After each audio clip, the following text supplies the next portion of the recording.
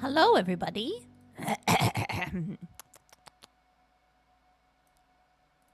I'm just putting together a lit. I'm just looking through Steam at all the games I played in 2023 and sort of deciding like, do I include games that didn't technically come out in 2023, but I experienced them in 2023? Like, can I include Signalis and Ghost Trick? I'm going to. Who does it hurt? No one. Who does it hurt? Nobody.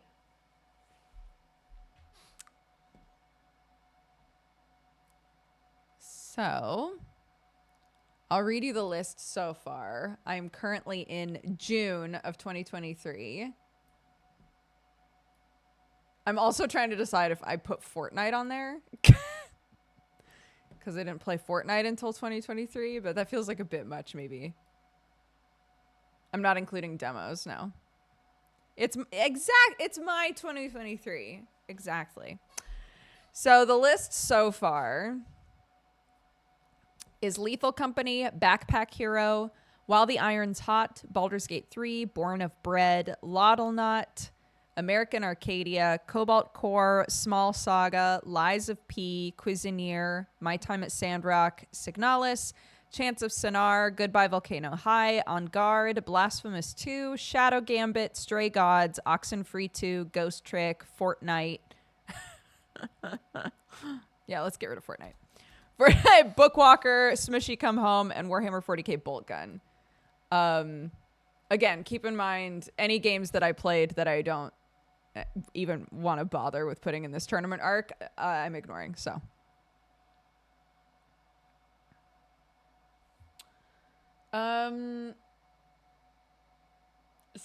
what else was there?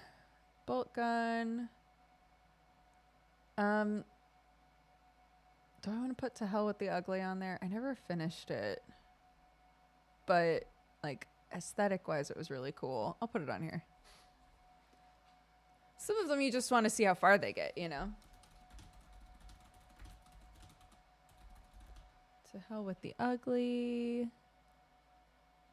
Storyteller came out in 2022, I think. But if it came out in 23,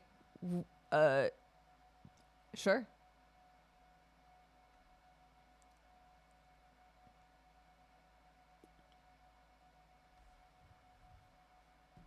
It came out in 23. Really?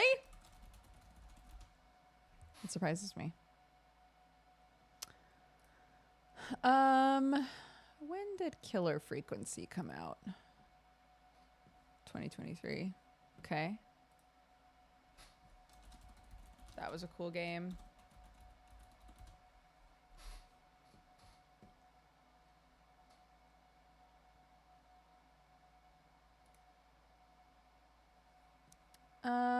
Let's see.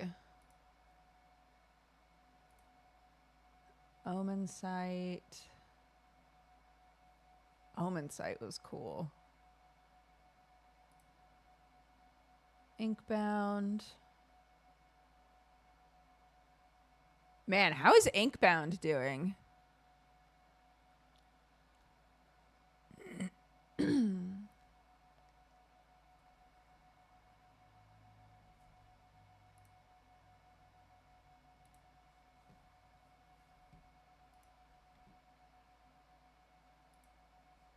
Lone Fungus, that game was so fun.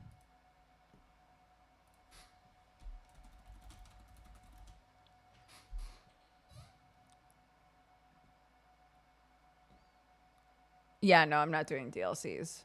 It's like my first experience with the game was this year is the idea.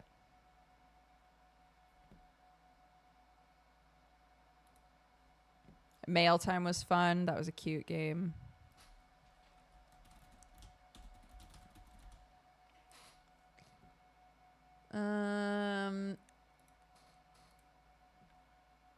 Returnal, I think I played for the first time this year. And in 2023, and it came out in 2023, so there you go. God, Returnal was great. Dark Tide came out in 2022. I checked.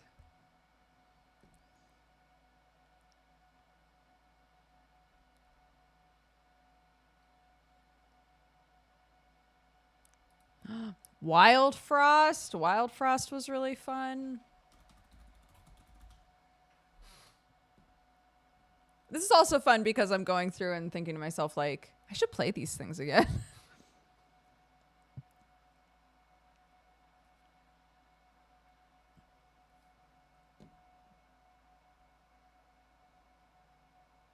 Hitman wouldn't go in my list. Yes, I played it for the first time in 23. I wouldn't put it on my list of like games that I enjoyed the most though.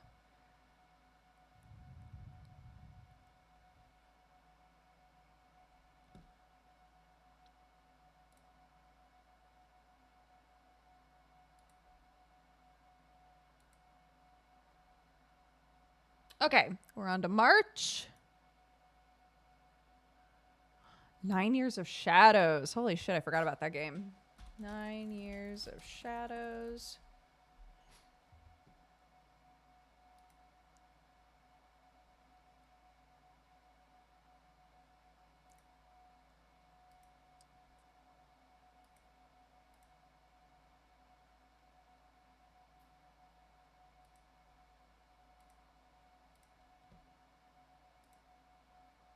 Mm-hmm.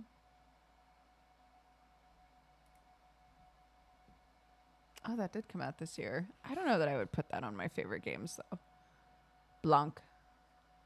The game that Sam and I played together where we were two dogs. Two dogs? A dog and a deer. A wolf and a deer? A wolf and a deer.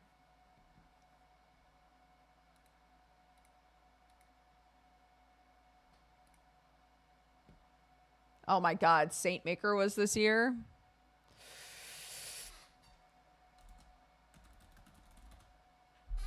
What a horrifying game.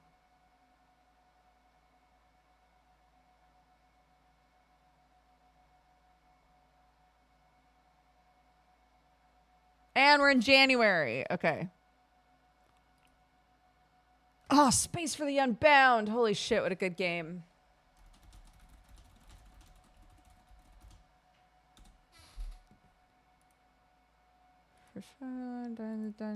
Golfy. Golfy.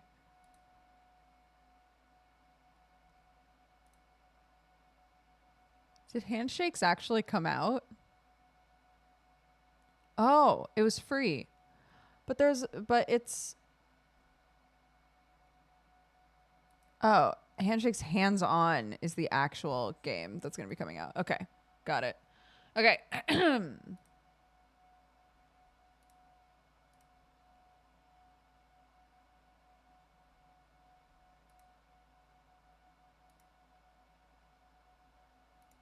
Oh my god, Children of Silent Town. It's not going on my list. It's not going on my list, sorry.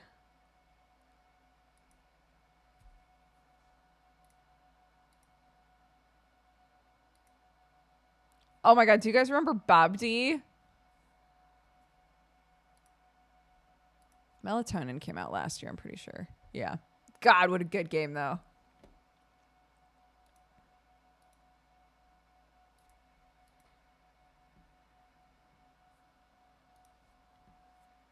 Look, Be a Landlord was very fun.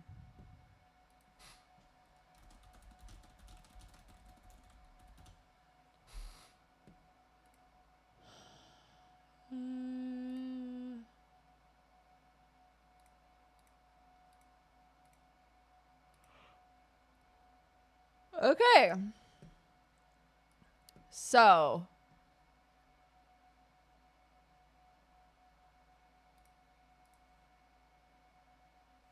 Cult of the Lamb was 2022.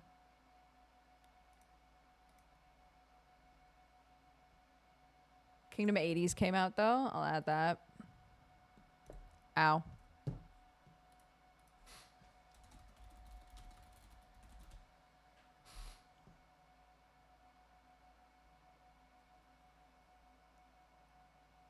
Okay. So this is the list.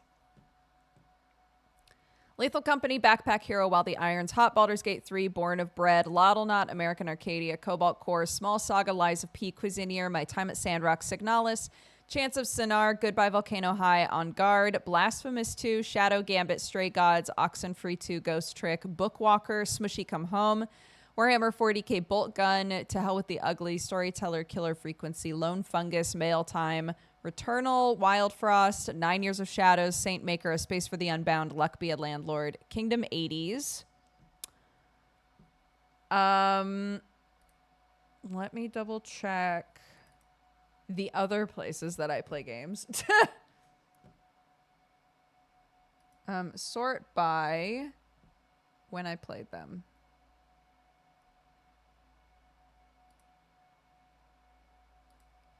When did this game come out?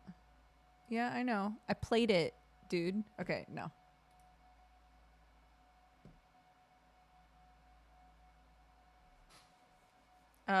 Okay.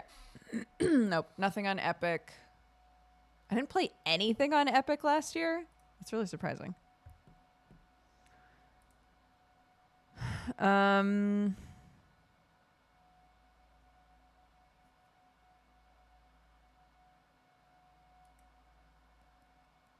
I don't think I played any itch games.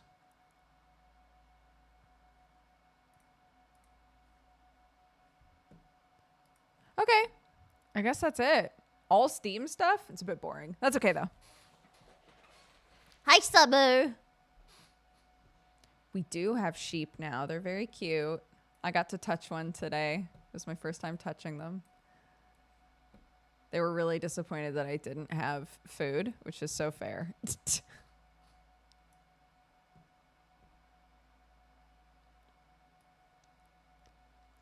No, that's okay. We had a rough morning this morning, so I'm sorry I didn't respond. Okay, let's see. Submit? Why is it mad? What are you mad about? Provide at least 2 participants. I did, idiot. 1 per line. No! Okay.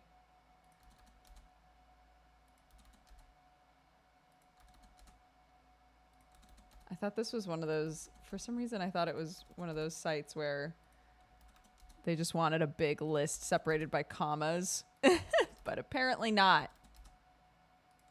That's fine.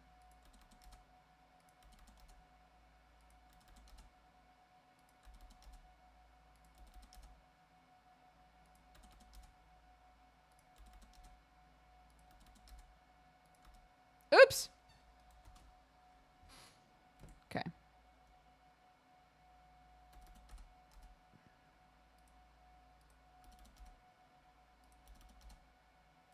Okay, we've almost got it set up, and then we can begin.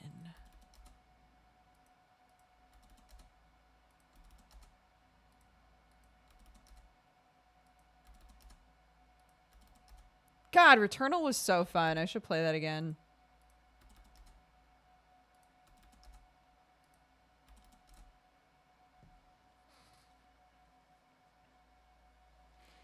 Yeah, I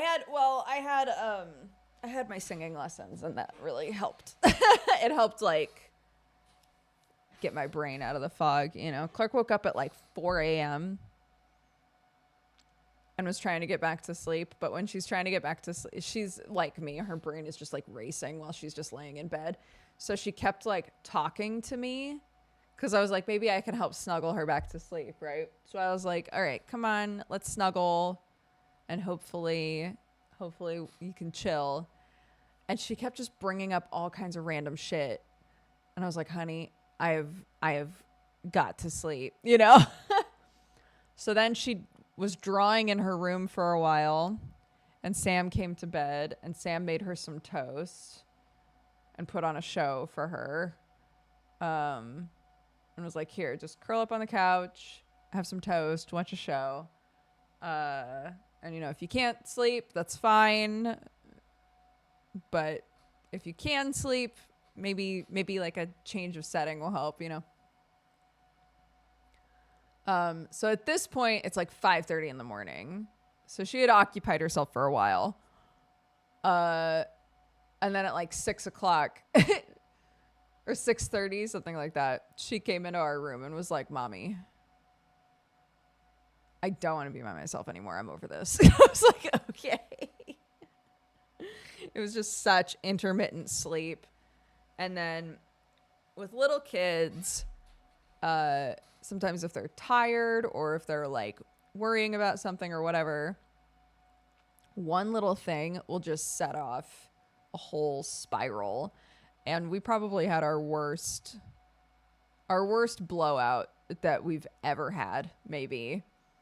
And in the end, it always resolves with us like giving each other a big hug, saying I'm sorry, But it was really bad, and I felt so bad afterwards.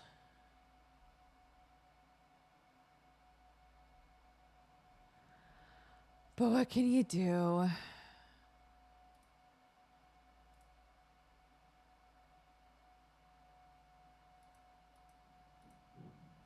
All right.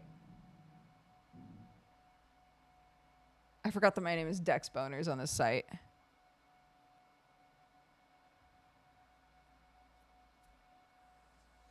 Yeah. I mean, even adults, right? We'll just hit a point where we're like, fuck this. I hate this.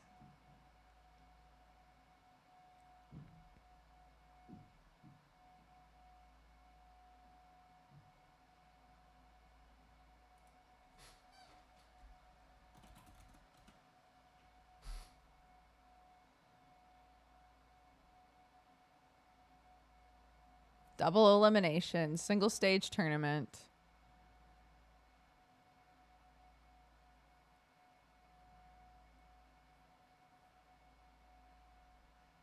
No, grand finals are just one match.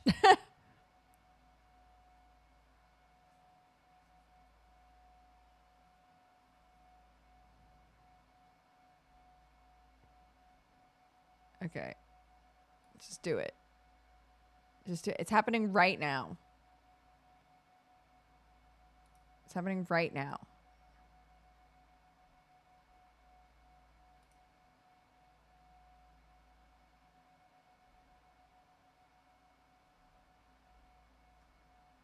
Start the tournament. All right.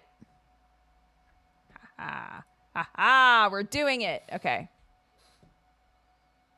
Is this Geek Enders pre-show? No, this is just my stream. Geek Enders happens later. Geek Enders happens in a few hours. We're just streaming right now.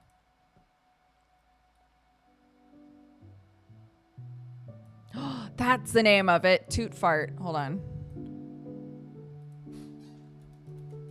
Toot fart. Who knew that would come in handy in the future?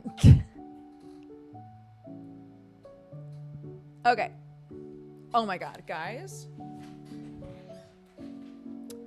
We had leftover garlic fried rice in our fridge from an Indian place that we get food from sometimes. And I was like, I'm going to try making tamago no gohan, but with the garlic rice. It was amazing. For anybody who never does this, it's just super hot rice with a raw egg cracked into it, and then you just like mix it until it kind of all like becomes one thing. And then a lot of people put like soy sauce, sesame oil, scallions, whatever. I was like, I'm gonna try it with the garlic rice. Holy shit. You're telling me a garlic fried that rice? Don't do this. Don't do this. Alrighty. Hello, it's me. Hello. Let me know if the music's too loud.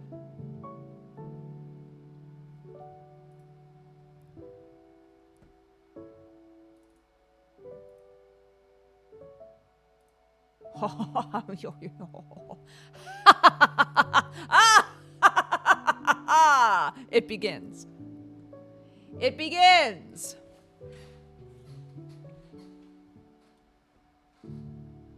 Can I zoom in or no? I can't zoom? I can't zoomies? Really? I've got to be able to zoomies because it's too small right now. I'll just do this. This works. There we go. All right, gang.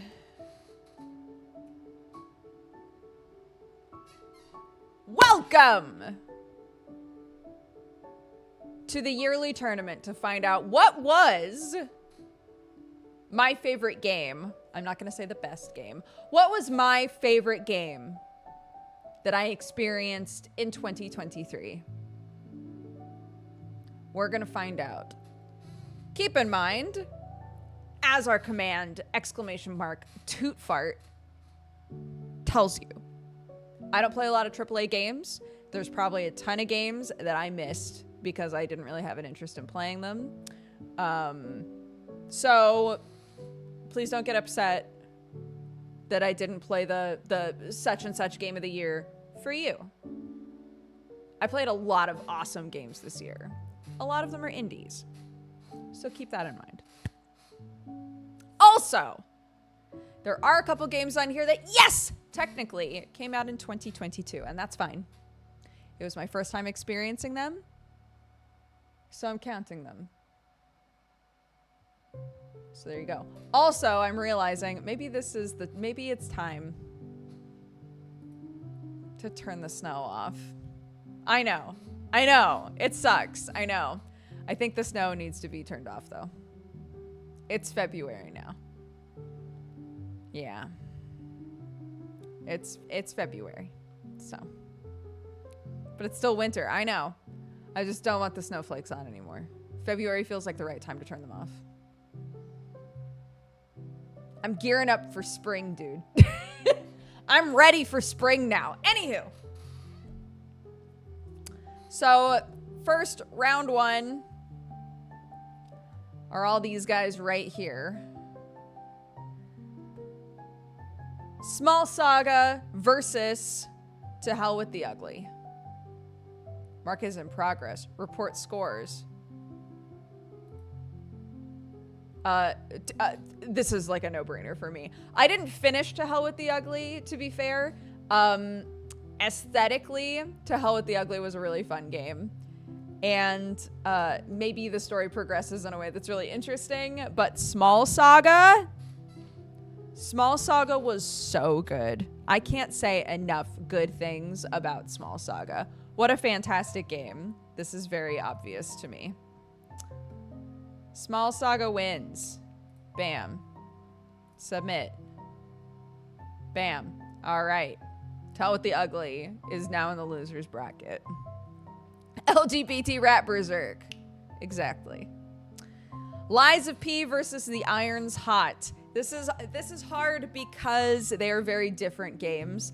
However, in terms of like which one did I enjoy more, while The Iron's Hot is a very fun game, I sank a lot of time into it. It's the blacksmithing game, the like kind of pixel art blacksmithing game. But Oily Timmy, Lies of P, I adored that game. Another game that I have been talking up to people a ton. So that's another easy win for me. Submit. Bam. Sorry while the iron's hot. I'm very sorry. Ooh, Lone Fungus versus Storyteller.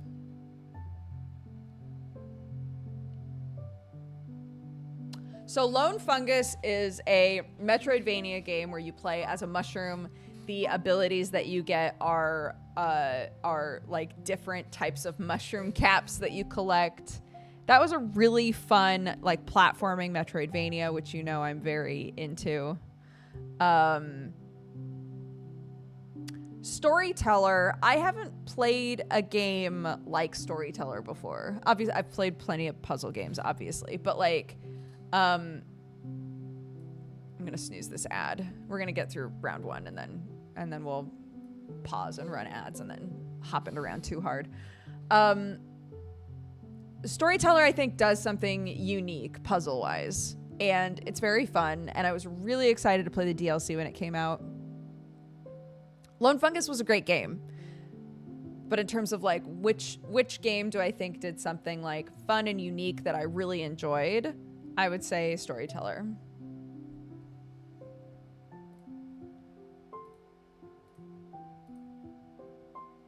There we go. Wild Frost versus Cuisineer.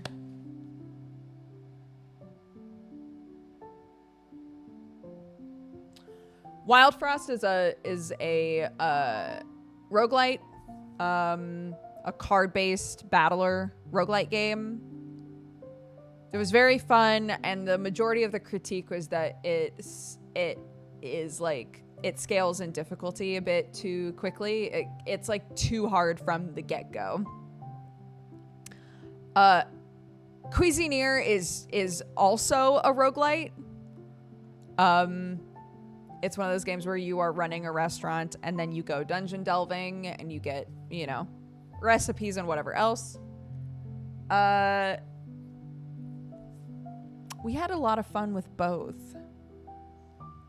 They're both roguelites, but like the actual gameplay loop, right? The like repeated action of the game is totally different. Yes, Cuisineer is the one where you're a cute cat girl, and there's a big dog man in town that everybody was like, mm-hmm.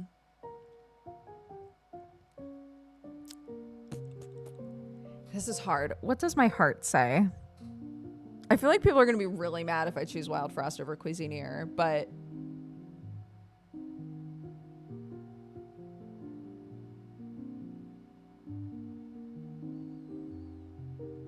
I think Wild Frost was more interesting to play. Cuisineer is a really cute game, and there's a lot to do in it. Wild Frost is really interesting to play, though.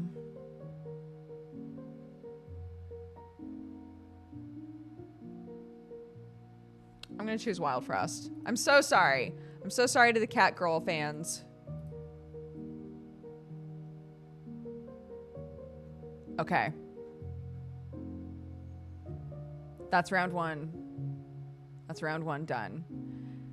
And unfortunately, I did not run ads myself during pre-show. They auto ran, which means that we didn't like block out enough time. So we're going to, we're gonna ad break here for a sec. Wait, hold on, beep, and then beep. Hello.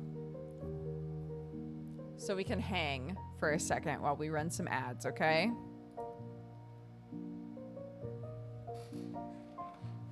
I will try not to say anything exciting or interesting, but no guarantees. You just never know what's gonna happen out here, you know?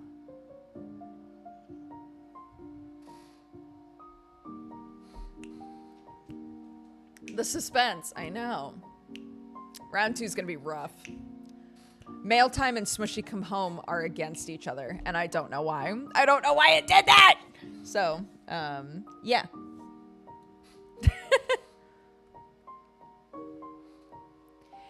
Is this ranking of games just for fun or for a purpose? For fun, yeah. We've done it, we did it 2 other years, right? I think we've done this, I think this is our 3rd year in a row doing this. Literally just go to, there's a tournament bracket website that I use. And you just type out all of the games in a big list, and then it just creates a bracket for you. Yeah, and I think it's fun. I think it's fun to do that. Because it's not, yeah, it's not exactly like Game Awards. It's just a fun, like, what if all these games had to fight for my affection, you know? Resigne, thank you so much for all the gifted subs. Welcome to the Cat Gang, guys. Make sure you say thank you. Make sure you say thank you. It is tradition now, yeah.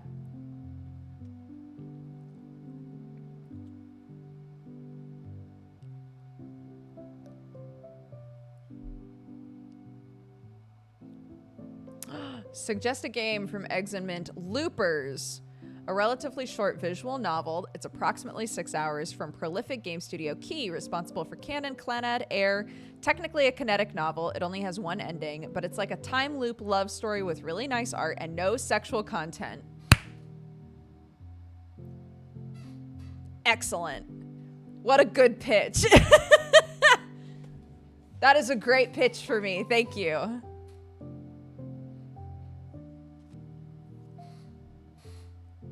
I had said before, quite a few people occasionally will be like, hey, you know, when we were doing like a channel assessment, when we were talking about stuff that people missed, one of the things that people kept saying is we really miss visual novels. We miss dating sims. So why aren't you playing those? And I'm like, it's the good old days of Steam, not to sound like an old man, but like back in the day, if you were playing a visual novel that was on Steam, you knew there wasn't going to be a pee poop or a butt in it, you know?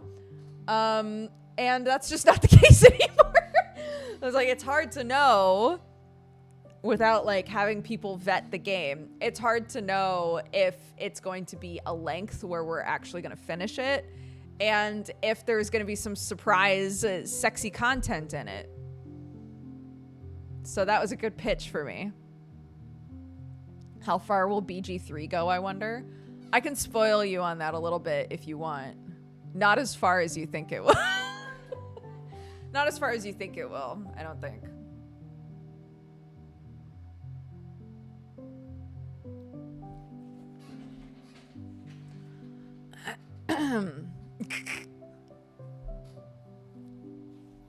Again, that doesn't mean it's a bad game. This isn't what was the best game of 2023.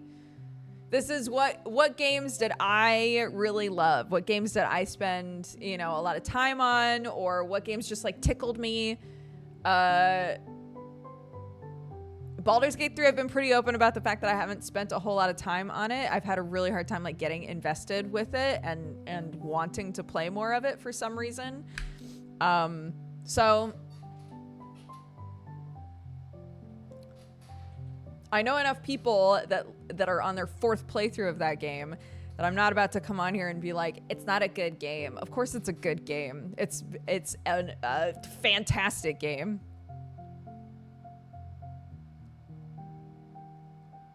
That's true. But they released it without glasses. So maybe it is a garbage game.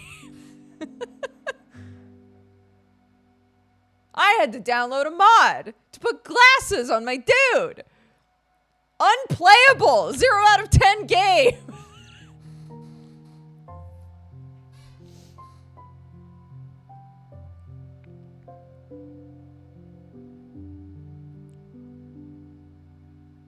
Does CBA stand for can't be asked? Because I love that. I think most of the time when I see CBA, I assume that it's a typo. But but I'm realizing I don't think it's a typo. I think it's an acronym. Yeah, that's so funny. Yeah, I've never taken the time to be like, wait a minute.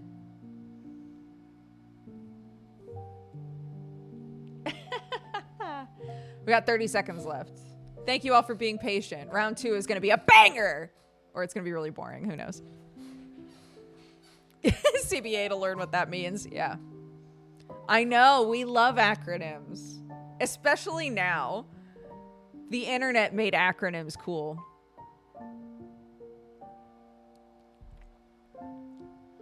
Ready? Ready? Ready? Boo! We're back in. Let's do this. Ahem. Round 2, duders. Oh, title, round 2. Round 2. The roundening. I didn't know I could name these. Fantastic.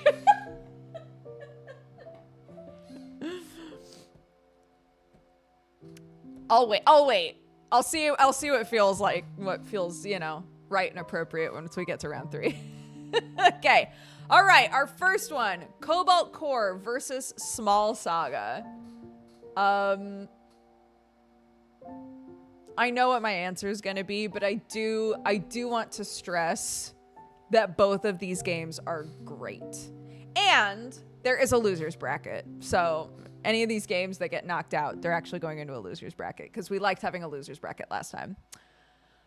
Cobalt Core is a great game. So good. Really, really liked that one. I'm so glad that you guys insisted on me playing it because I loved it. However, as I already stated, Small Saga, I can already tell you was one of my favorite games that I played last year. I just think it was so well made and I was so invested in it and I really loved it. So Small Saga is going to win that for me, but Cobalt Core is also a great game. Next, 9 Years of Shadows versus Chants of Sennaar. 9 Years of Shadows was another Metroidvania. I found it a little bit lacking. It was hard for me to... I love a Metroidvania. So if I start playing one and I reach a point fairly quickly where I'm not like that interested in continuing, that's kind of a bad sign. It's not that it was badly made, but there were like elements of it. The cohesive like vibe of it was not cohesive. Does that make sense? We were routinely confused by elements that they introduced in that game, like story-wise. Yeah, I don't think it was a bad game. Otherwise, I wouldn't have included it on here. It was a beautiful game, and it played nicely. But Chants of Sennaar was a better game, which is another one that I highly recommend. Chants of Sennaar is the game where you are in the Tower of Babel, or a place that is based on the Tower of Babel. And every floor of this tower speaks a different language, and you don't know any of the languages. And so as you play, you are using context clues and information from the previous floor and like things like that in order to translate what people are saying and understand people in order to progress. It was such a well done game, really clever, really interesting. It didn't overstay its welcome. I loved that game. I thought that was so good. And another game where I was like, I don't think I've ever played a game that approached puzzles this way, and I'll always appreciate that. Okay. Kingdom 80s versus Saint Saint Maker. Okay, Kingdom 80s is great. It's Kingdom, but set in the 80s. It was really fun. Beautiful game. The Kingdom gameplay is always fun. Saint Maker is a horror visual novel that Jesse and I played together on his channel, if you want to watch it. Lots of warnings with that game, specifically surrounding child abuse and like religious trauma. It was a lot, that game. But I actually really appreciated the sort of things that it touched on and how it did it. And the sort of conversations that it encouraged like Jesse and I to have as we were playing the game. Yeah, I still think about that game all the time. Kingdom 80 is very fun. Saint Maker, I wouldn't say it was fun. I wouldn't say it was fun, but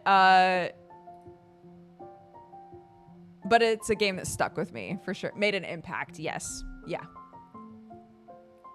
Okay, this is the one that I think is unfair. Or you could argue that it's the most fair. So Mail Time versus Smushy Come Home. These games are really similar in their approach. Similar enough that I thought they were made by the same person, and it turned out they weren't. In Mail Time, you are a little person wearing a mushroom cap. You're not a mushroom person. You're a person wearing a mushroom cap, and you are delivering letters. And helping people communicate with each other, and it's very cute. Smushy Come Home. You're a little mushroom that gets blown away from home, and the whole game is you desperately trying to get back home to your family. Both games are so cute.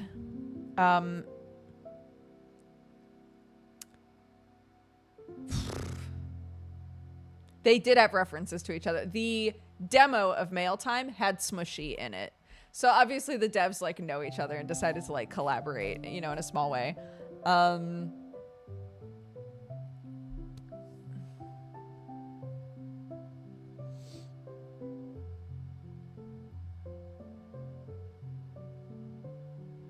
Smushy is a longer game than Mail Time. They have such similar approaches to how you play them and stuff. I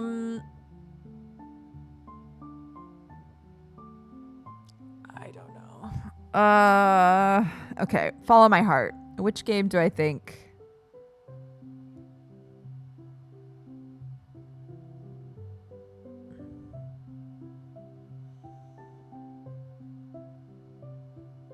This is so hard. Even trying to follow my heart, I'm like, well, but.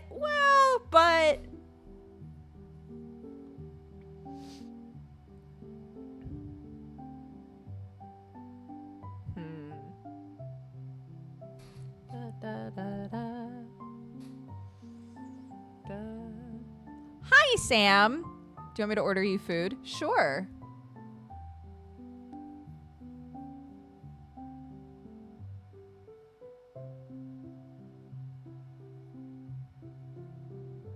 Did you guys know my husband is like super handsome? I didn't already order food. Don't say that.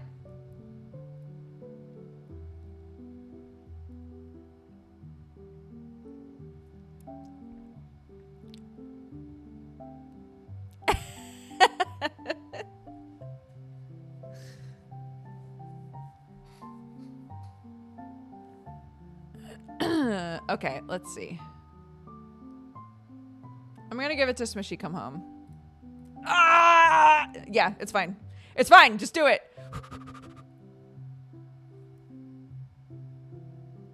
You have a crush on your husband. I do.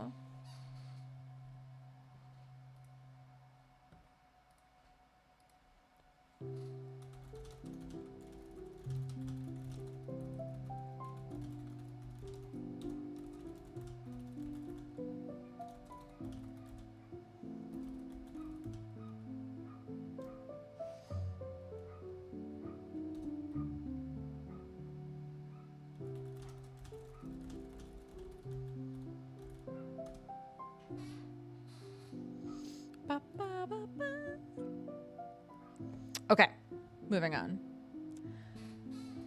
My Time at Sandrock is the follow-up game to My Time at Portia. It's another game that is kind of on the same tree as farming games, but it's more engineering focused. It's more about you like building stuff to help a town. It was Portia, but better, but cleaned up. Lots of characters. I had a lot of time. I had a lot of fun with Sandrock, but it's just not Liza P, dude. You know, Liza P, I think is gonna be one that's really hard to beat for me.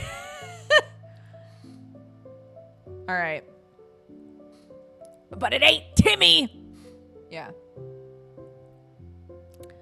Backpack Hero versus Goodbye Volcano High. So Backpack Hero grew on me. I played Backpack Hero when it was still in like early access or whatever.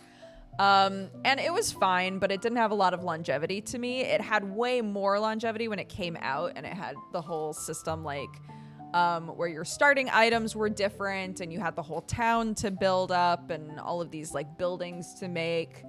It added so much more to the game. Goodbye Volcano High is a very different game from Backpack Hero, but was also very good. It was a visual novel game about... When you see the game of the year right at the start of the bracket, IG Mart. Goodbye Volcano High was like, imagine a kind of modern young adult story about, like, you know, pursuing who you are and things like that. But all of the characters are dinosaurs, and during the game they find out that the world is potentially going to end, and like what did these like young adults decide to do with their time, and how do they process like the potential end of everything. I thought that was a really good game. That's another game that like really touched on a lot of stuff. It had a very like diverse examples of people. It did really frustrate me in a few points. There were a few story things in that game that I was not on board with. I was really pissed about it, actually. But overall, I think that was a really good game. Beautiful art, really good songs. Yeah, that one we all know.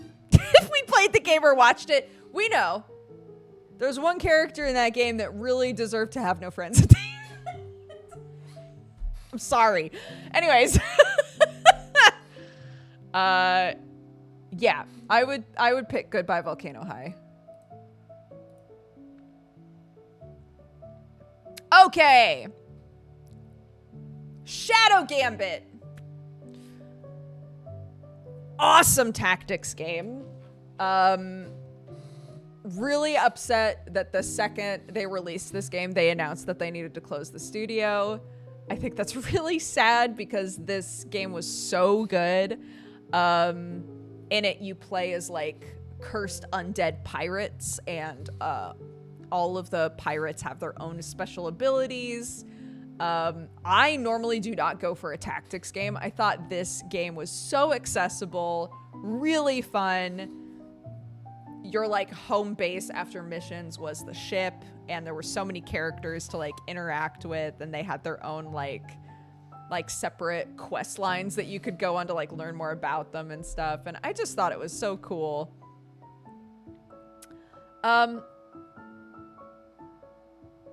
You want to know what's silly?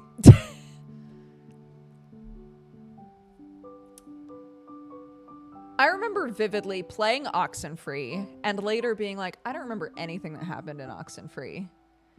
And now I'm in deja vu, looking at Oxenfree 2 and going, I have really vague recollections of what even happened in Oxenfree 2.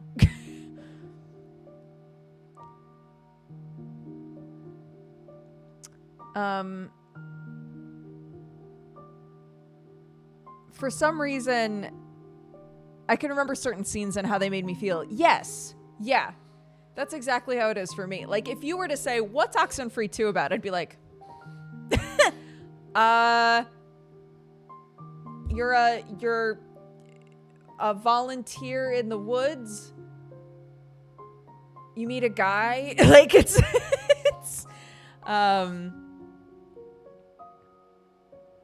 yeah.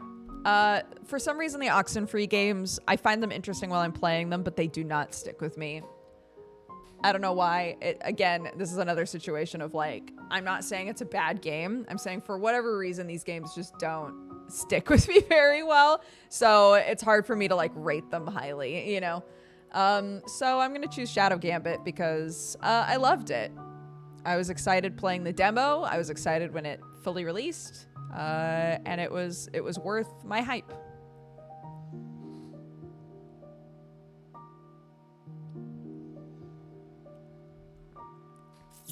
Okay. Born of Bread. Very Paper Mario. Very cute. Funny game. I would love to play more of it. Yeah, really cute characters and setting. If you love Paper Mario, you'll love Born of Bread. So far in the game, nothing has been like age inappropriate. I don't think. Like, I think kids would probably love that game. Don't quote me on that in case you go look it up and you're like, actually, there's a whole bathhouse scene later on that gets really saucy, Dodger. So what are you talking about? Versus Luck Be a Landlord, which is like a... God, how do you even describe Luck Be a Landlord? It's you...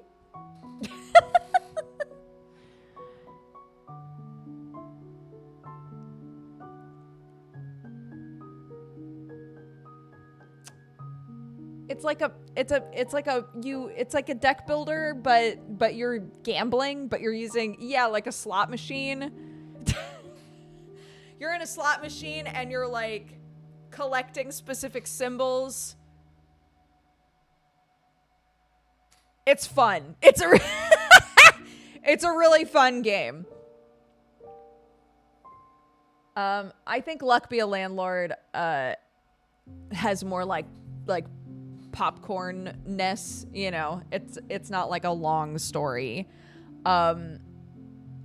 I think Born of Bread though is like really cute. Just a really fun Paper Mario style adventure game that I have routinely thought to myself, like, I should go back and play more of that. So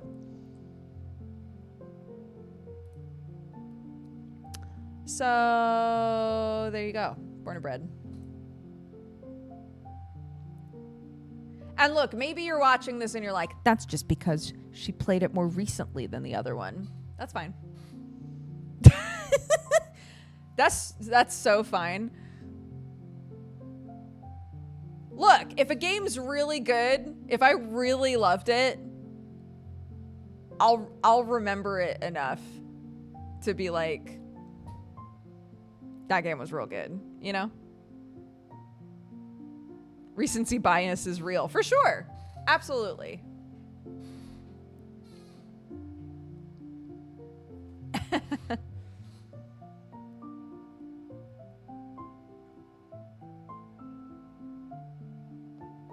Oh, okay. I confused myself. I was like, wait, why is Storyteller here? We already did Storyteller, forgetting about round one. Okay. Blasphemous 2 versus Storyteller. Blasphemous 2 is another Metroidvania. It's very weird,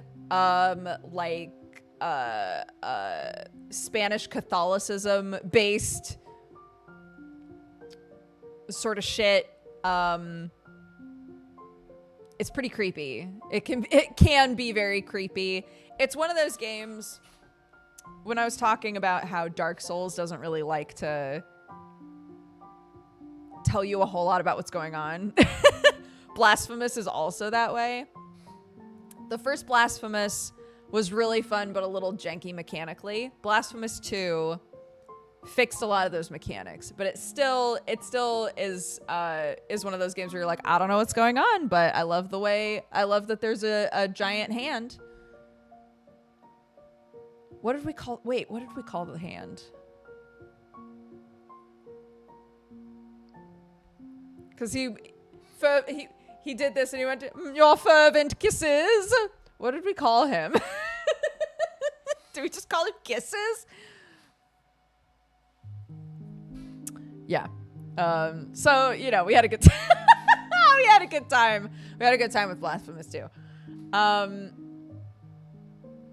Storyteller I've already described to you. It's an interesting puzzle game. If I was to give a critique to Storyteller, it would be that when it came out, there wasn't that much to do. I think the price was still fair, if I recall correctly, based on how much content was in it. And I'm glad that they followed up with a DLC, because it was one of those situations where it was like, they could just keep...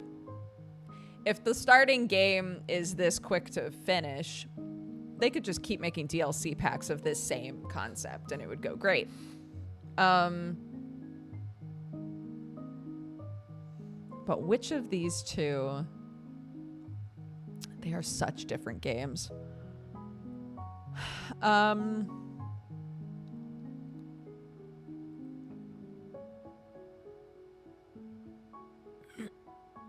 gonna give it to Blasphemous. I think the designs in Blasphemous and the fact that it was actually like nice and fluid to play, this second one, the aesthetic of Blasphemous is so specific and it really sticks with it. The art is just gorgeous in that game, if a bit unsettling, you know. There is Metroidvania bias here, all right? Cause it's me. Remember what the pitch for this tournament was. Pretend that all these games are vying for my affections. The Metroidvanias will have a leg up. You gotta be really good to kick one of them off of here. Yeah, dude. Gmart, I've been playing nothing but Prince of Persia the last like 2 weeks. I love it. It's so fun. It's so fun, dude.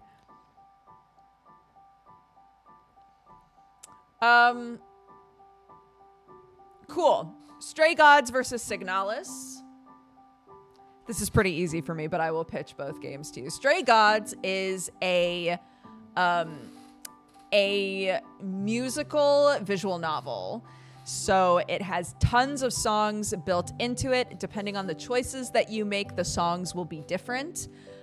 You even make choices in the middle of songs and change the way that the song sounds like mid-song. There's lots of different endings. You can like pursue love interests in the game. It was cool. I think it was executed as well as you could with a game where you were like, you know, we're trying to make a game that has like tons of iterations of the same song. They wound up releasing 4 albums for it, something like that. But I thought the character design in that game was really good. The music was beautiful. They had like a great cast. Yeah, it was a very good game. A really good game. Another really unique game as well. But Signalis. God, Signalis was so good. Technically, this is one of the games that came out in 2022, but I had never heard of it and did not play it until, not this year, but 2023. So, Signalis was a, not top-down, but like, sort of like, isometric, is that the right word? Whatever. It's a game where you are playing as like a cyborg, basically. It is I would say a light horror game. It's a shooter, and there are lots of things like coming for you and trying to kill you. The thing that makes Signalis so good is the lore. The story that it's telling is so interesting. When games are able to like drop bits of lore for you to find that just make you so invested in the world, it's so cool. It's so cool, you know? I just thought that game was so good. And there are a bunch of different endings, apparently. I only got one. I was fine with my ending, but I did wind up looking up the other endings. And this is another game that really sticks with you. It makes you think about a lot of stuff when you're done and while you're playing. I think it was so well done. A small team, too. I think just 2 people made it. Yeah. Really good. This is hard. Now that I've said all that out loud, I'm like, they're both really good games. They were both really well made.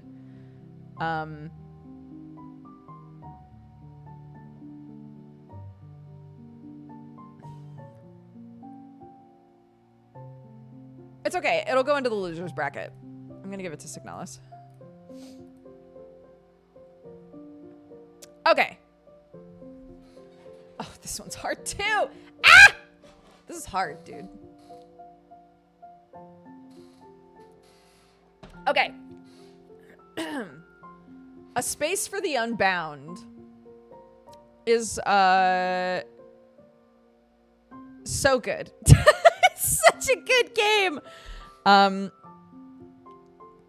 You play as a guy who is God, how do you even pitch this game? I'm trying to figure out how to talk about this without spoiling stuff. I think it's best if you don't know a whole lot about this game before playing it. But you play as a guy who is going to school, and you have this girlfriend, and it becomes clear to you pretty early on that she has some kind of special abilities, that she can like maybe do magic or something. And you try to sort of navigate that.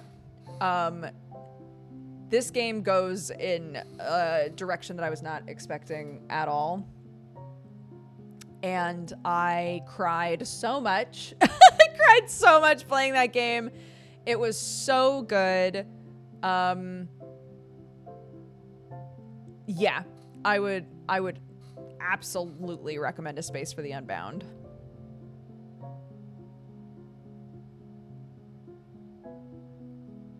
I know. I was thinking that too. I was like, but American Arcadia is also fantastic.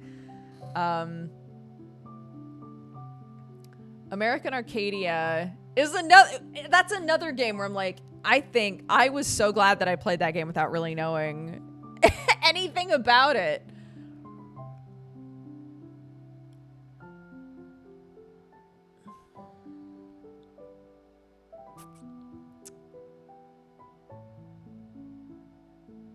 Yeah, I think so too. This is an interesting round. Both of these games are blind plays, I think. Like, it's best if you just don't know a whole lot.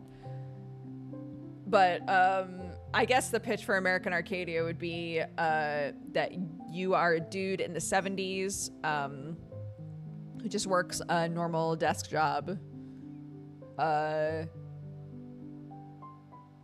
And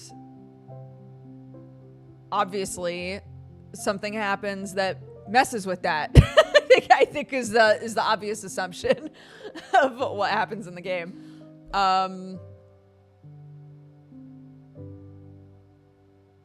Yeah.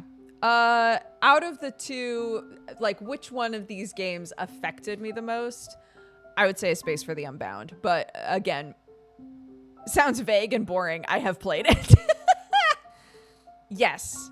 I think American Arcadia was a really innovative game. Really fun. A Space for the Unbound, though, was just solid.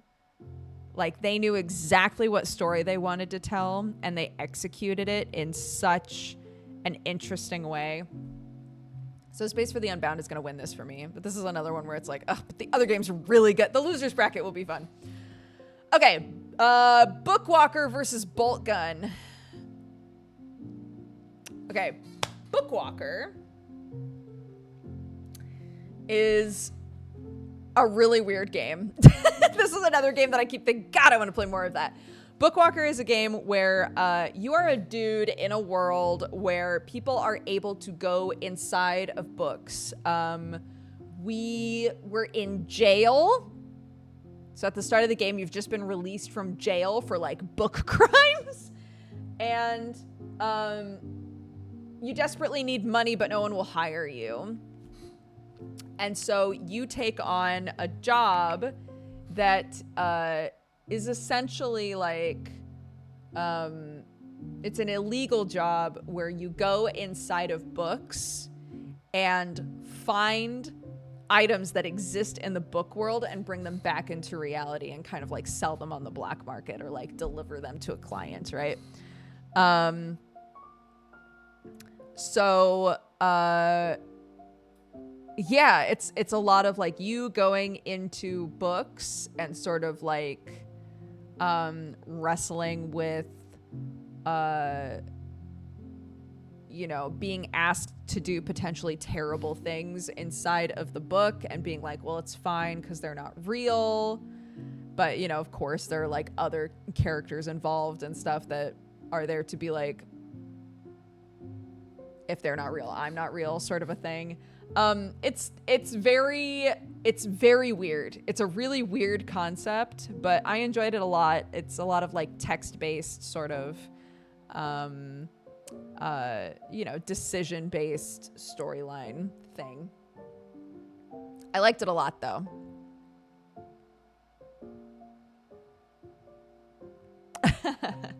And then Warhammer 40k Bolt Gun is Doom. It's new Doom, but Warhammer 40k. It was fun. I didn't have to think a whole lot.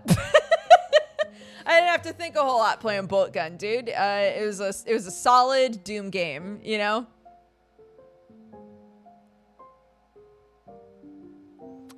So I enjoyed Bolt Gun a lot. I'm gonna give it to Bookwalker though, because I thought Bookwalker was interesting. Okay, did Lottle not come out? When did Lottle not come out?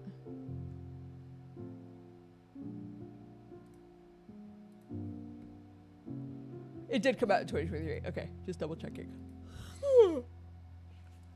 Okay. Lottlenaut was very cute. It's a game where you work for a cleanup company that operates on a galactic scale, essentially. So, like, this cleaning company gets hired to come to planets, and essentially, like, fix up issues and, like, do cleaning detail after, you know, companies and things have come to planets and like left stuff behind. So it was a lot of it was very satisfying to play because it's a cleanup game. It has sort of the same, it itches the same sort of thing that maybe games like Power Wash Simulator do.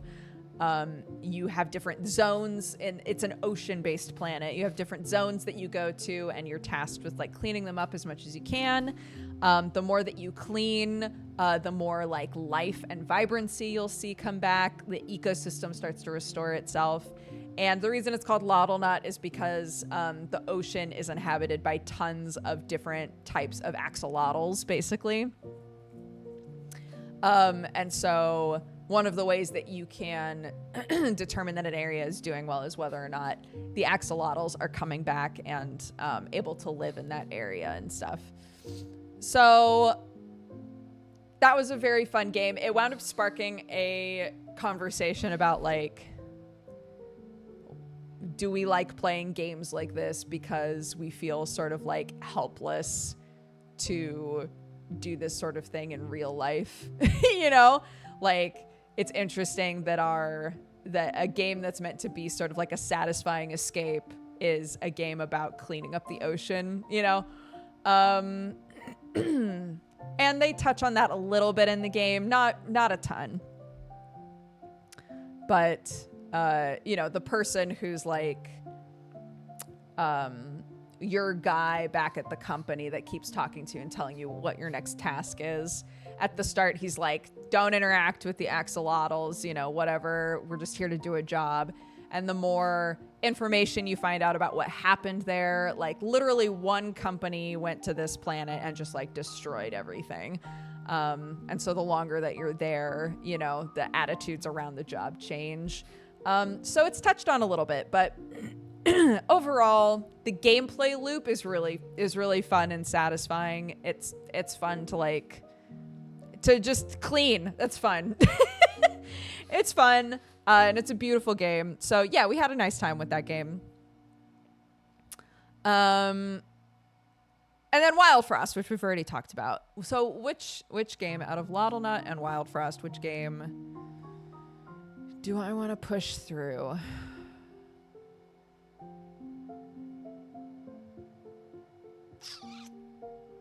I know, I keep being told to play Terra Nil and I just haven't.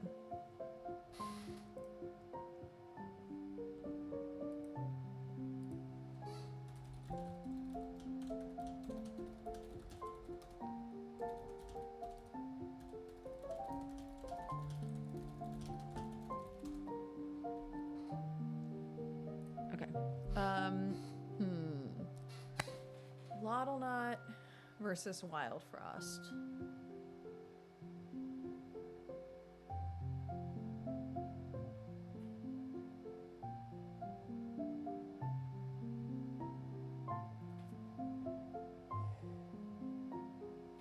I'm gonna give it to Wild Frost. I did really like Lottlenut though, and we totally finished Lottlenut as well. Okay. We're on to some goofy shit now. Killer Frequency was such a cool game. In this game, you are a radio DJ. And you're in a small town. You're like local radio. And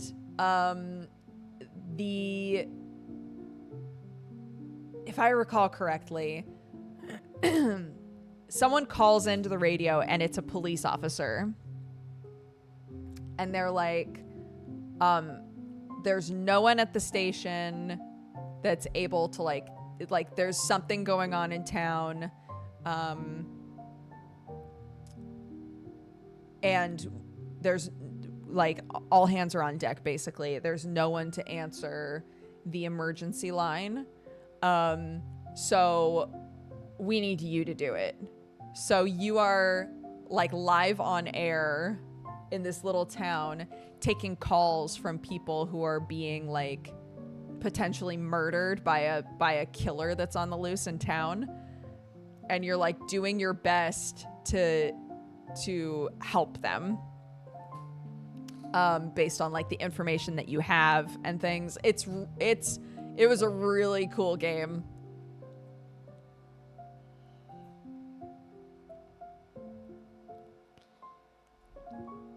Yeah, I thought that was a really fun game. I enjoyed it a lot. We never finished it though. People have said the end's great. I didn't finish it. I didn't wind up finishing that game, so I don't know what the end is like. I should watch somebody finish it. Or I could just play the rest. Sometimes, does this happen to you guys? Sometimes you play a game and you're like, I'm having a whole lot of fun with this, but I also think it would be really fun to watch somebody else play this. That's sort of how I feel about Killer Frequency. Like, I had a lot of fun playing it, but I bet it would be so fun to watch somebody else play it, you know? I would be fine with watching someone else finish this game and never finishing it myself. And then Lethal Company, which I think a lot of you guys probably know. It's been huge lately. But in case you don't, Lethal Company is a game built by one person, I think, one like 20-something-year-old, where you are part of a space cleanup crew. I know you're about to say, sounds like the same pitch as Lottlenut. No. Incorrect. It's a bit like those games that came out last Halloween that were, you know, you're a whole group, Phasmophobia and stuff like that. You're a group and you're trying to find ghosts, right? So Lethal Company, the reason that I think Lethal Company has done so well is it redirects your attention. So you're going to places not to find monsters. There are monsters there, and you're very aware of that. But your job is to find garbage. So you go into these buildings knowing full well there's monsters, and you're not sure which ones are in there. And you're just trying to find as much garbage as possible to make quota. So every piece of garbage, every piece of scrap or whatever is worth something. And so as the game gets harder and harder, as you progress in the game, they want more and more money. Your quota is higher. And I think it really allows you to, it just makes the game like a bit more lighthearted. Like it can be legitimately like spooky to play it. But generally you're just like a bunch of doofuses trying to find garbage, you know? Like I think it wound up being, after other games that are similar have done really well, I think that this was a good like progression, you know? So anyways,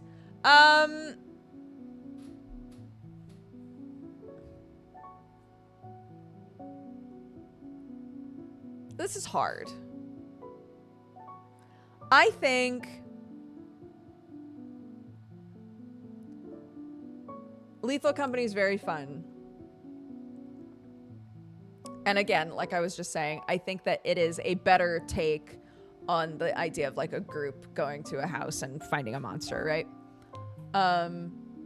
However, I would also argue that at least half of the fun of Lethal Company is the people you're playing with. You know? It is a great group game. That's just all multiplayer games? I don't agree. I would not want to play Lethal Company with people I don't know, but there are co-op games that I'm totally fine with playing with people that I don't know. I think Killer Frequency should win this. Again, not because Lethal Company isn't super fun to play and a good take on the genre, but because so much of what's fun about Lethal Company for me is who I'm playing with. So, and Killer Frequency is just a solid game. Bam. All right. We're nearing the end of round 2, dude. How's the losers bracket looking? Looking good, looking good, looking good. All right. Baldur's Gate 3 versus On Guard. So, okay. I had just got done being like, Baldur's Gate 3 probably isn't going to get super far for me because I've had a really hard time getting into it. And again, feeling like I have to reiterate. Just because I pick one game over the other doesn't mean the other game is bad. I know Baldur's Gate 3 is a great game. Okay. On Guard is the game where you are, gosh, how do I even pitch this game? It's like different like story snapshots. So you play as this woman who is a fighter. She's a sword fighter, and each like chapter of the game is a different story with like maybe similar characters or some of the same characters as it goes on. It wasn't a super long game, but it was fun.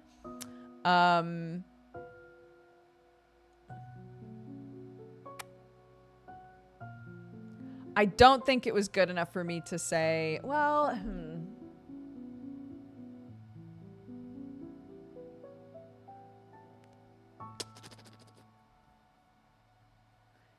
I did actually finish On Guard, yeah.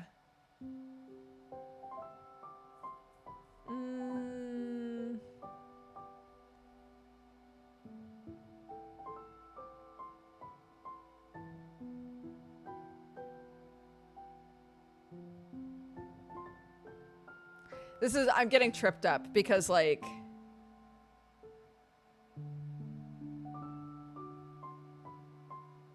I've spent more time with On Guard and had a really good time with it. And I think it was a really cute game, even if it was a bit short.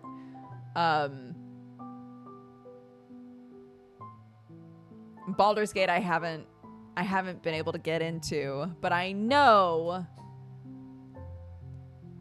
that there's a lot to that game. Maybe BG3 shouldn't be on the list. It has to be. It has to be. I've played the intro to that game like 10 times. It's not that I haven't given it a shot, dude.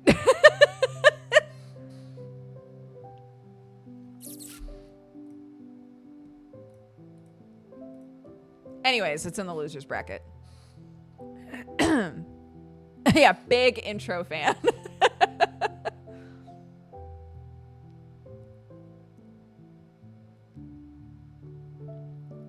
Change BG3 to Adventures of Mr. Koo. We played that in 2024. So I can't. It's in the losers bracket. It's not dead. Look, it's right there. Okay. Ghost Trick. Ghost Trick was re-released, and so I played it for the first time ever. Bro, talk about a game that I should have played forever ago. It's so good. Wow. That's another game that I didn't know anything about. I knew nothing about Ghost Trick. I went into it with only the fact that Total Biscuit forever ago said you should play Ghost Trick, you'd love it, and I just never did. And once I finally played it, a really, really, really good puzzle game with such a fun story. It was so good. It was so good. What a good game. I don't want to tell you too much in case you wind up taking a crack at it, but the only spoiler I'll give you, which you know from the very beginning, is at the start of the game you're dead. At the start of the game you're dead. So, and that's a new development. You're really confused about the fact that you're dead. So it was good. Yeah, it was a really, really, really good game, and I wish I had played it forever ago. However, it's up against Returnal, which was also a fucking awesome game, and is another game that I spent so much time on Returnal. These games are so different, but Returnal is a roguelite with Brand of Tarth in space, in like a weird mindfucky space dungeon. And it's so good. Every time there was like a new story bit of information, I got so excited.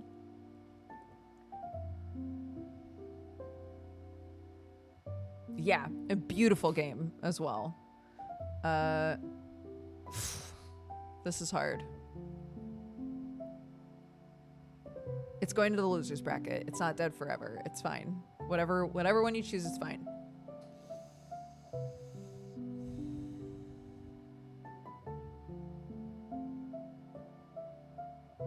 God, this is so hard.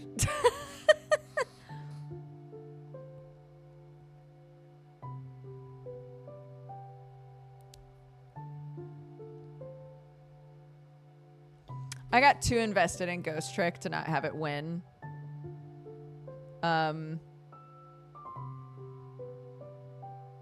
But God, I loved Returnal. Boop.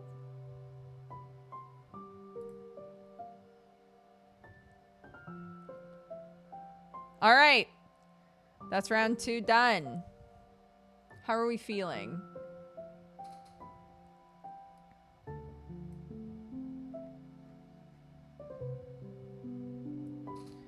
About to do round 3, dude. Come on. Why are you getting confused?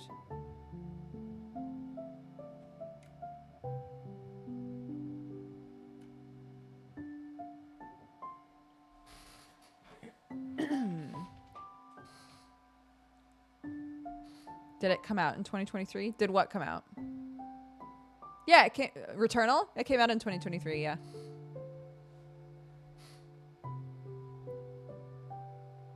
Oh, specifically the PC port did? Yeah. I had never even heard of it until I played it, so. It was originally on PS5 in 2021. Oh, interesting. Yeah, I had never heard of it until last year when I played it.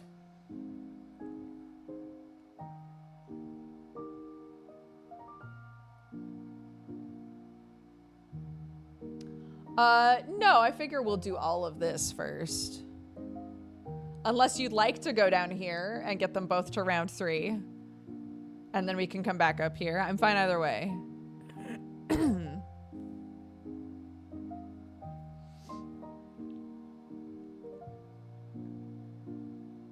Winners first. Yeah, that's usually how it goes, right? You get the winners all the way to the end and then you do losers, right?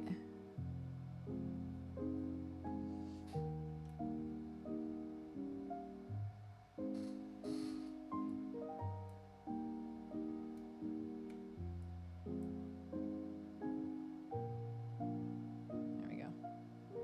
Okay. Ready? Let's go. Small Saga versus Chance of Sinar. Chance of Sinar, fantastic game. However, Small Saga was fantastic. Out of the two, Small Saga really won my heart. So it wins. Saint Maker versus Smushy Come Home.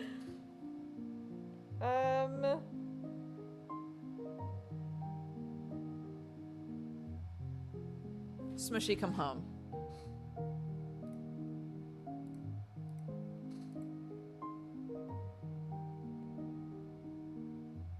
Lies of P versus Goodbye Volcano High. Shit's looking real good for Lies of P, dude. It's gonna be so hard to beat Lies of P for me. Shadow Gambit versus Born of Bread. Ooh! This is a fun one. I would give it to...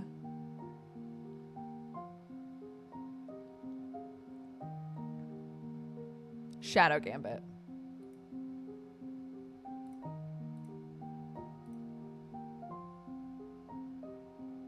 Shadow Gambit's such a good game, dude. So is Born of Bread. They wouldn't get this far if they weren't great games, but man, again, Shadow Game, like, I normally do not get into tactics games, and that game was so fun for me. Blasphemous 2 versus Signalis. Signalis definitely wins there. Let go of me. Thank you.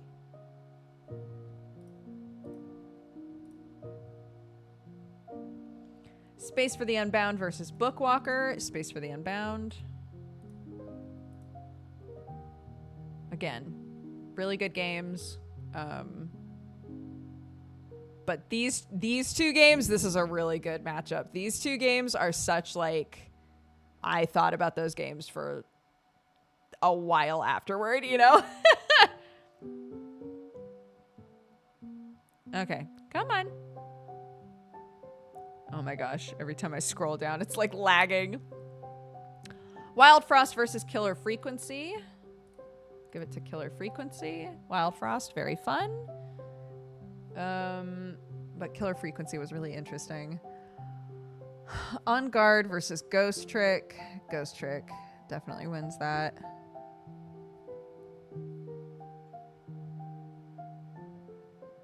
Things will go a lot faster now because I've, like, pitched all of the games to you, you know?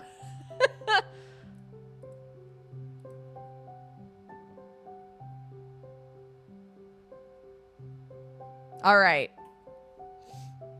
Small Saga versus... This is... Fuck. I'm not looking forward to this. Okay. Small Saga versus Smushy Come Home.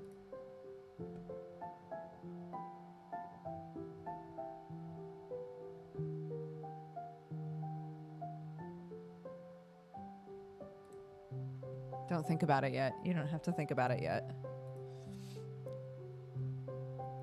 Lies of P versus Shadow Gambit. Lies of P.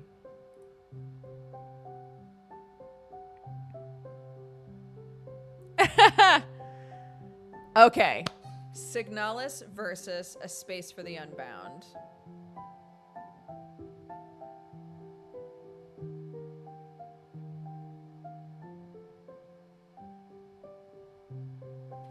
I'm going to choose a Space for the Unbound.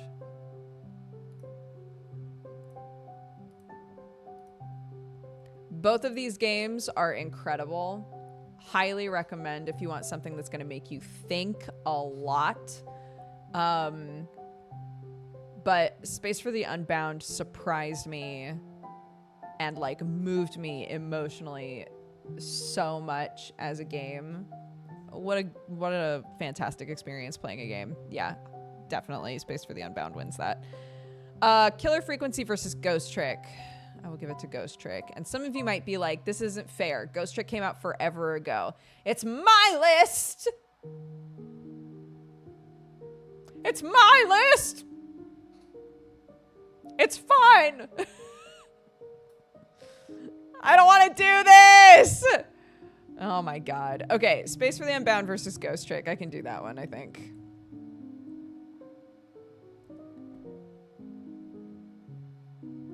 Oh, that's hard. Actually, that's really hard. Ghost Trick was like such a tight story and a fantastic puzzle game. But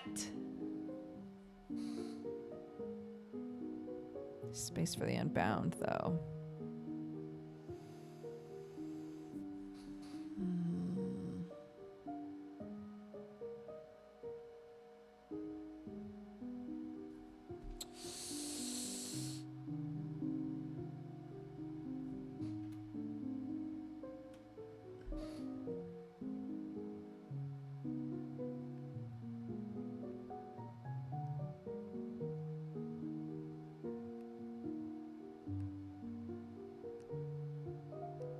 Okay.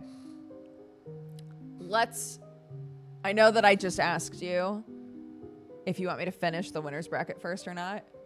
We're going to do the loser's bracket up to round 5. Just for fun. And also so I don't have to think too much, dude. Okay?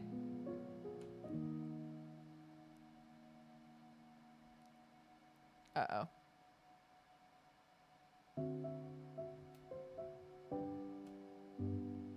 Is that too much?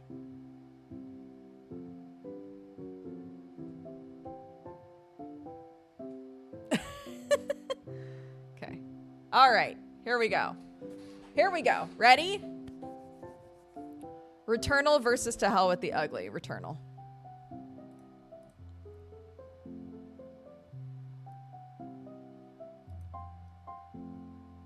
I think the more I zoom in, the more it lags.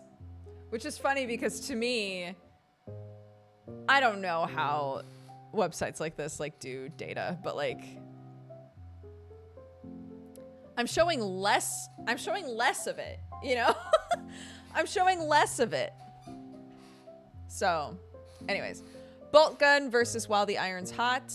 I would give that to While the Iron's Hot. Bolt Gun, very fun. Just, you know, it's a mindless Doom game, and I'm always going to value like story and progression and stuff like that.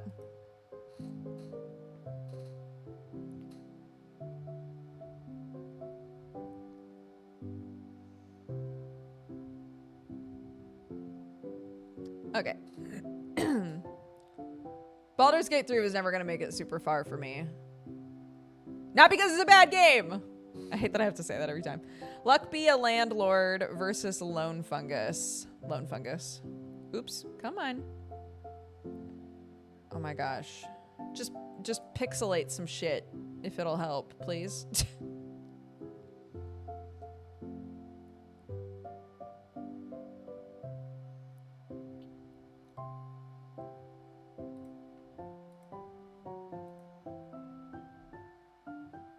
Mail Time versus Cuisinier.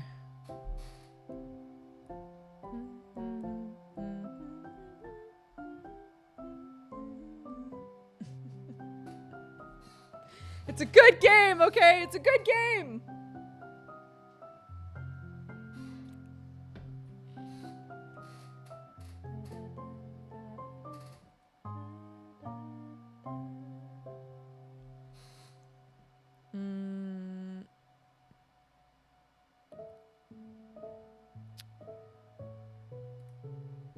give it to Cuisinier, I think. I'm gonna go.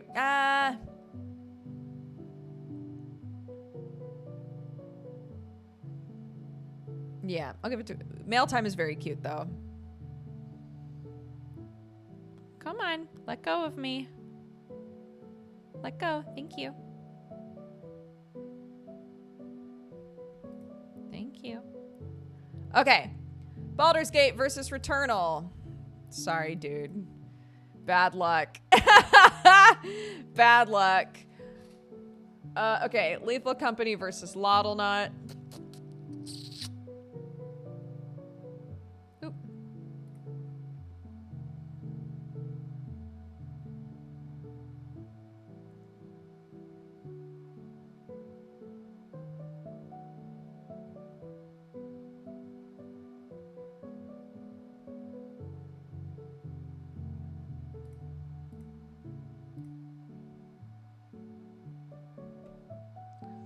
Yeah, I mean, we can do this.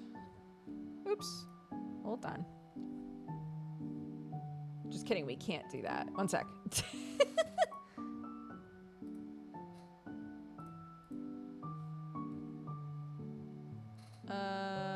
Okay.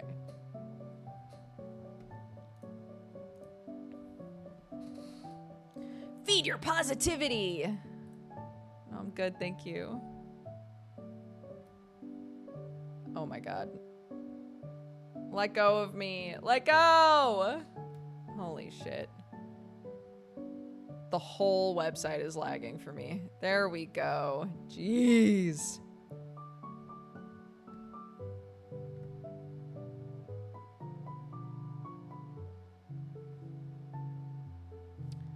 I'm wondering if...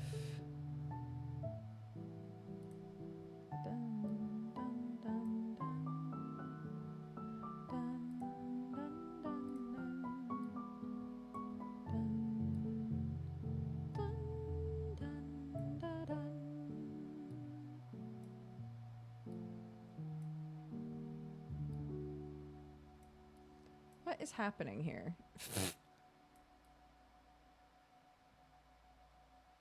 This is so dumb. Here we go. Okay. Yeah, it's having a hard time. Hold on. I'm trying to make sure that if I refresh it, that it's not gonna lose all of our all of our prog, but I guess we'll see.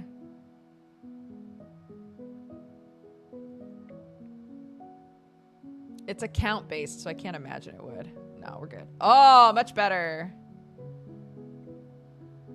Okay. Full screen. Okay, okay, okay.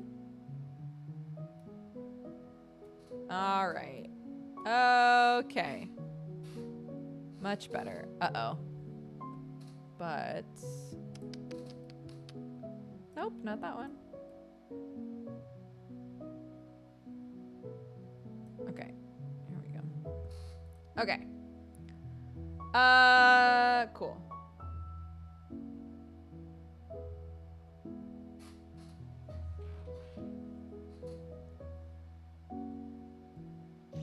I won't have time to play Legendary Hoplite, I don't think, no.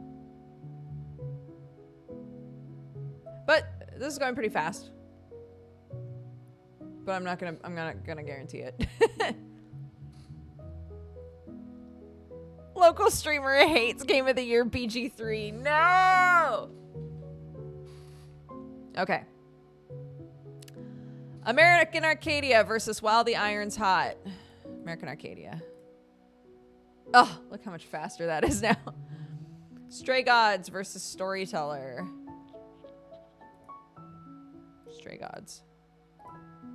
Just go with your heart. Go with your heart. Oxenfree 2 versus Lone Fungus. Lone Fungus. Go with your heart. Go with your heart. Backpack Hero versus My Time at Sandrock.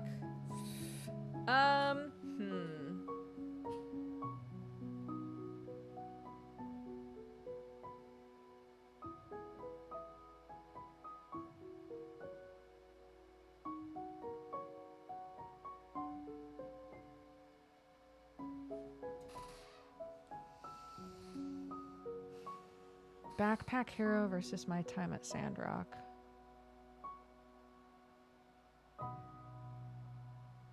Sandrock. Shout out to Backpack Hero, though. It was there for me when I was dying of sickness. Kingdom 80s versus Cuisinier. Cuisinier, I think. 9 Years of Shadow versus Cobalt Core.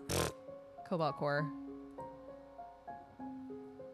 Okay, Born of Bread versus Returnal. Returnal.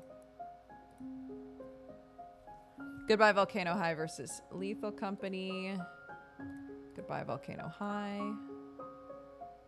Saint Maker versus American Arcadia. American Arcadia. Chance of Sonar versus Stray Gods. I would give it to Chance of Sonar. On Guard versus Lone Fungus. Sorry, On Guard fans. Wild Frost versus My Time at Sandrock. Wild Frost. Bookwalker versus Cuisinier. Ooh,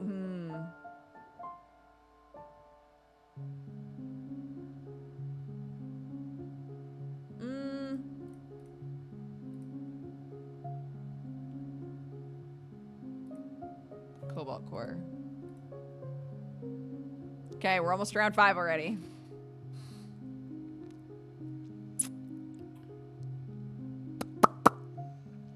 Returnal versus Goodbye Volcano High. Returnal. Ooh. 2 mind trippy space games. American Arcadia versus Chance of Sonar.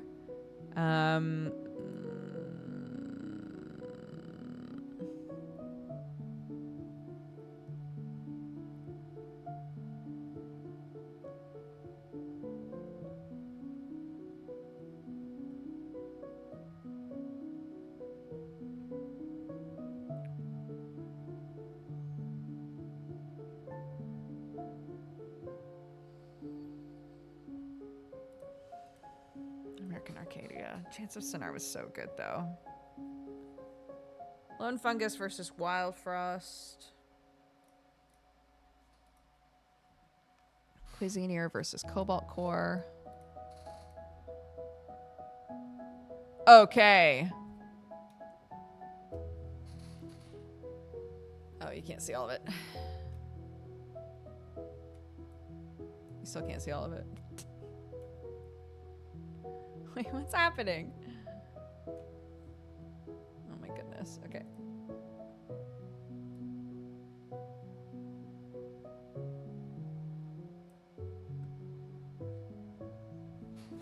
All right. So, winner's bracket round 5 is Small Saga, Lies of P, A Space for the Unbound, and Ghost Trick. Losers bracket round 5 is Signalis, Returnal, Killer Frequency, American Arcadia, Smushy Come Home, Wild Frost, Shadow Gambit, and Cobalt Core.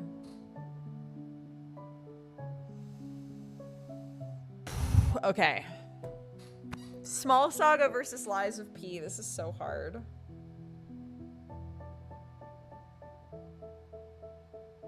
I know what I'm gonna pick. I'm just sad about it. It's just sad to be like, this other great game didn't win for me, you know?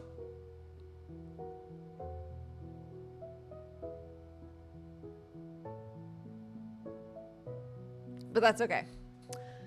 Between Small Saga and Lies of P, I would give it to Lies of P. I had such a like well-rounded gaming experience with Lies of P. I also think there's something to be said for not expecting much out of both of these games. Small Saga was literally like, oh yeah, sure, I'll play the demo for a game where you're a mouse in an RPG. And it just really delivered above and beyond what I thought it was going to. The way that it developed characters and told its story was so good, and it was like the perfect length. But Lies of P, it really like scratched an itch while having really good boss fights. It was a really long game. It actively told a story, which, again, a lot of Dark Souls type games don't really tell a story, you know? There is a story there, but for the most part, you're like, I certainly am fighting a lot of things. I couldn't tell you why.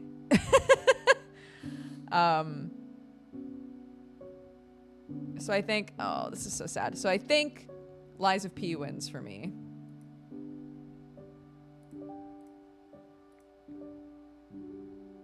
There's Small Saga down there now. Okay. Space for the Unbound versus Ghost Trick is another one that's really hard. Because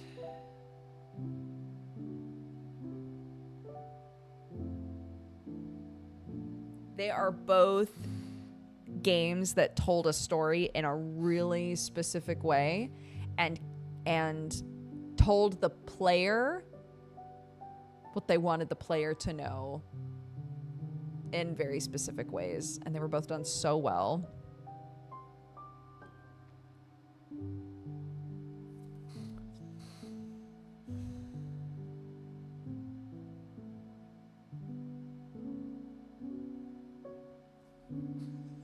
Space for the Unbound or Ghost Trick.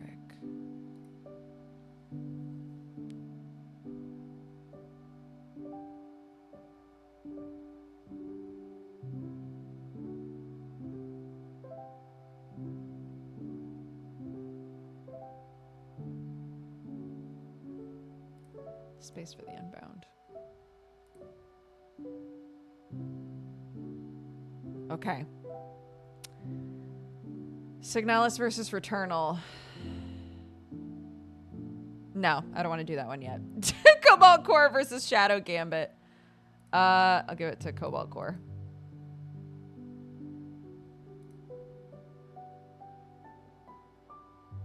Smushy Come Home versus Wild Frost. Wild Frost. Killer Frequency versus American Arcadia.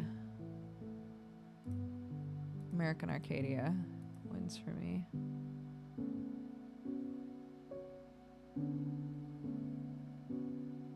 These games are so different. This is hard. Also, these games are so similar. This is hard. Yeah. So what you should take away from this is it's really hard to make a bracket of all of the really good games you've played and then decide which one is the best one. No matter what, it's hard.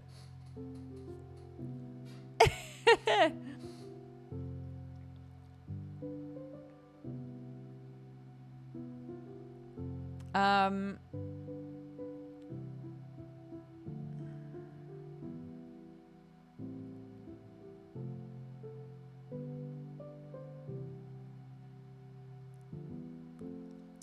really sorry about this.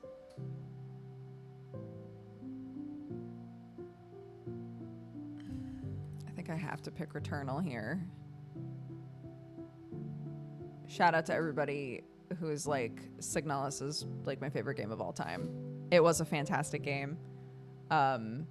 Between these two games though,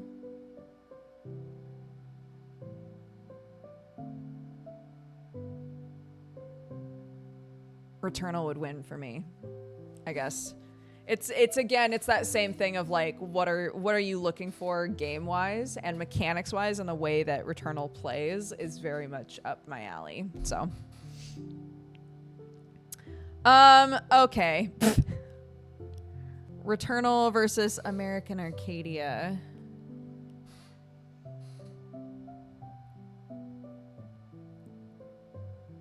You're right. Honestly, that's a good way to think about this, is like, yeah, this is really hard, but also this is reminding me of how many awesome games I played last year and how many really good games came out last year. So, yeah, if I, when pitching any of these games, you were like, that sounds really interesting. And you're in a place where you want to check it out, I hope you enjoy it.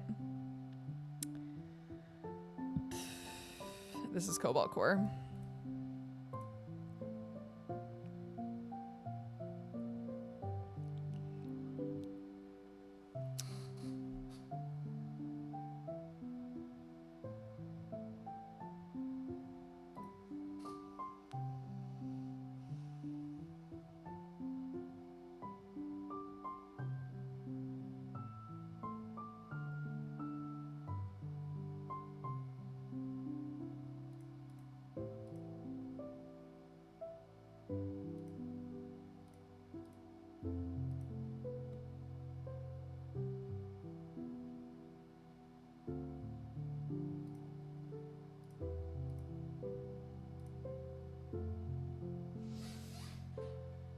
We're at the end.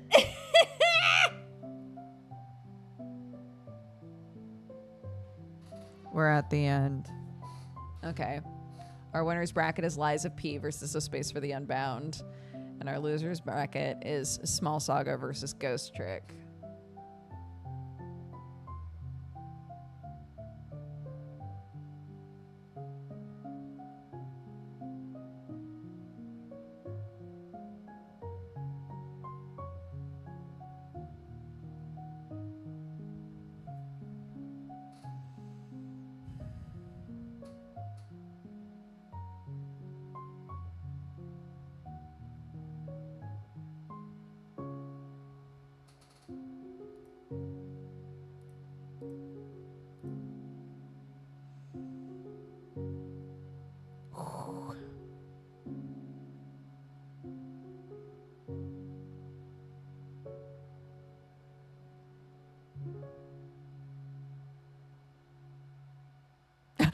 No!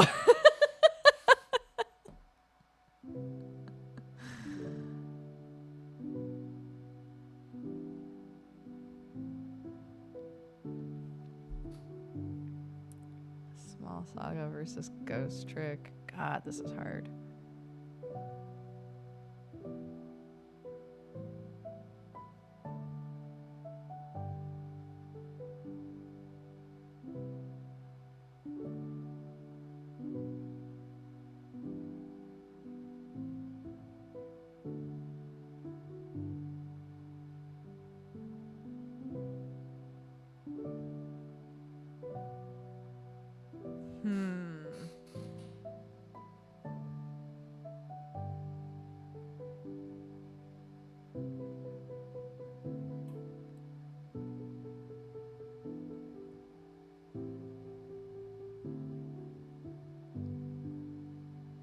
It is hard because I adored Small Saga.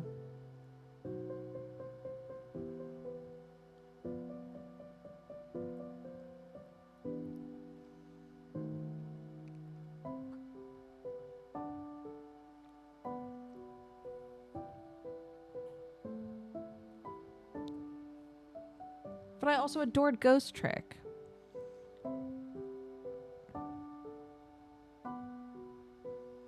And Ghost Trick mechanically was more satisfying to play, but Small Saga managed to make like a turn-based RPG where you didn't have to do any grinding, and level ups and new abilities and stuff were story-based. They were based on like progression made with characters. And it was such a refreshing way to do it. Because the game was, at the end of the day, about the characters.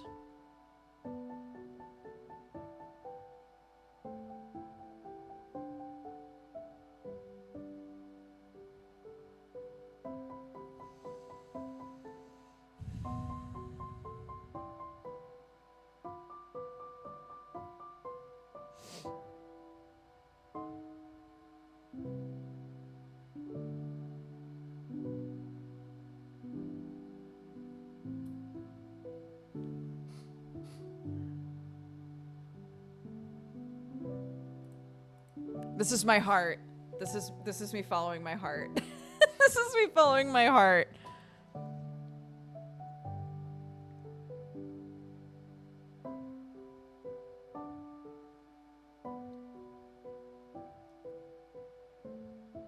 What sucks though is Lies of P has already beat both of these games. I know, and I also hate that. Look, I can say Lies of P is probably the best game that I played last year. And I can also simultaneously be pissed that it's like the only AAA game I played last year.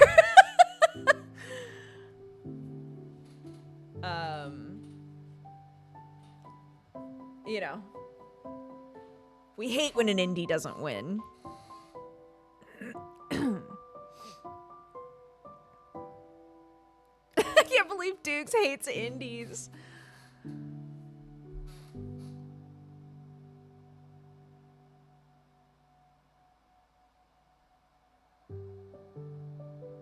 Not only, but you missed one? What do you mean? Oh, BG3. Oh, that's true. BG3 did die fast.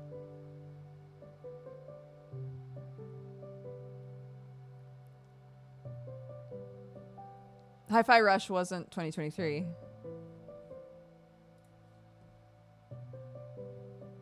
I don't think.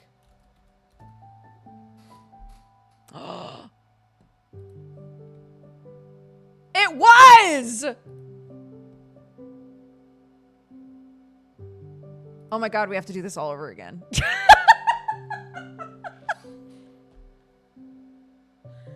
Oh my god. How did I miss that?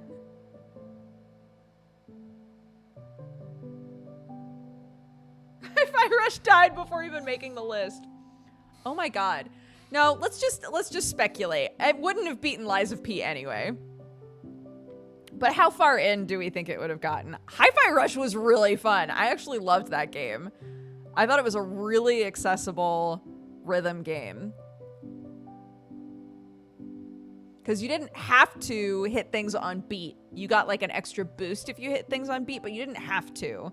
So, there wasn't as much like stress around like being good at rhythm games in order to enjoy the game, you know?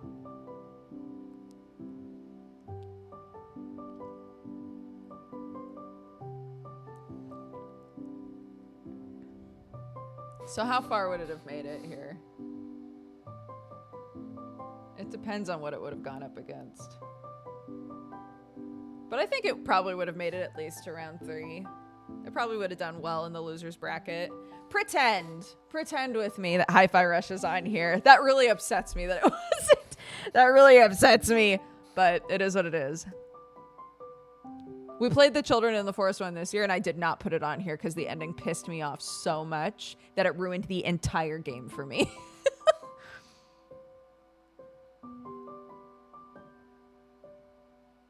Change BG3 to Hi-Fi Rush.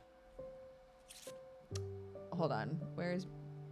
Hi-Fi Rush would have beaten On Guard, for sure. If it had gone here, it would have gotten beat by Ghost Trick. It would have been knocked out here. And then gone here, gone up against Lone Fungus. It would have won. Would have won. Would have won. Would have lost. It would have made it here.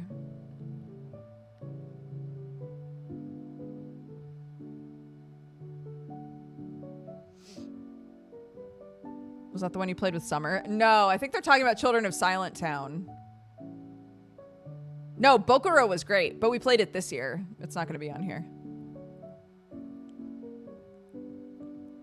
No, Cobalt Core is the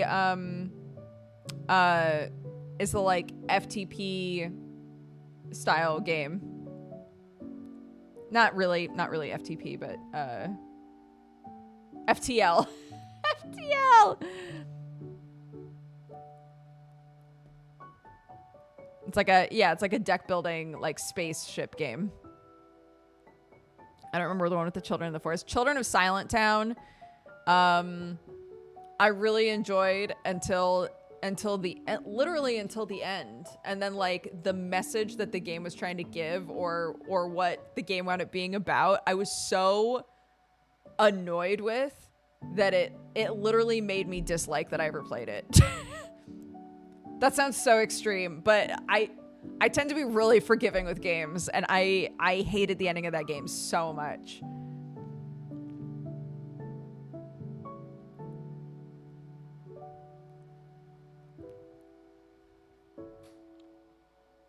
I had so much beef with that game. Children of Silent Town. Anywho, okay, let's finish this off. Yep, we played Cocoon. We didn't finish it though. Okay.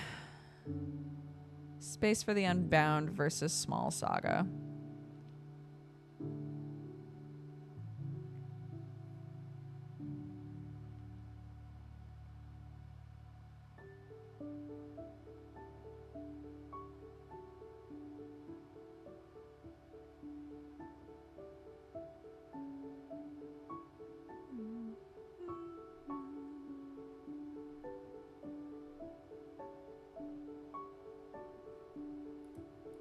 Small Saga.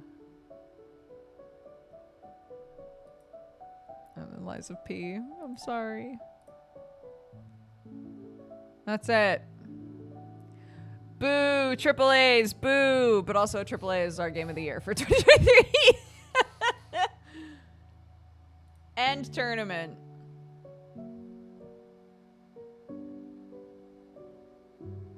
There you go. Bum, bum, bum, bum, bum.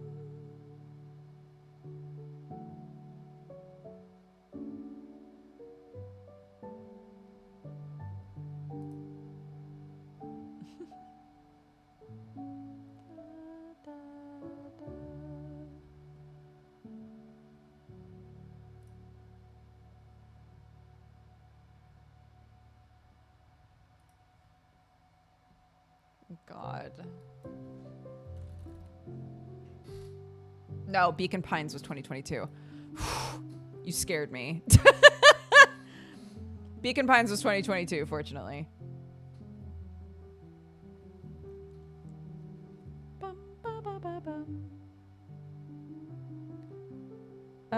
Okay. I will see if I can put this in PDF form and then put it on the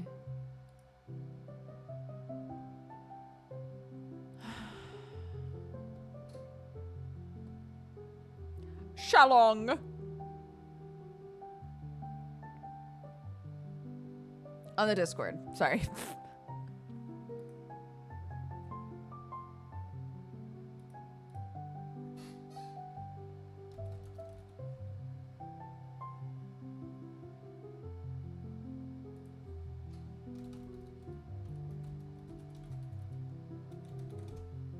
Okay. Why is Genshin losing millions of followers on social media? That's the last video I would watch.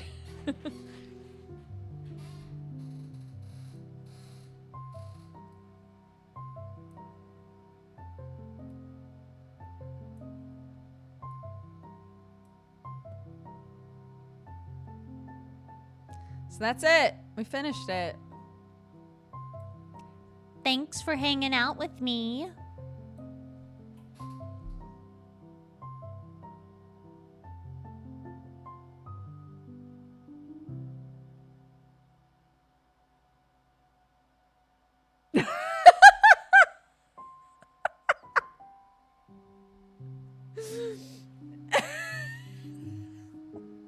Sorry. I just saw the typo. That was really funny.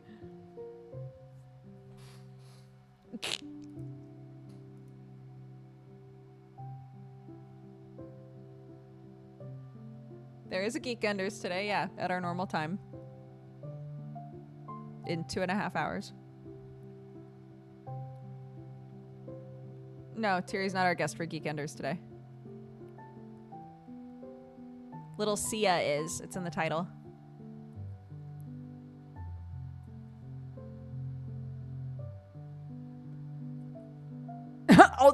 all the teams played really hard. We all went out there and really did our best, etc.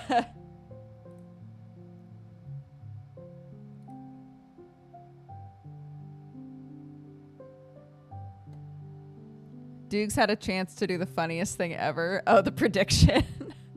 27% of people thought Small Saga, 71% of people thought Liza P, 2% thought Space for the Unbound, and 0% said Ghost Trick. Could have really, the economy could have been in shambles.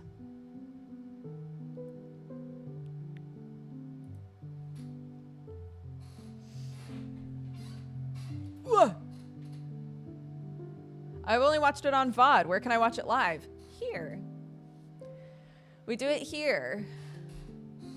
Live at 4 p.m. GMT, which is, it's 1:30 GMT right now. So in 2.5 hours.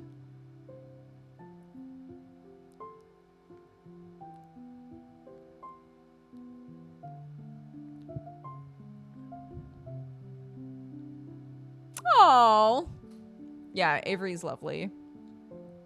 I haven't talked to her in forever. So I'm really excited. And she said she's never met Jesse before, so.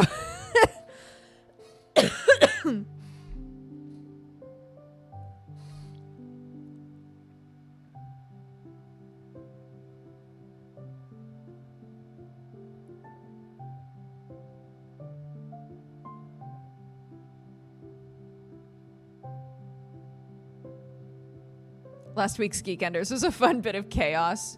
The Jesse Cox featuring Jesse one. I was listening to Chilluminati while I was doing my stairs, and the episode that I listened to, it's one of the most recent episodes, they talked about me. Mathis said something like, "Oh yeah, Dodger keeps saying that she wants to be on, but it keeps not happening." And Jesse said something like, "She's got to stop having kids." It's like, I have one. I stopped. I already did that.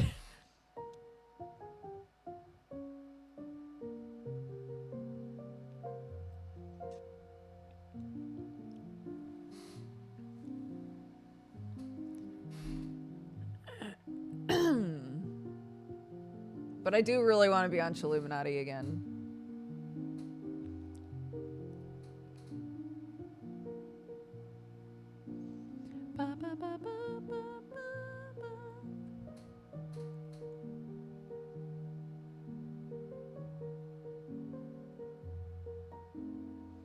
I tried to search for Geekenders on YouTube and I got to the wrong channel. Are you on Jesse Cox's channel? Because that's where the VOD lives.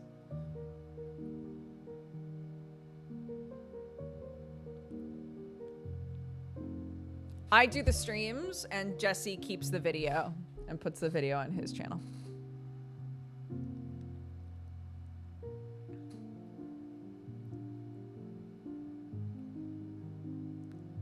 What about the army of farm animals? Don't they count as your kids? The army of farm animals are lovely.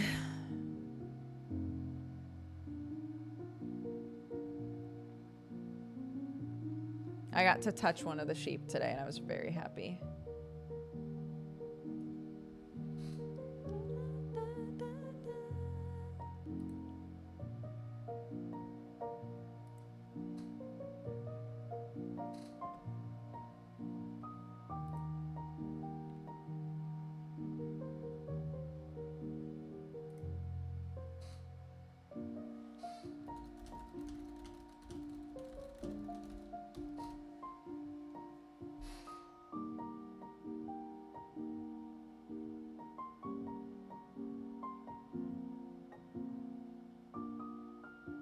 Yeah, we could play some Prince of Persia. That way I wouldn't have to think about it too much. Because, yeah, we got a couple hours to chill. To kill, is what I was going to say.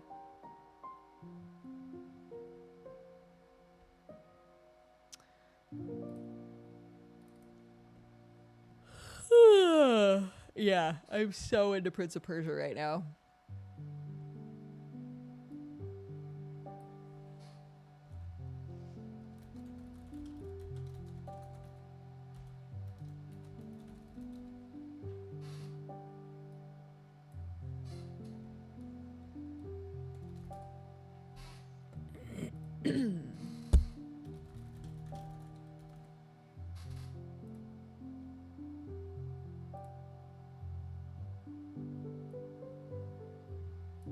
Dun, dun, dun. Bum, bum, ba, da, da, dun. Hi, Mariah. How are you? Womp. Hello.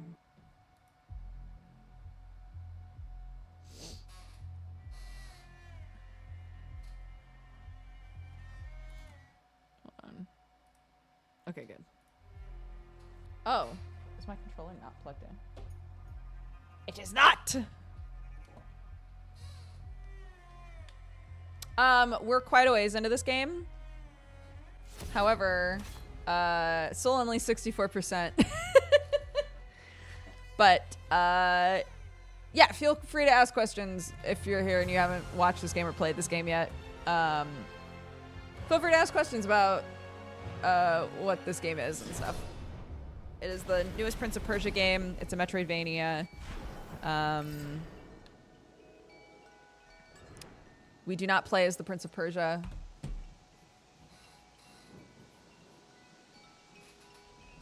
I should go over here and get this stuff done. But there's also...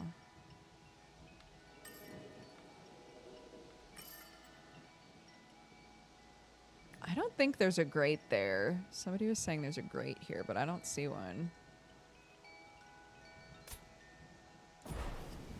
I don't see one, dude. Okay, let's go here.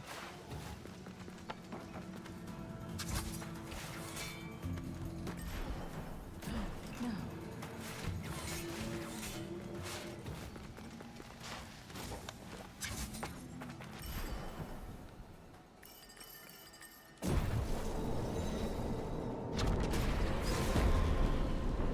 That map is big. I don't play Metroidvanias. Is that bigger than most, or is that map size par? It's pretty big.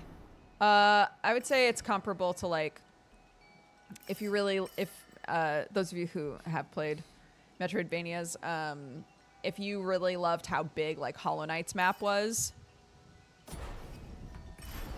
Then you'll like it here. yeah, there's a ton going on in this game. It's great.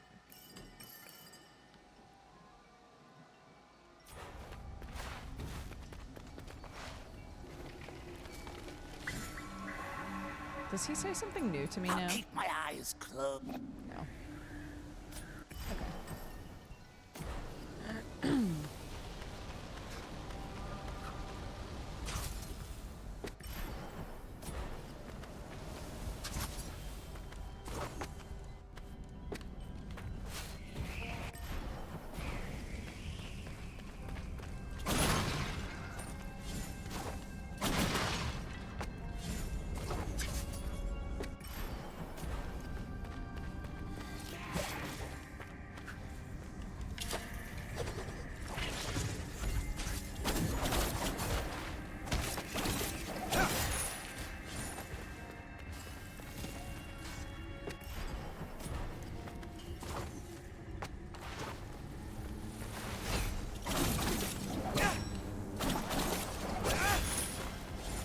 Ow.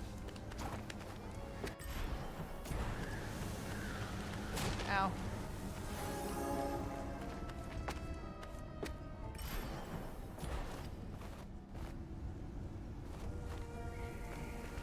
Yeah. I'm playing it on Epic, but it still opens the Ubisoft bullshit.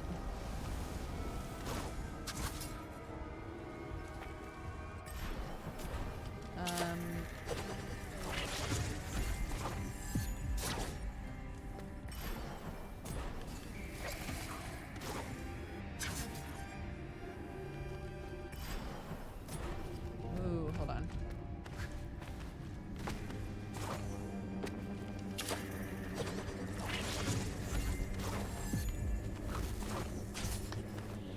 Wait, haven't I done this already? Yes, I have.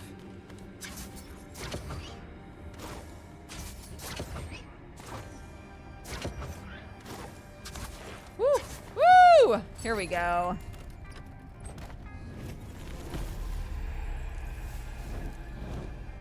Yes. Sick. Okay. And now I need to go up there.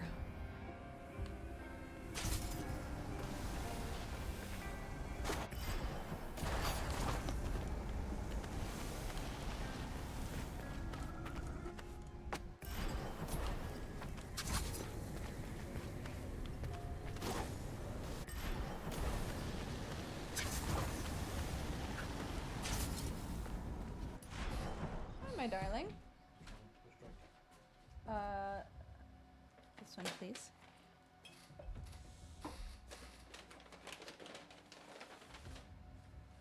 Ooh, thank you. Nice. Thank you so much. I love you too. Hee hee. Hee hee hee.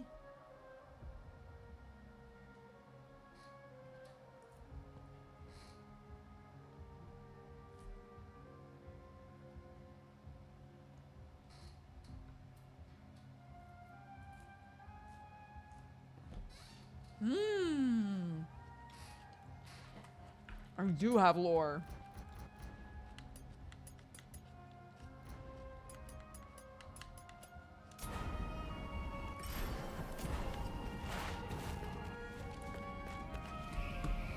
It's like a kebab box sort of thing.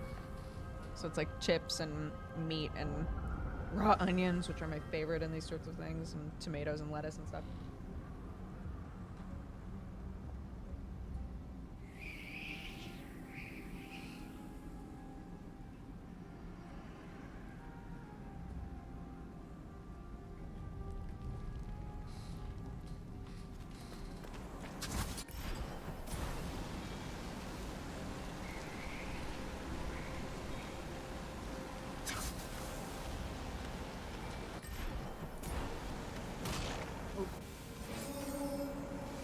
Lol.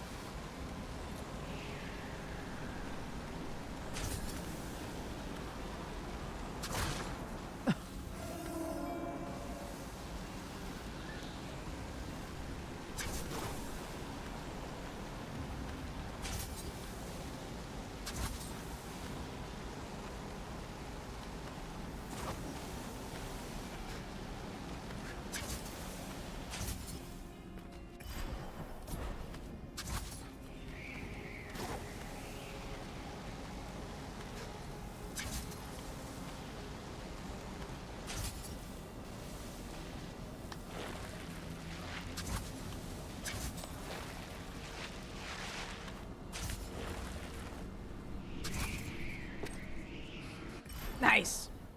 Okay, cool.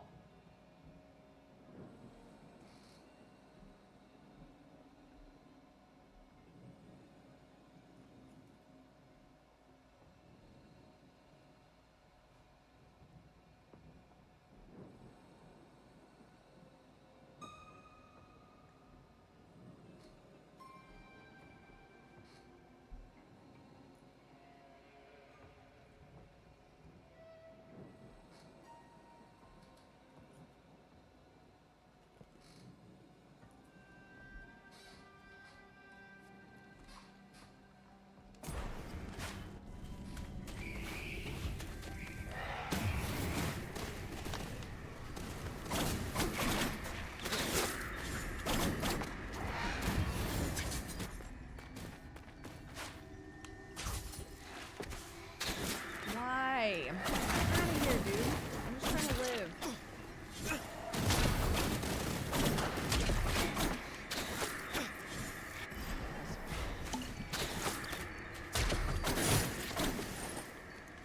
Ugh.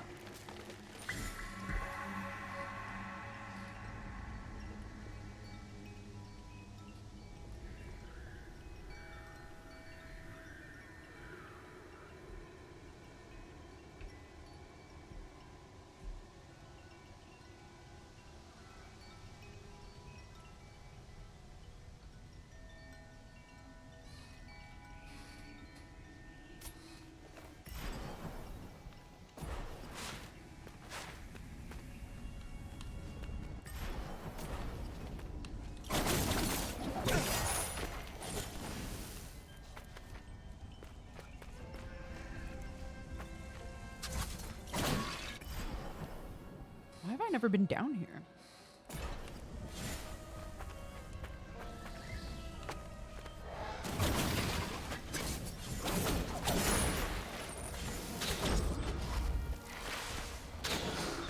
Ow.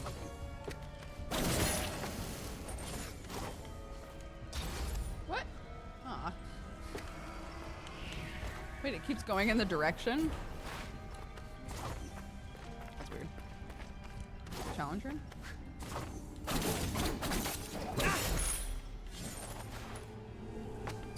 Ooh, okay.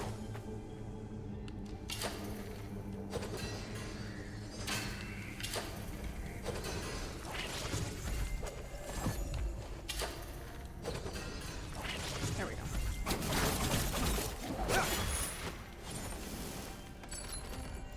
Ho ho.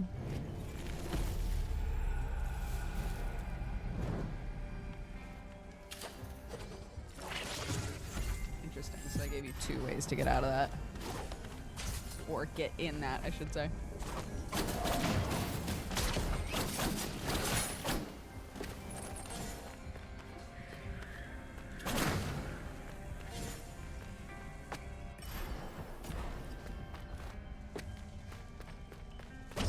There we go.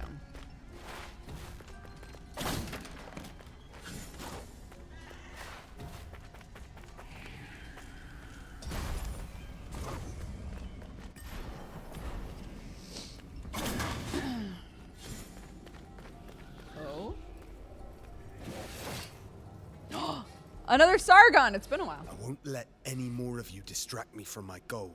Our goal is the same.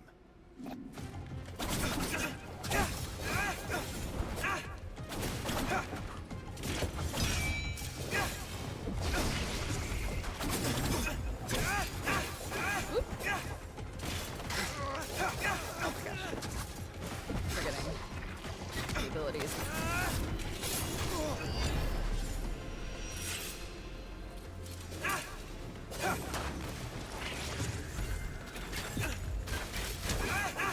No.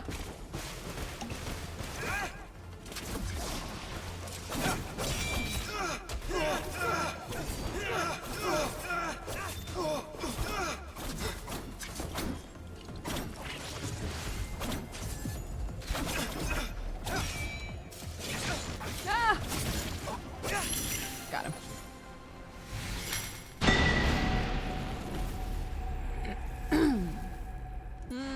That one's really nice, actually. Then you don't have to, like...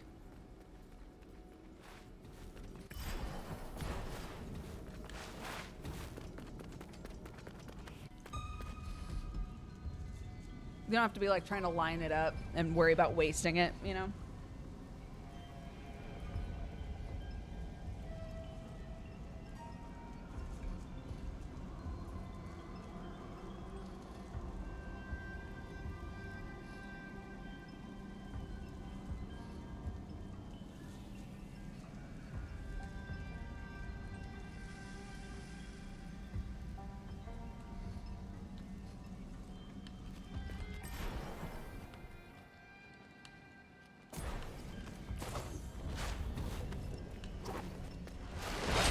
Ow.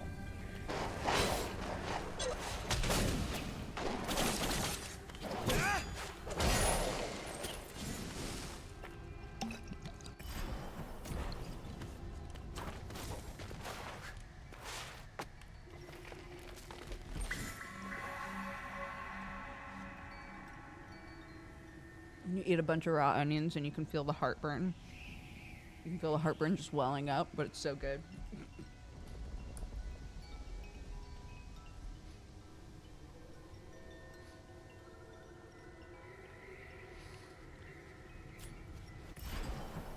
Mm.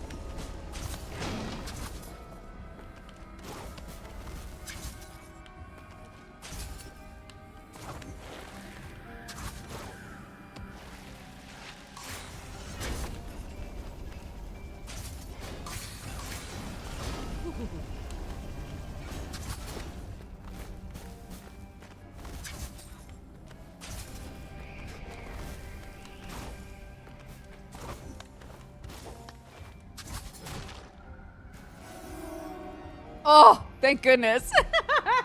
I was like, fuck, right at the end.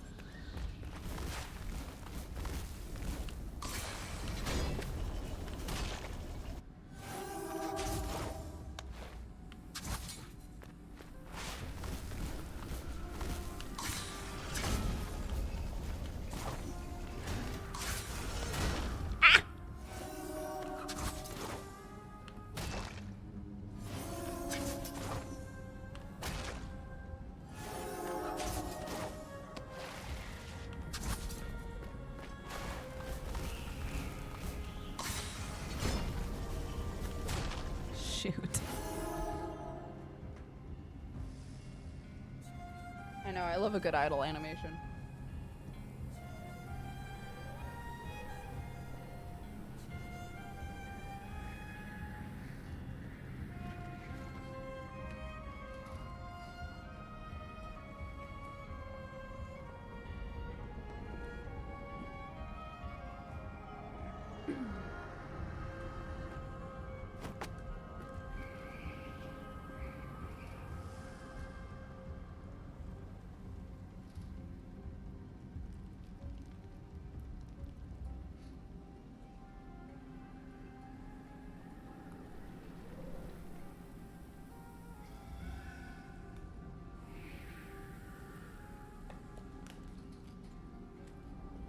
God, I'm hungry. Okay.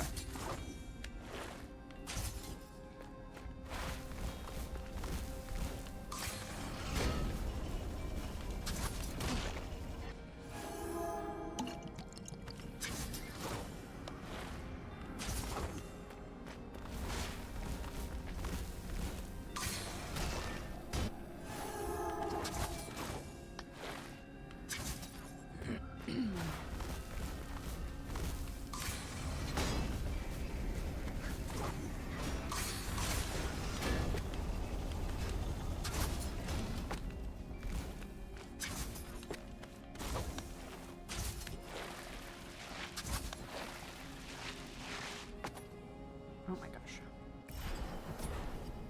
We're doing it!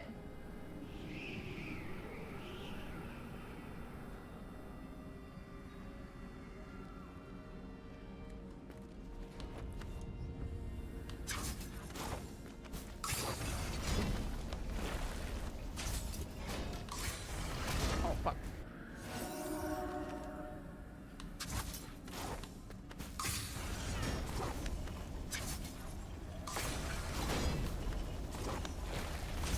Oh.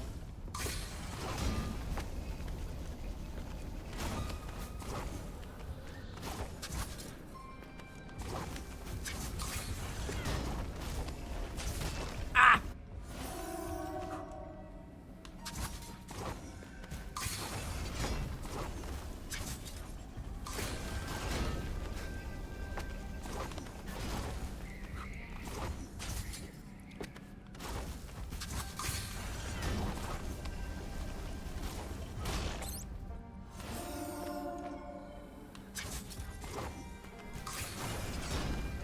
Ad's about to run.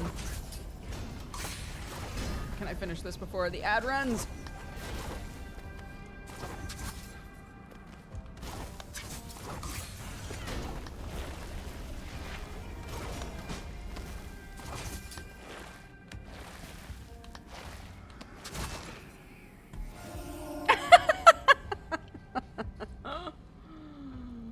Oh my gosh.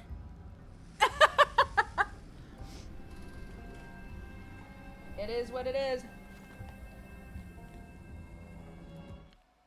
It's okay. It's fine. Come on, let go. There we go. It's fine.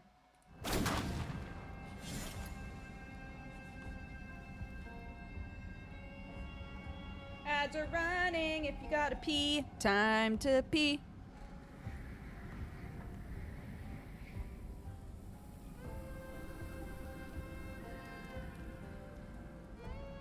My singing teacher was asking me today what I do if I need to pee. While I'm streaming, she was like, do you just hold it? I was like, no, I'd go pee.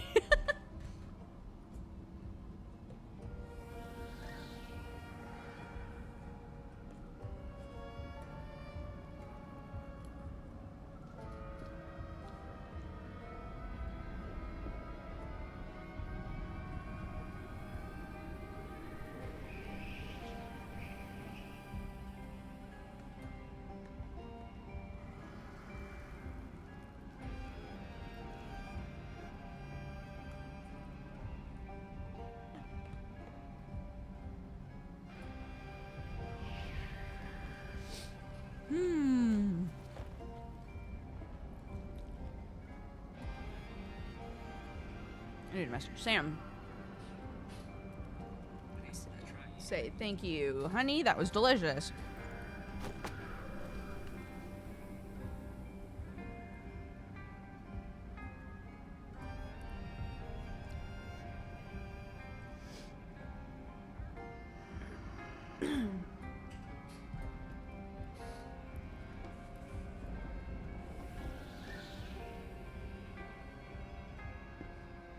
I was talking about Krendor with her. I was like, oh yeah.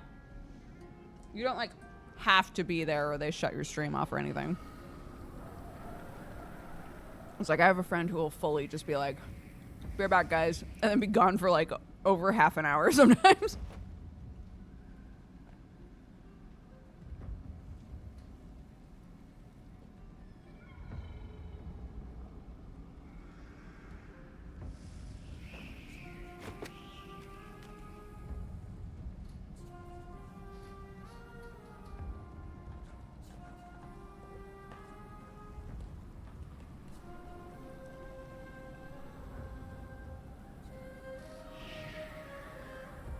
What?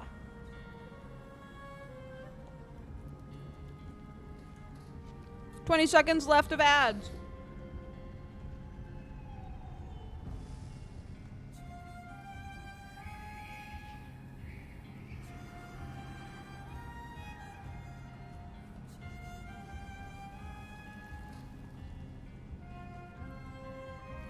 You've got 2 hours until Geekenders happens. Mm-hmm. Yeah, Therese had to go on BRB to like grab her kids from the bus stop. You know, like.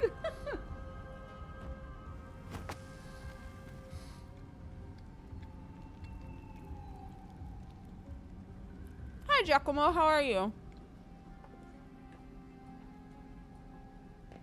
I'm eating while we're on ad break. Sorry.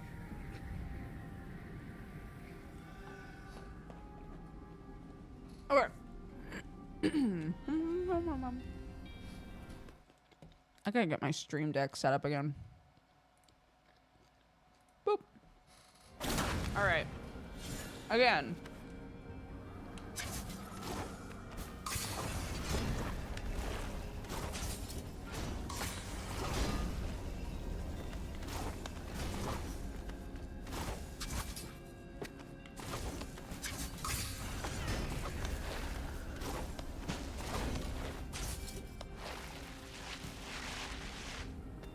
Yay! Oh my god, my health bar is huge. Woohoo! That's that. And then I can do this.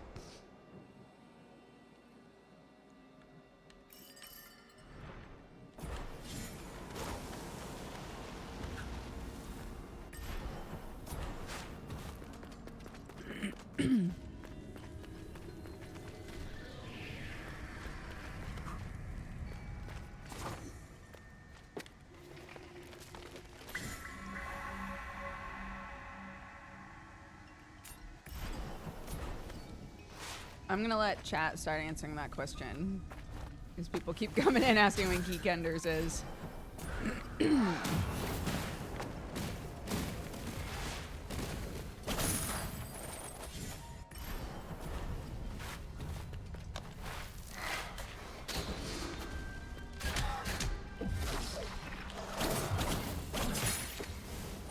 Wrong button. What's this? Ooh, enormous tooth of Ajdaha. Beware, there is no cure for the poison that remains. Damn, girl. Yeah, and if you just got here, and this would be interesting to you, the start of the stream was the tournament bracket for the games that I had the best time with in 2023.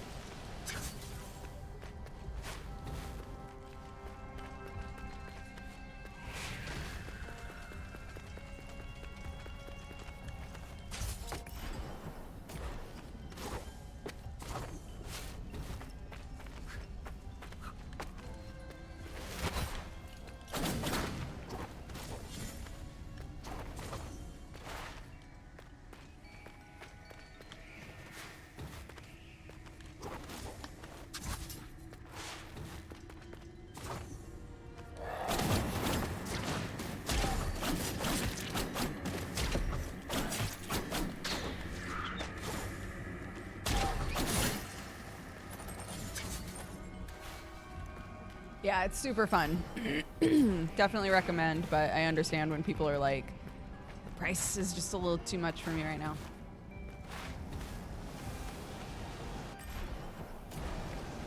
Don't worry about it. Chat, don't think about it, okay?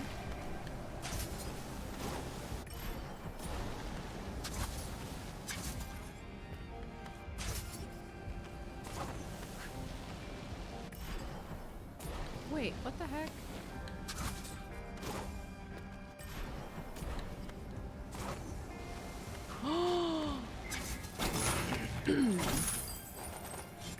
Redonkulous. Cool. Oh yeah, what was this?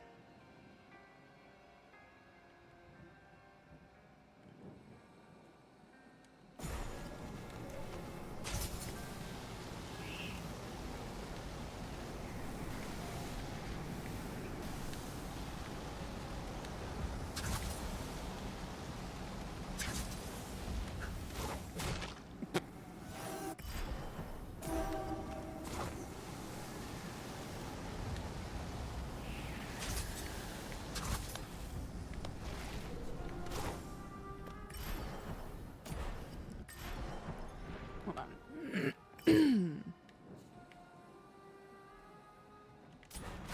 Yeah, I'll just do this.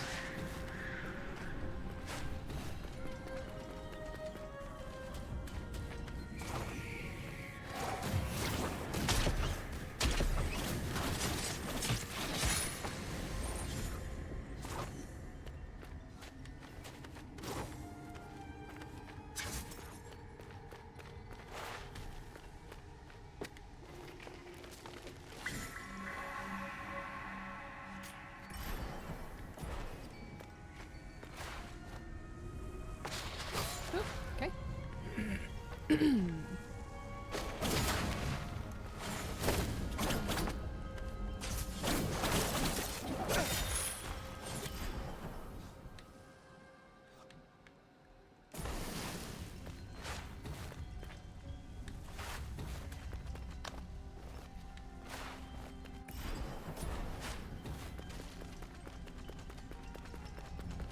Back this way.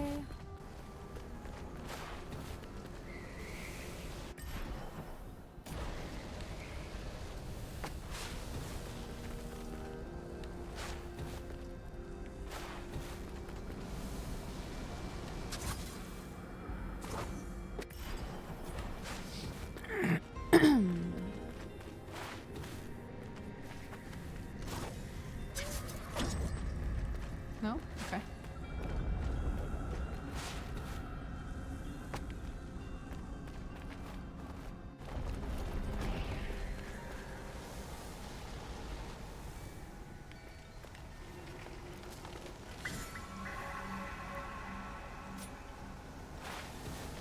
Hey, what's going on down here now that I've like found the celestial whatevers? What does she say now?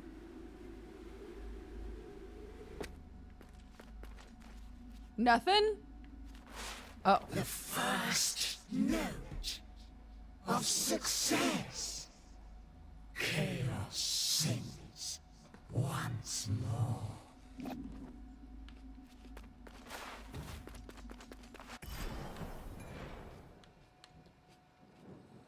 I'm sure it's fine.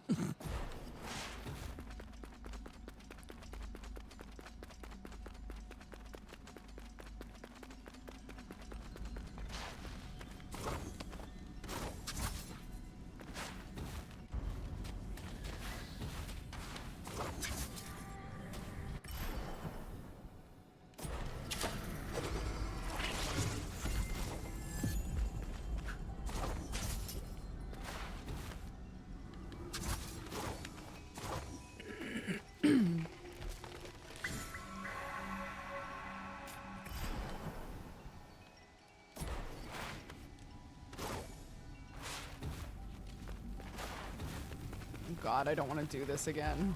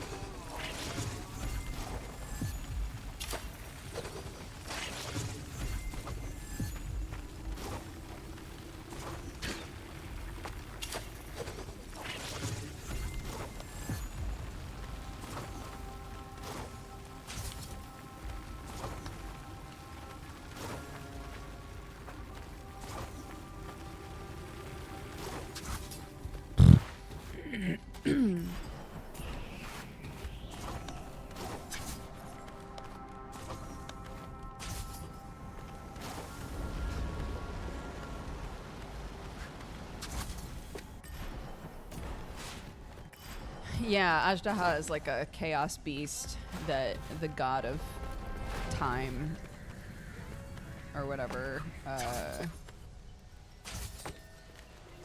tried to get a wrangle on by fucking with time a lot. And basically like defeated her or trapped her in every possible iteration.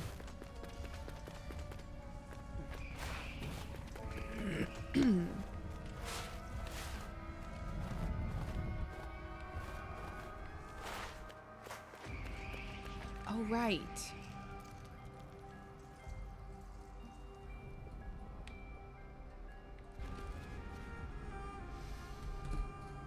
Right. Okay.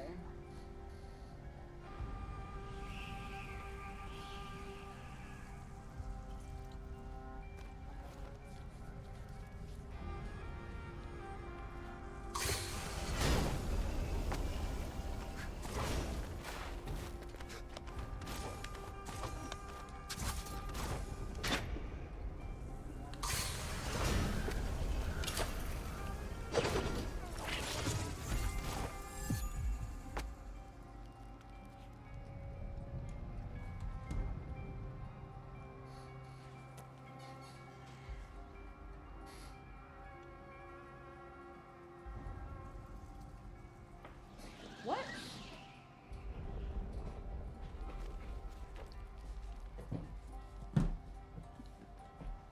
One sec. Oh my god.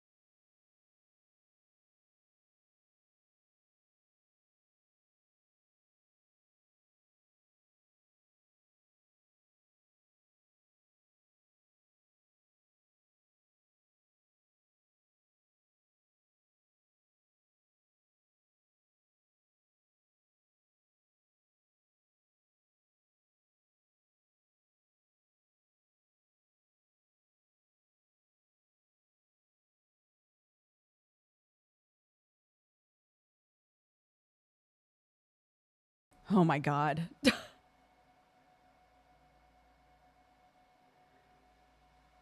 Oh, okay. Hi. The chickens got out. I was like, what the fuck? I just saw my mother-in-law had texted me being like, hey, the chickens are out. They're at the fence by the road. You can tell they're really scared. I was like, what? She was like, did you let them out? I don't think you would have. And I was like, no. Yeah, so they had like gone a decent ways. And thank goodness they're good about being picked up. So My mother-in-law was able to just pick them all up and put them back in the coop. But we figured out what happened. The egg box had been left open or was not like properly latched from when Clarky and I went out there this morning. So in the future, I'll double check that it gets relatched.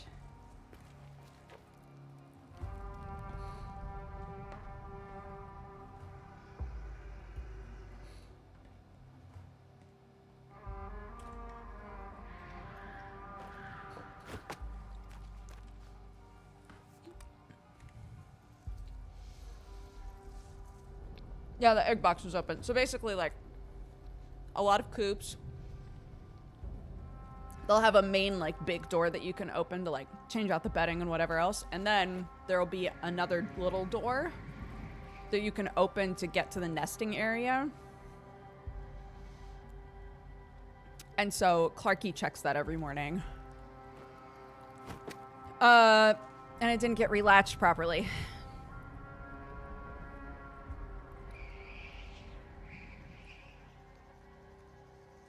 Which it all worked out. I was just scared.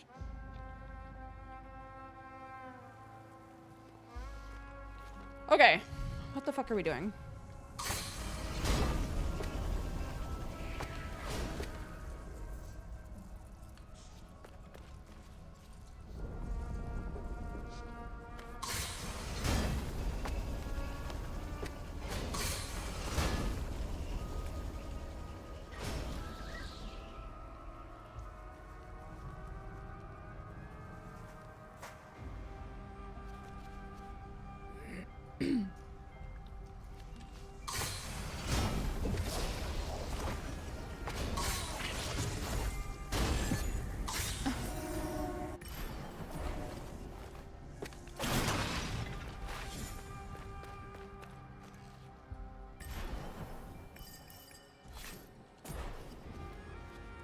I can definitely do this puzzle now, right?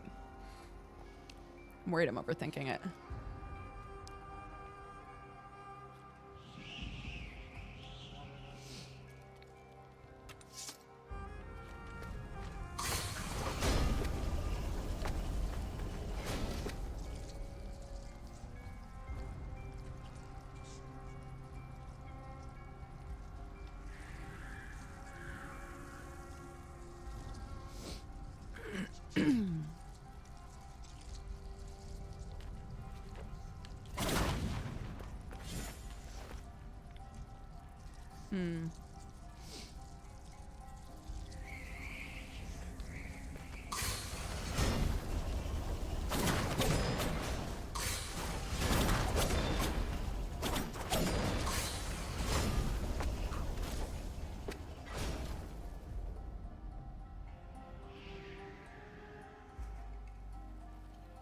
Bit the shit out of my lip. Ow, dude.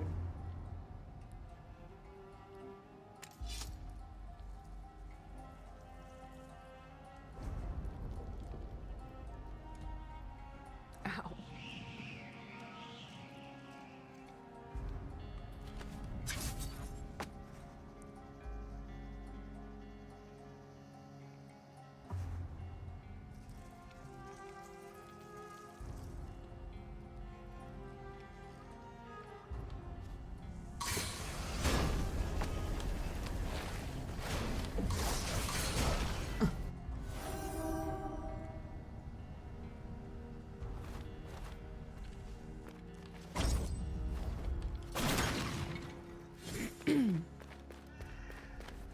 I just want to know if I can do it right now or not.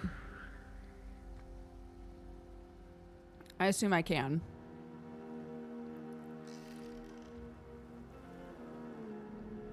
Okay.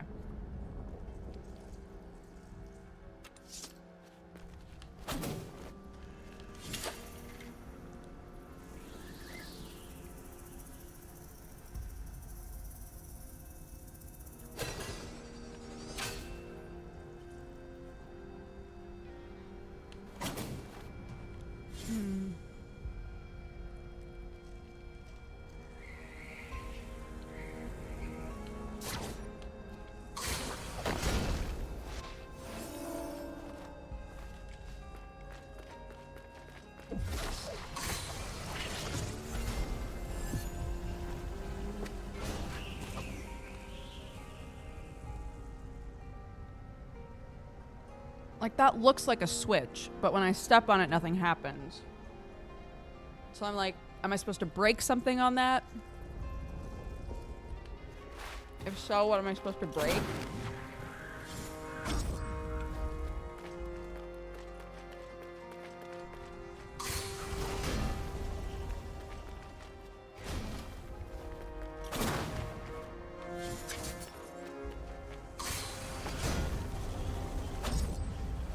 There are all of these statues here.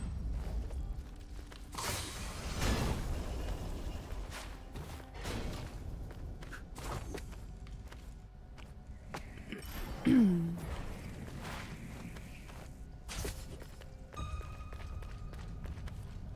trying to remember if there's a statue up here somewhere.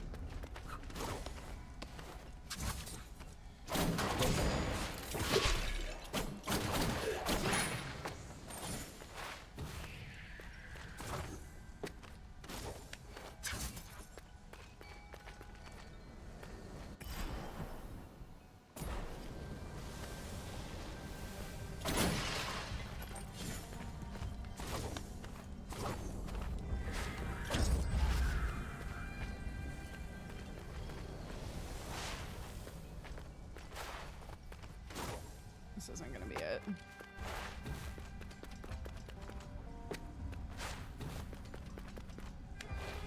I think I've already tried this even.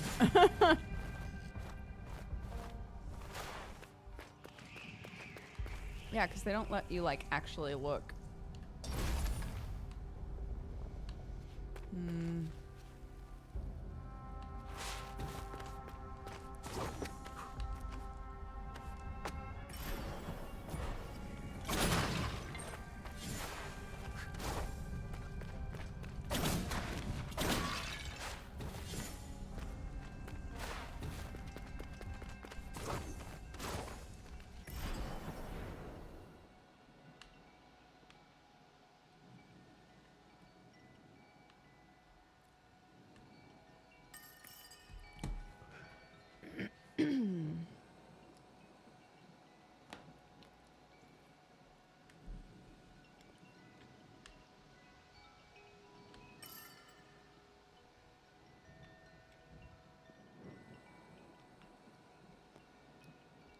I think it was somewhere in here. There's a,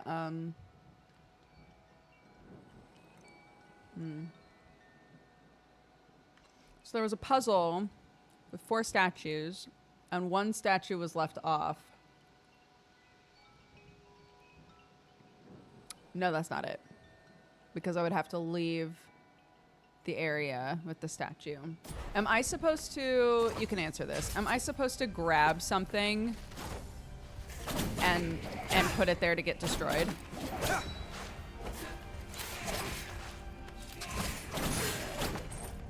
Okay.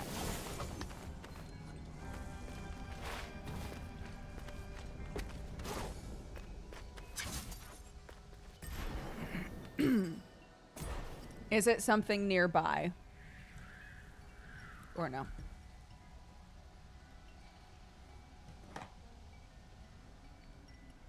No. Okay. Okay. I'm gonna take a picture of this then.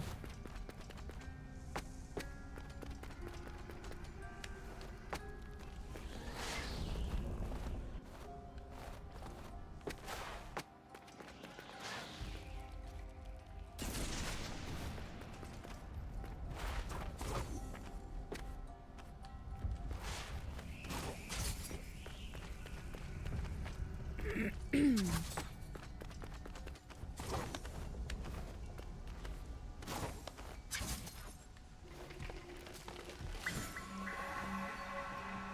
mean, all the rest of the things were statues, so I assume it's a statue.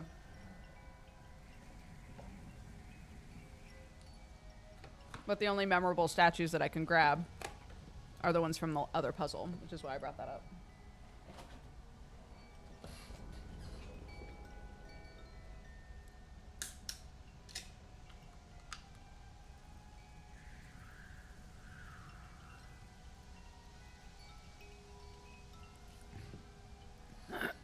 swallowed wrong. I almost died. Okay, now where are we going?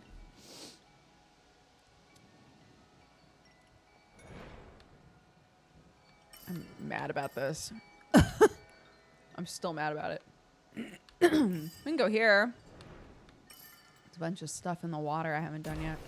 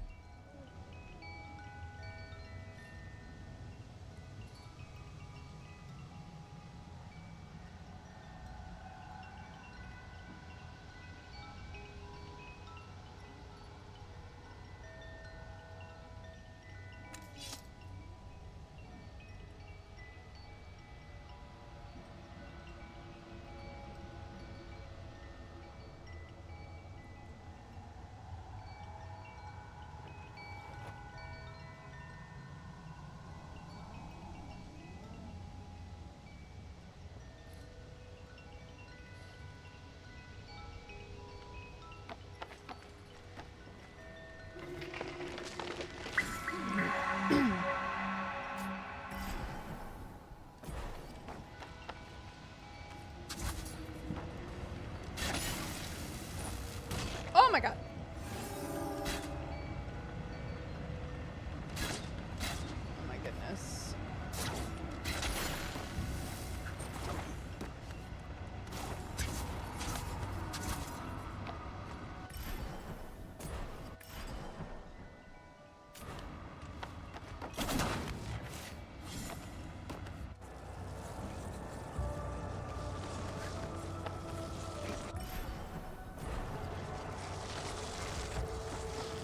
Oh my goodness.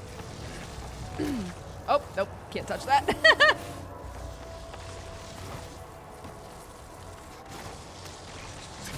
Oops. Ah!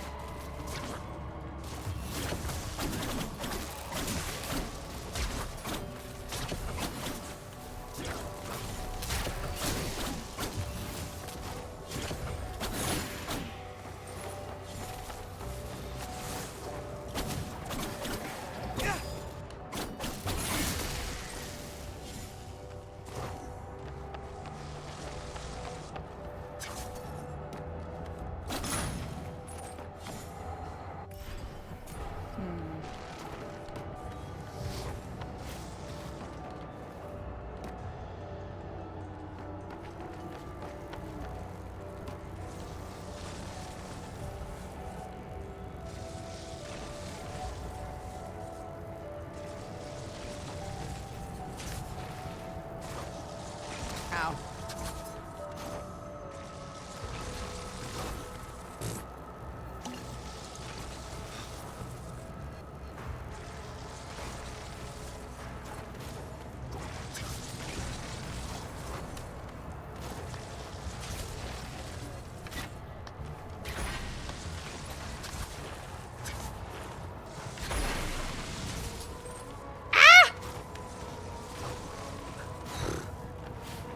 I have to get to that lore, dude.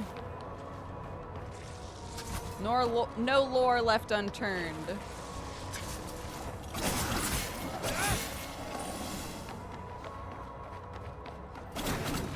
Ugh.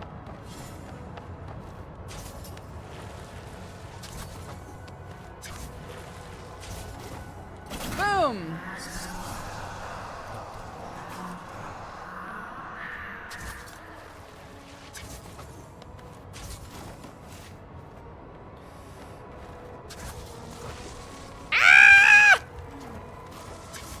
Oh my god.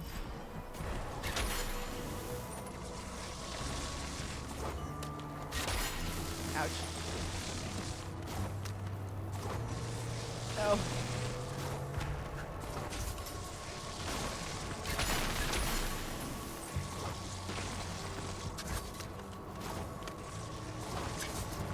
Oh, okay.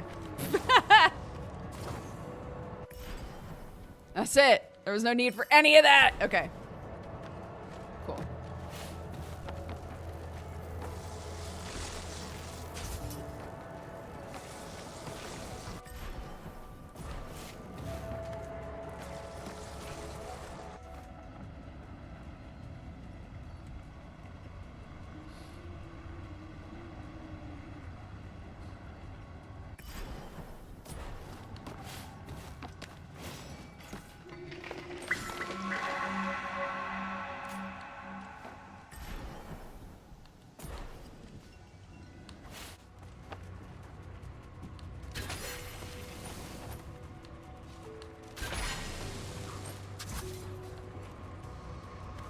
Ooh.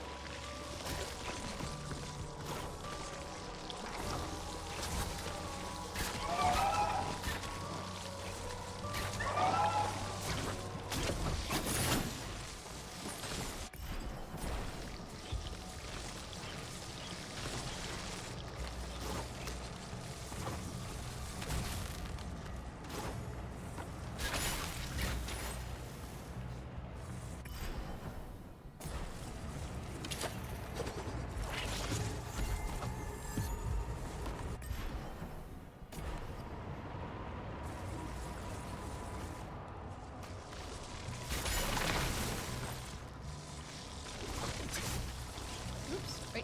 Ah! Just want to make sure there's nothing up there.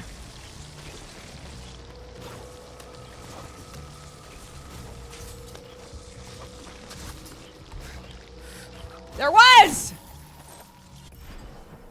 I knew it. Okay.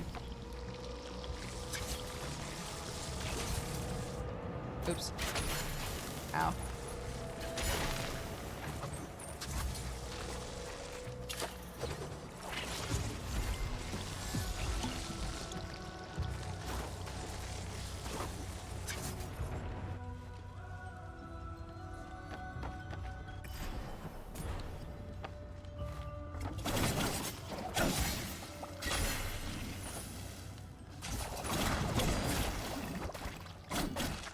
Oh.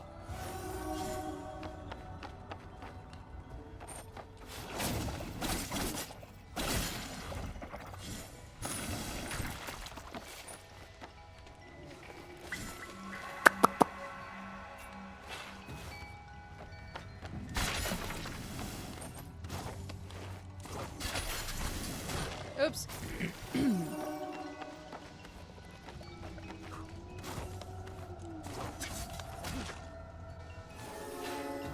Dude.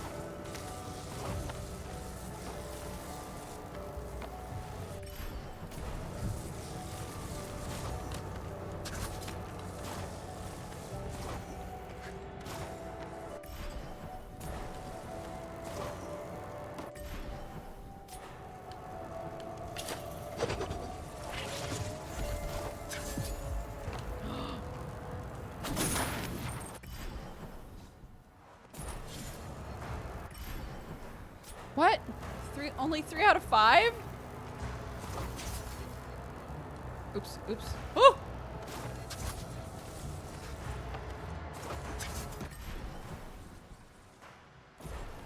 Okay.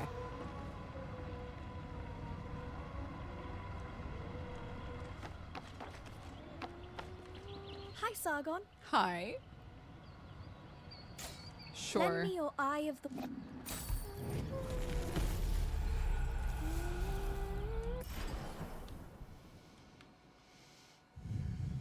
Yep. That's about what I expected. Ah!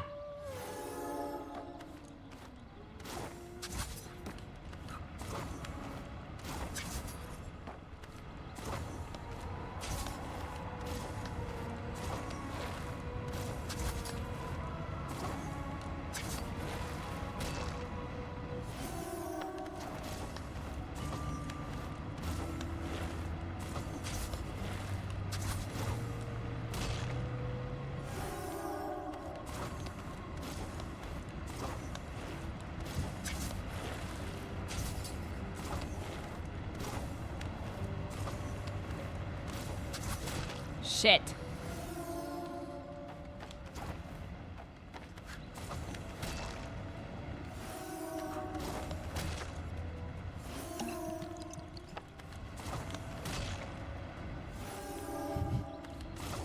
About to lose my mind.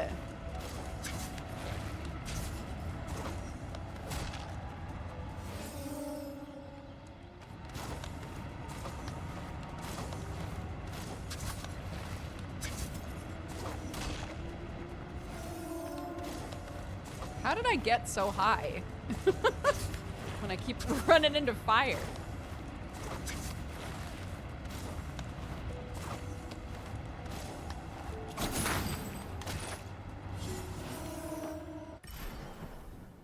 Why does it still say 3 out of 5? Bonkers.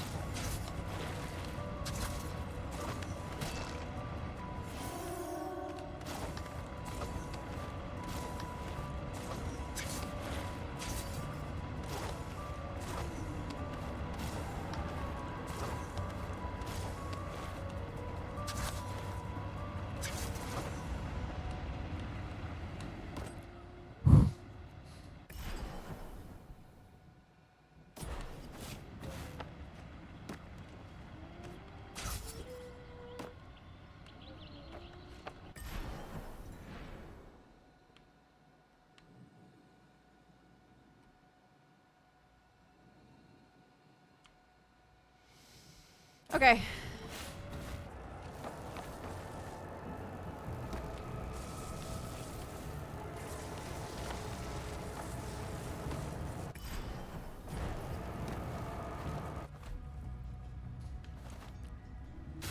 Ow. Ow. Ow.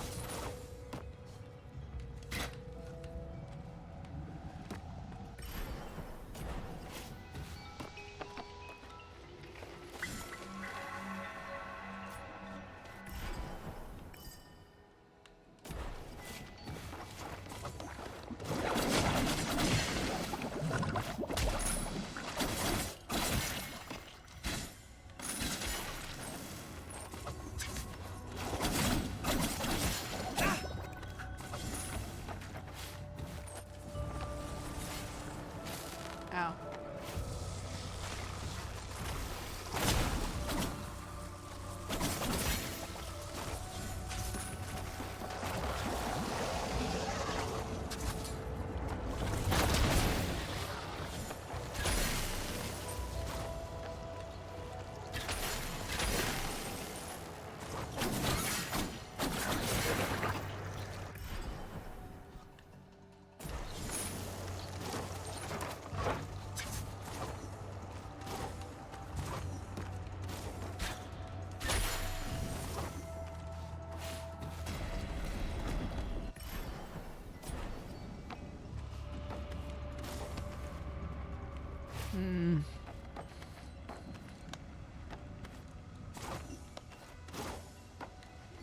Okay.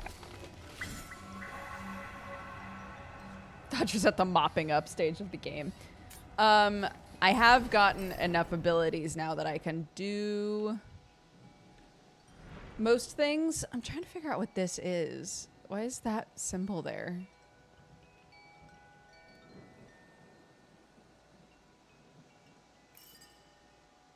Trying to figure out if that's a bug or not. Oh, I need to do this.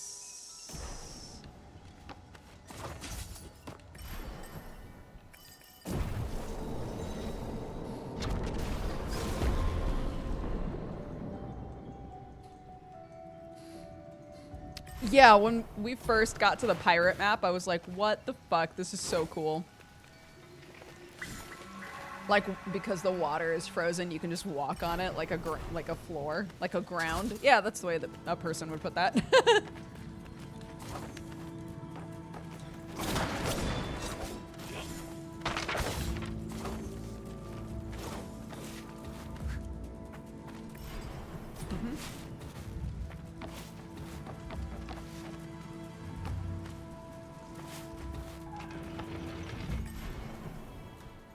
You cannot fast travel directly from the map, no.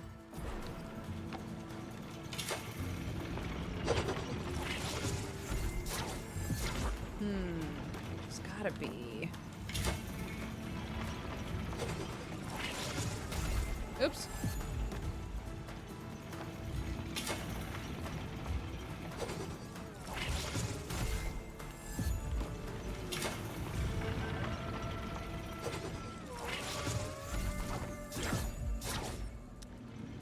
There has to be.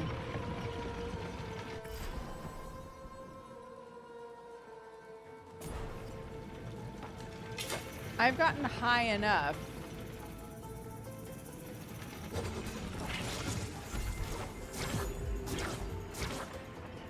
That I can see a ledge to latch onto.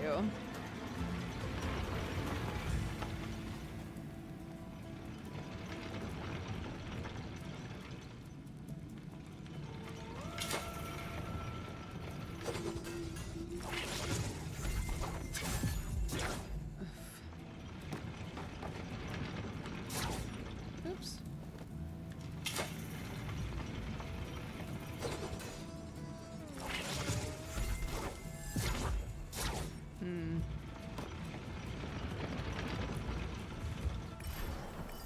Yeah, I haven't been up there.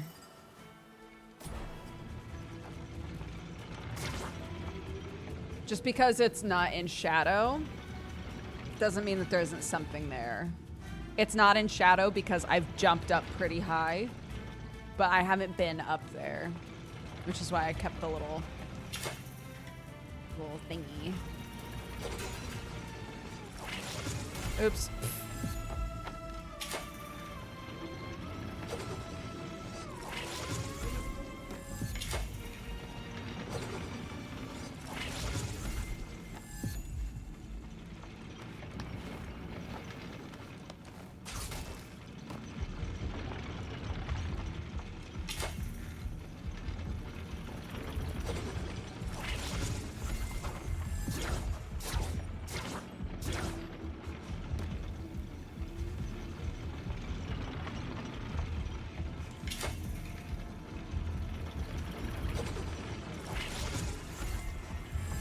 And I can't make a copy up there.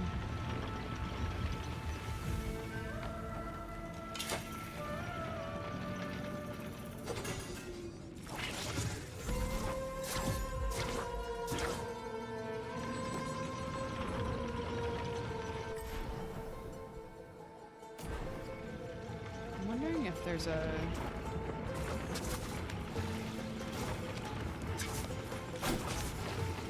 entrance that I don't know about.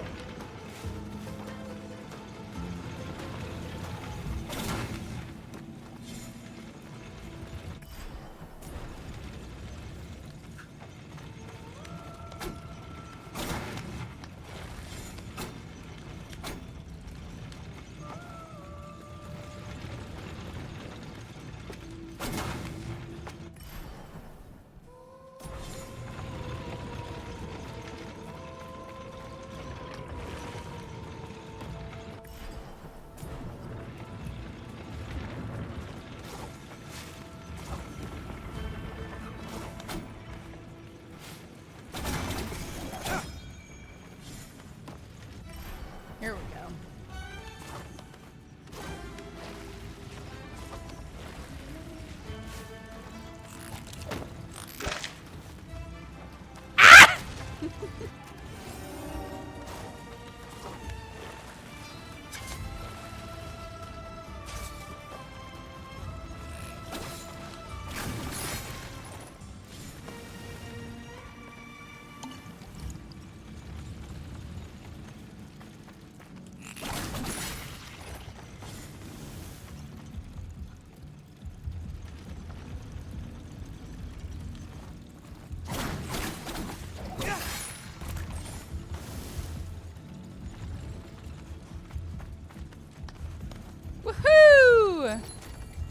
There we go.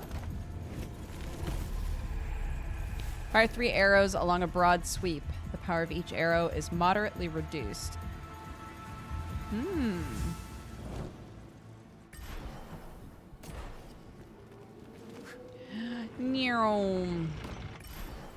Figured it out. Fantastic. What next? I still need to figure this out. This is driving me crazy. Where else do we have a bunch of stuff not revealed yet? We're still missing. It might be in here somewhere. We're still missing a lore thing in there. We have everything there.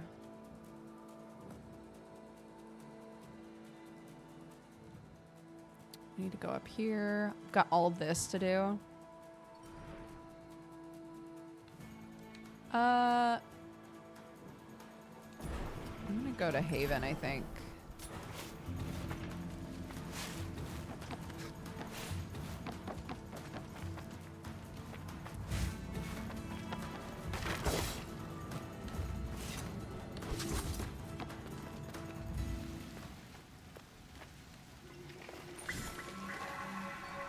Yeah, because I think, you know, it had the desired effect. I kept going, oh, eventually I'll be able to do this. It's because I don't have the right abilities yet. But you reach a point where you have so much movement, you know, that you have to say to yourself, okay, either this is a puzzle about what order to do things in, or this isn't what you're supposed to do at all. And here we are. So it's 2:40, so Geekenders happens in an hour and 20 minutes.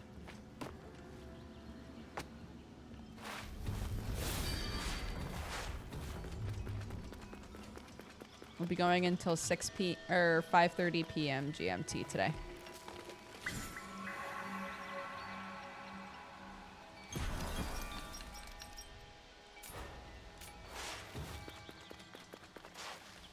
Welcome.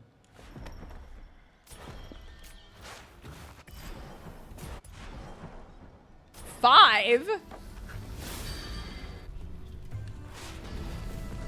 Hello.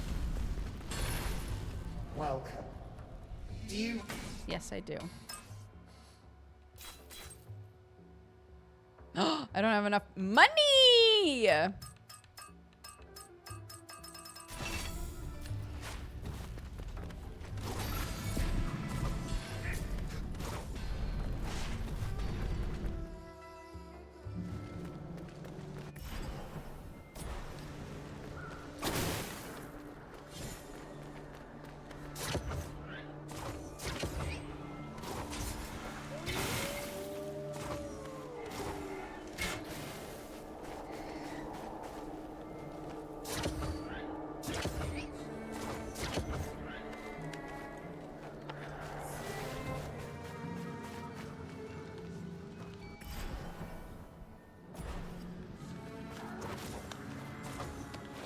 Come on, man.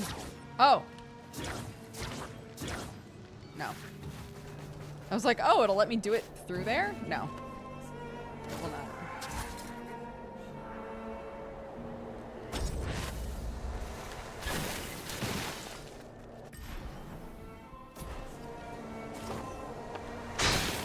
Ow.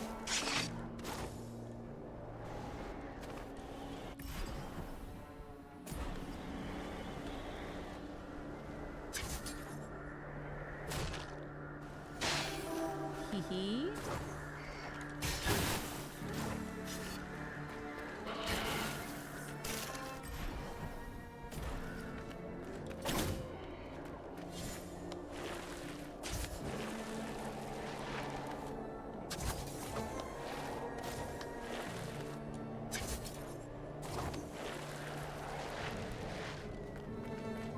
Oh. The god of wind sweeps away evil spirits.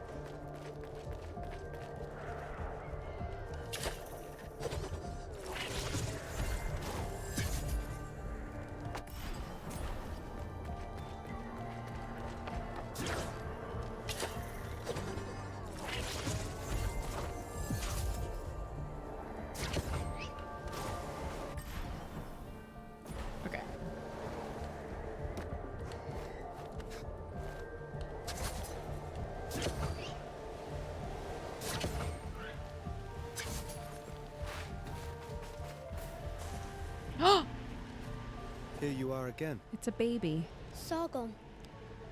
My father. I see his face. I see myself standing there. My father is dead. Murdered. I'm sorry, Vara. And I know of the other one. Sargon, you told me to control my power. And I did. But the other me, he didn't learn. He lost himself. Each of us has our own path to travel. It's the choices along the journey that decide who we are. But Sargon, I have no path. I leap across time, and yet I'm still a boy. I'm a traveler who can leap, and yet I'm still stuck in the same place. Maybe not, Vara. Maybe it's a path you can't see yet. A better one. Kid did not like that. He was like, that's not helpful.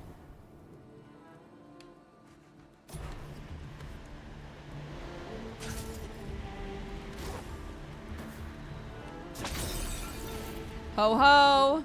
Merry Christmas!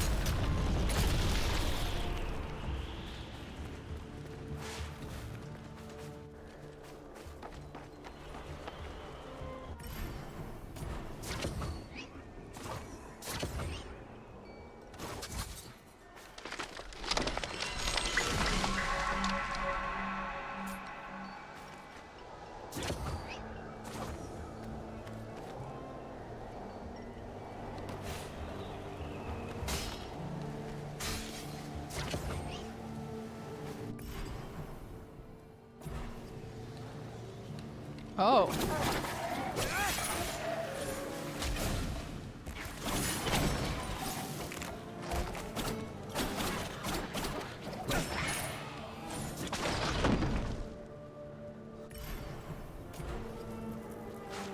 Yeah, I was gonna say Murlocs?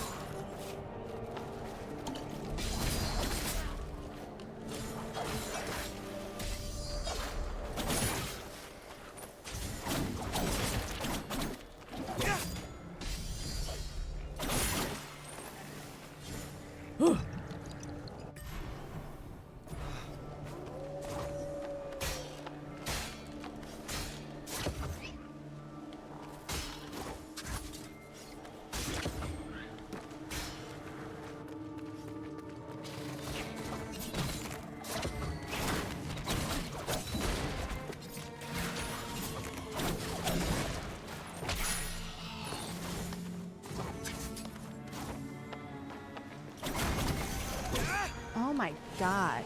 My eyeballs. My eyeballs are incredible.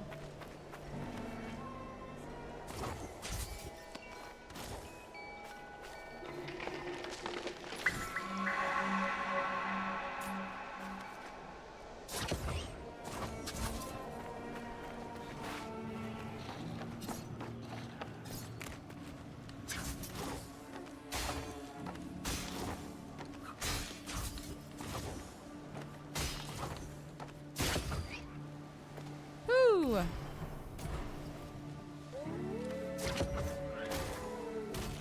Ah! Oh my god. Oh my god!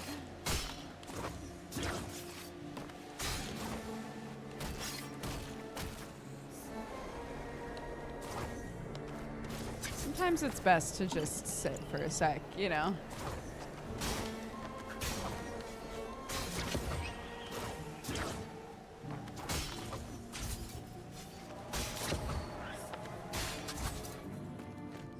Okay.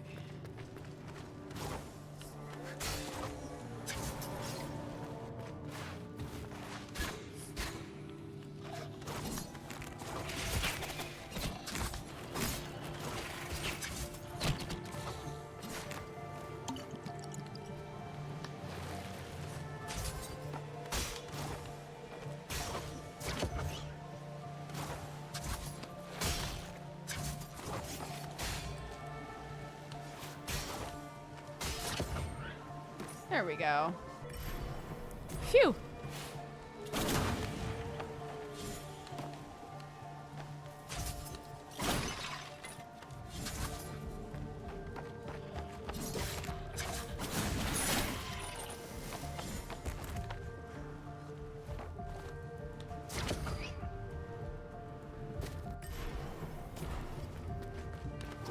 Oh. No.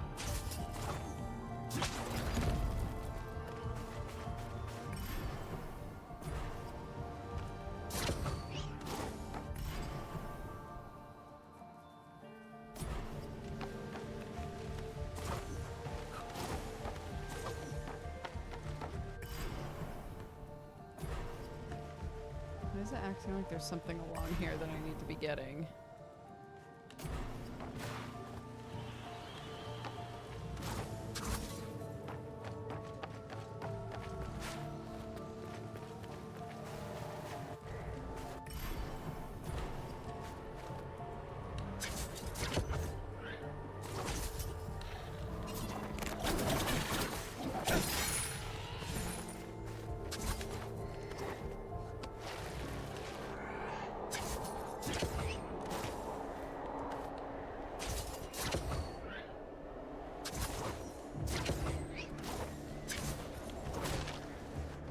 Shoot. Oh, thank you. I made it.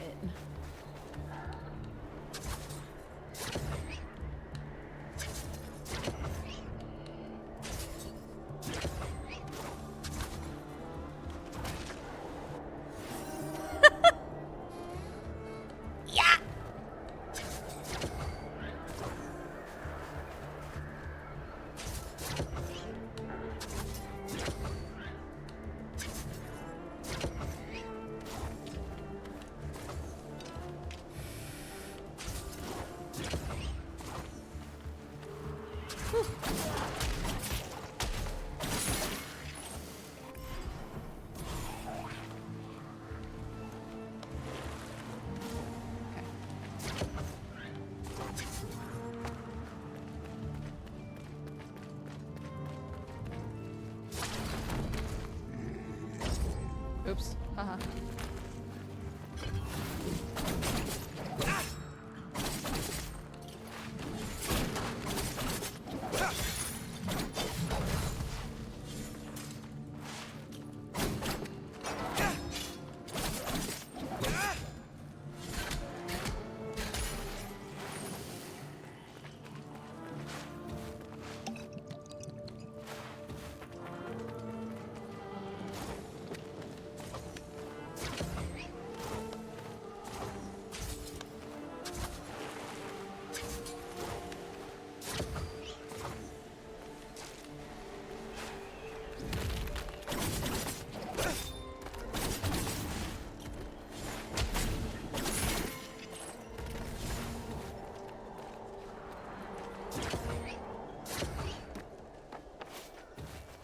Whew.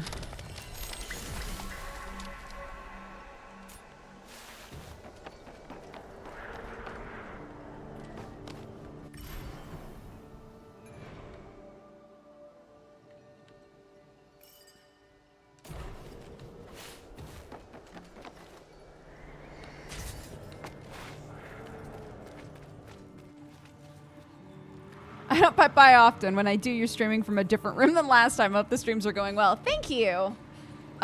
We've moved now. We've moved like into our like house that we own. So hopefully, things will look kind of the same for a while here.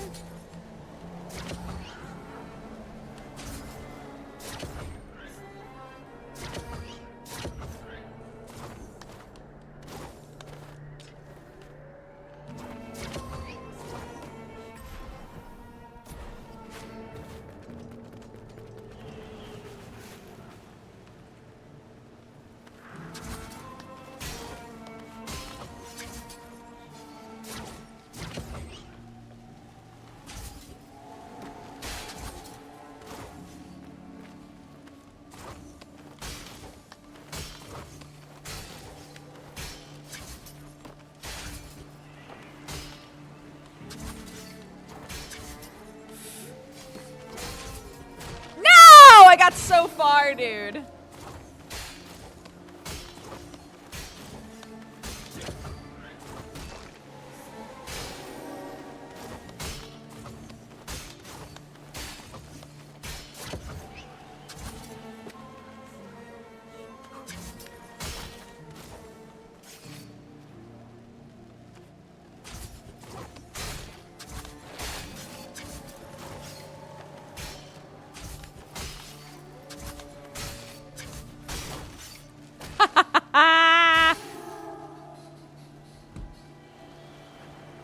Let's go.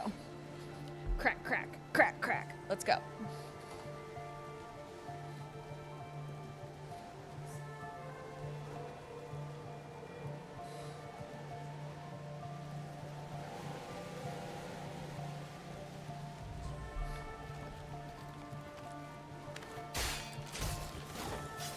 Okay, hold on.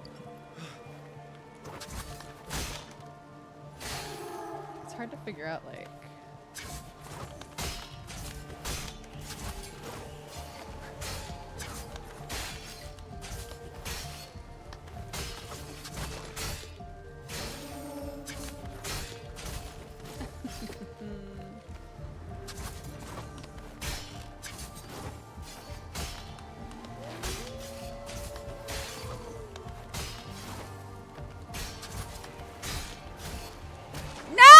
No! I got so far.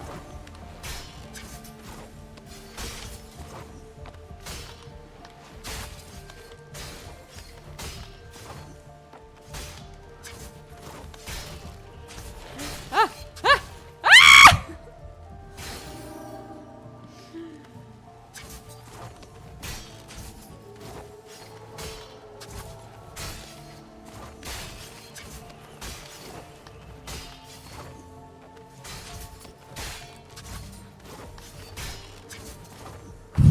Got it. One.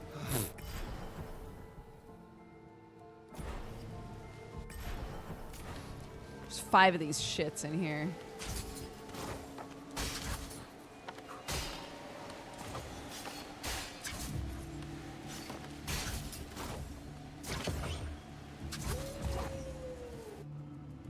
Ooh. Ooh. Woohoo. Oh. Hee hee.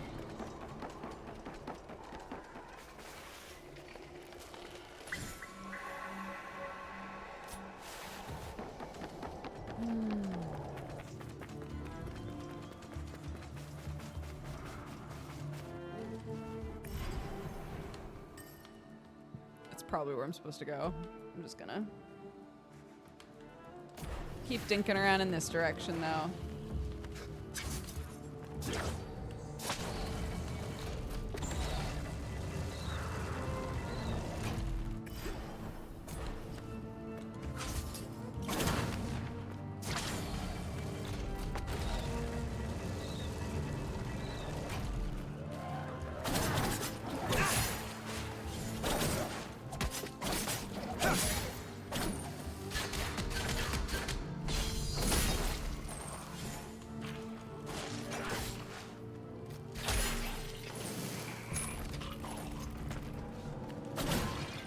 Moon boy.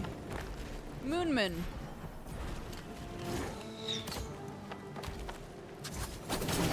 Oop.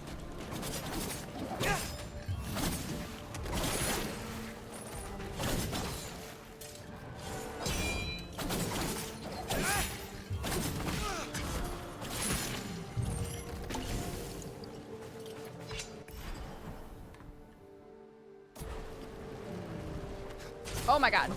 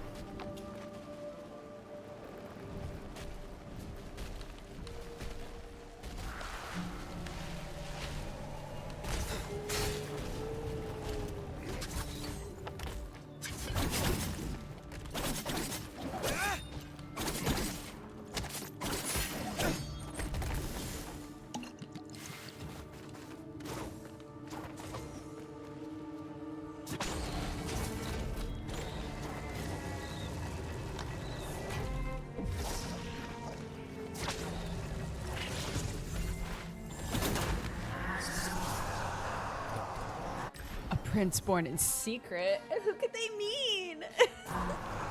What?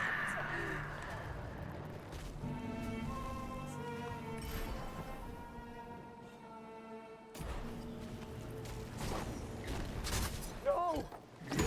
Stop! Help! Help! Don't take me away! I was hoping he was gonna be in there. That's so funny. Hi, buddy. It is done. Then, was it all worth it? Only the moon understands the future. If there's a difference, I can't tell. You'll see soon. The night sky will reveal our work. The true moon will be there for the world. For your faith in me, I share with you the moon. And this token. Now I'll Sick. search for the perfect spot to gaze skyward. I hope you will take time to take in the true moon, my friend. Bye! I completed a side quest. Feels good, man.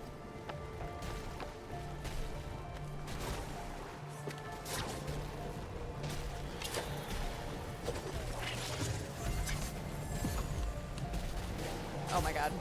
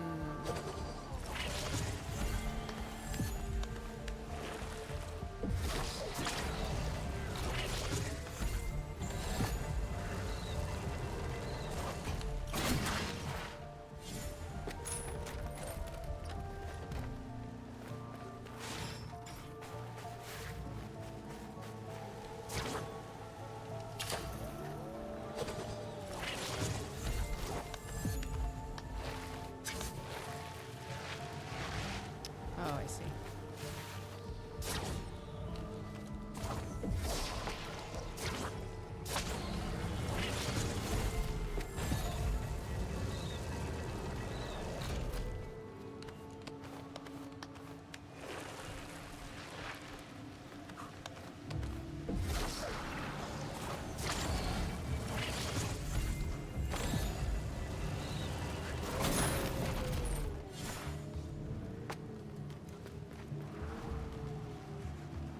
Uh-oh.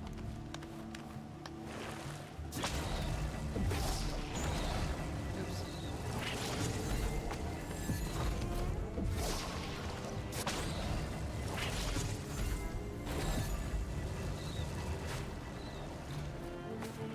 Okay, cool. That's done.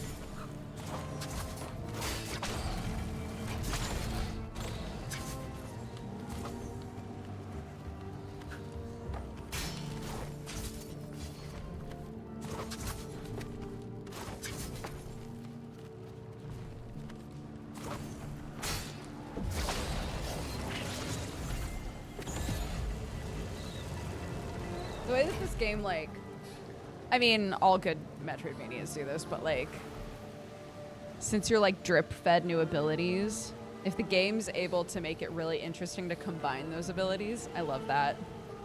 I love it.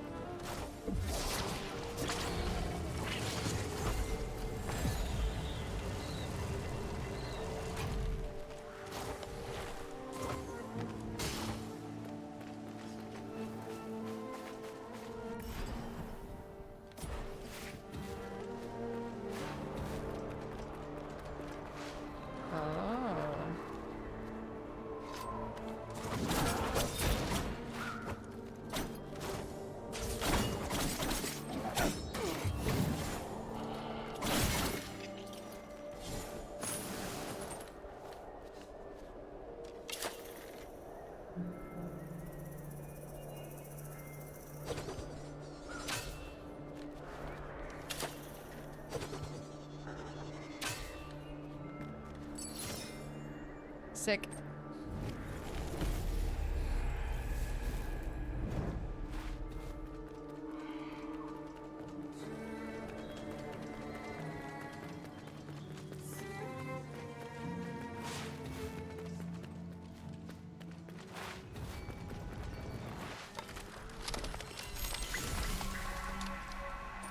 You found me.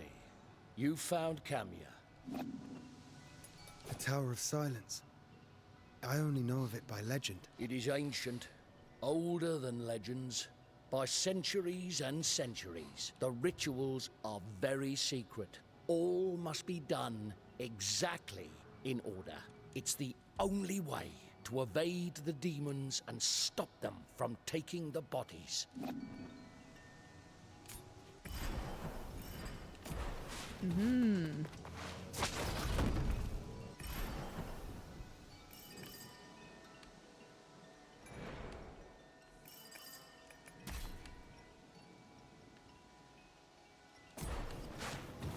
Sick.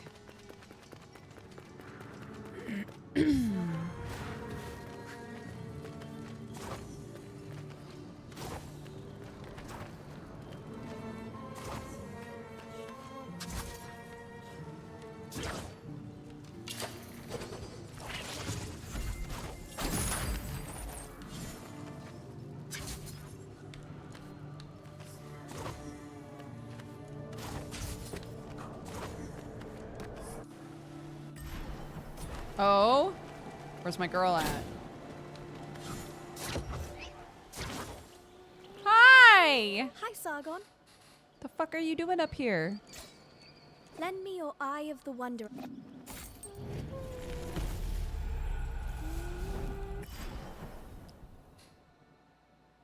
This area is huge, dude. Oh my goodness. So much new stuff to explore. What a delight.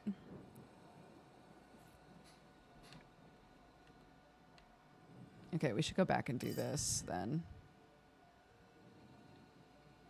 Because otherwise I'm going to have to backtrack eventually anyway. I might as well do it now. Hi, Sargon. Made another discovery? Shh. King Darius, King of Kings, rests within the Tower of Silence. Here, many kings and queens are brought to rest. Even the gods come to pay their respects.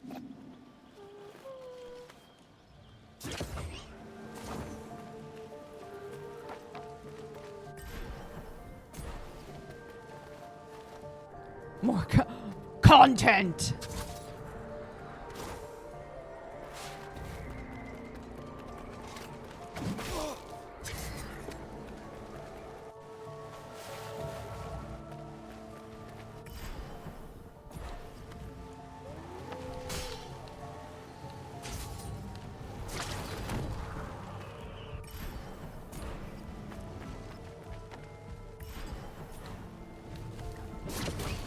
Oops.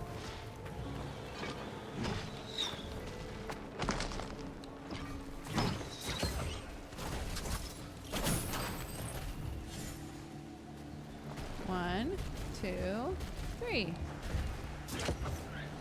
Oh my god.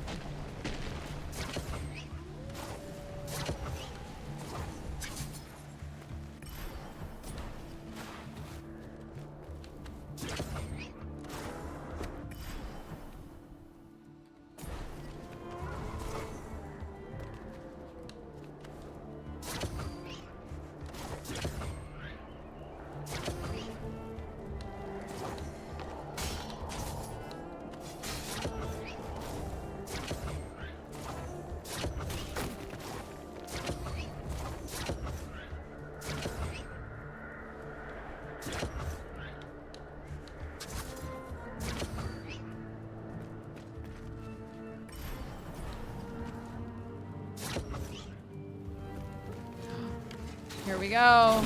One of the warriors. Ooh.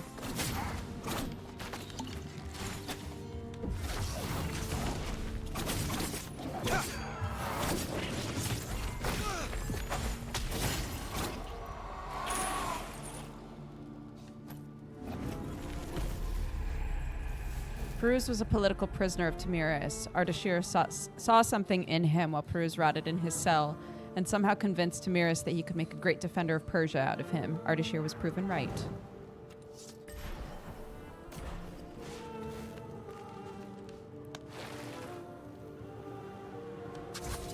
Anything cool down here? No? Okay.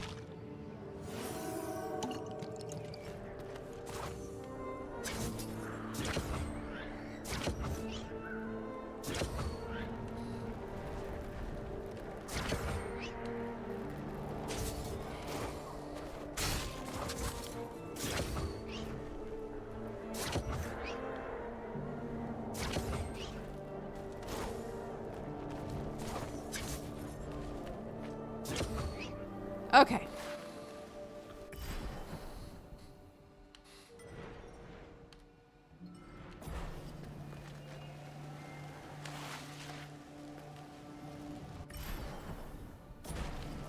Oops. And 3.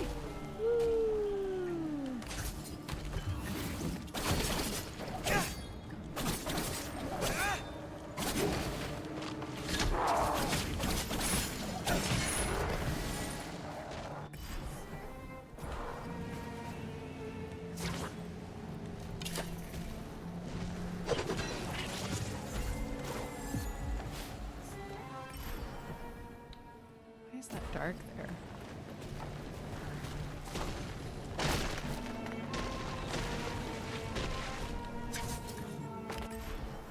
Okay.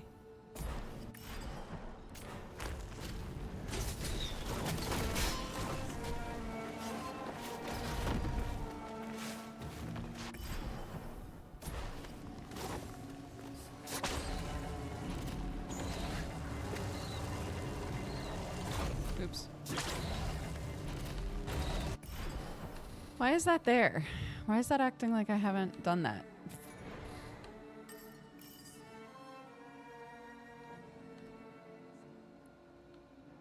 How's I missed all of this, apparently?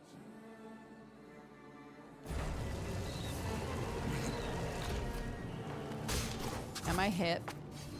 Am I hip and young? Ah! No. That's the answer you were looking for.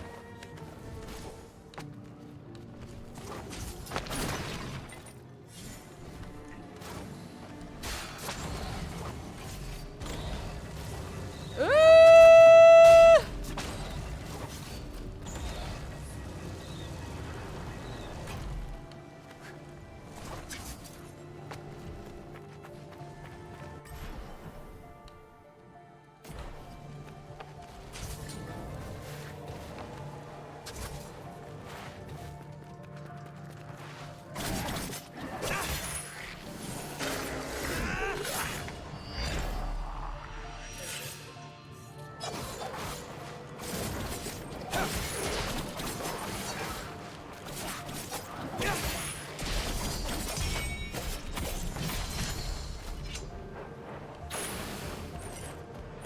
Hell yeah, dude.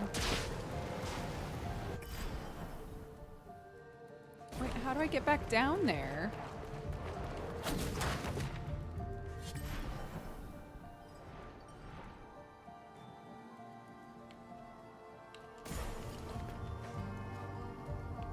Am I a goofball? How do I get down there again?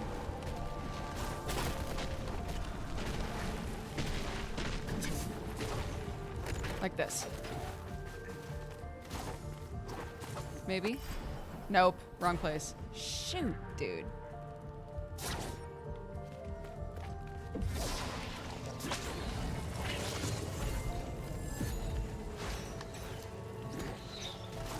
Alright. Well, that's annoying.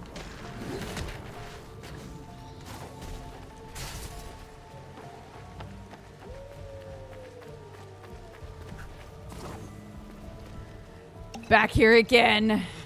You can't go back from that direction. That's silly.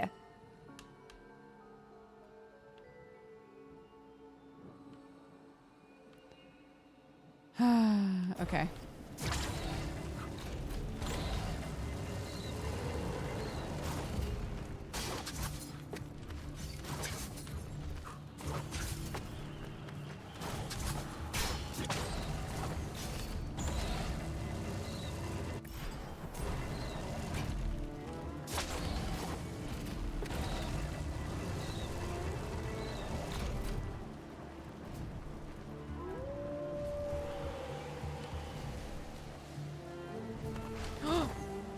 I'll try. One sec. No.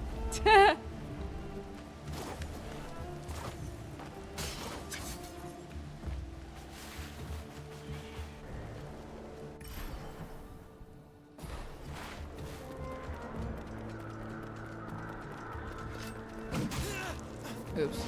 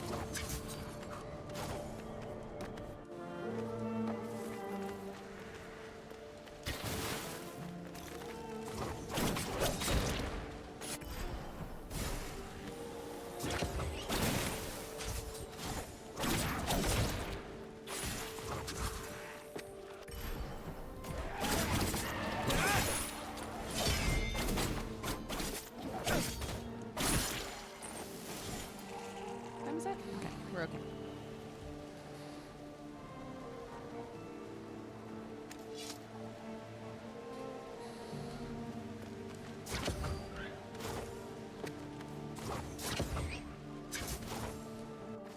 Ooh.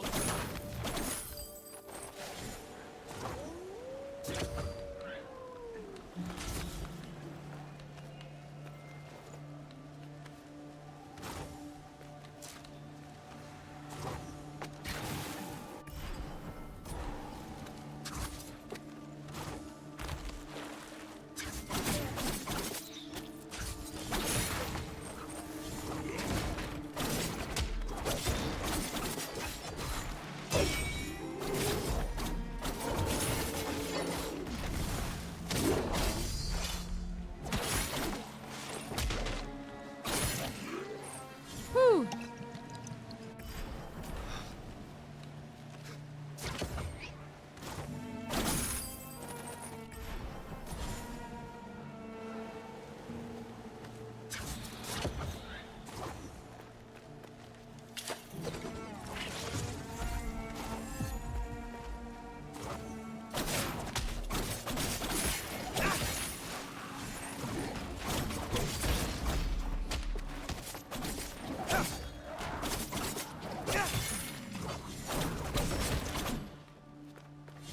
Oh.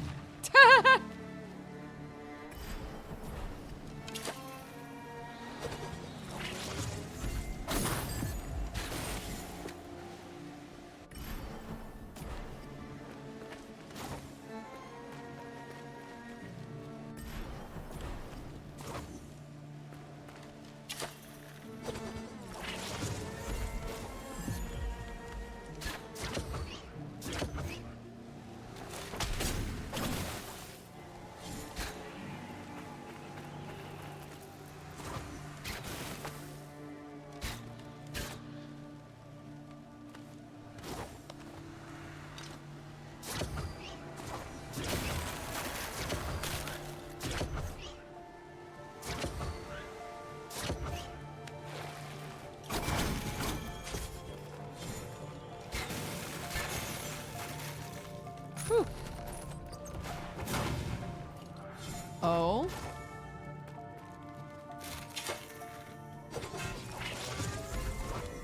Wait, what's up there? Oh, weird. I'm seeing a sparkle from like a different thing.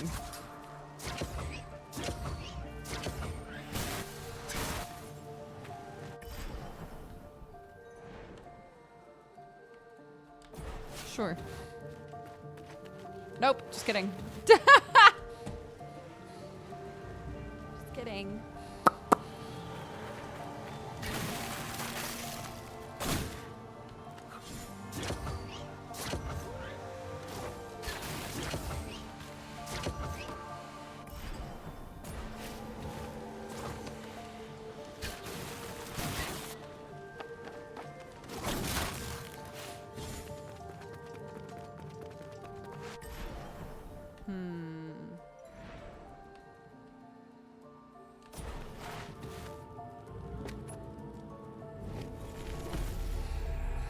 Fragment of a scattered memory, trapped in time. There's a faint sound of weeping. Oh my goodness. Okay, that's what I saw when I went up there.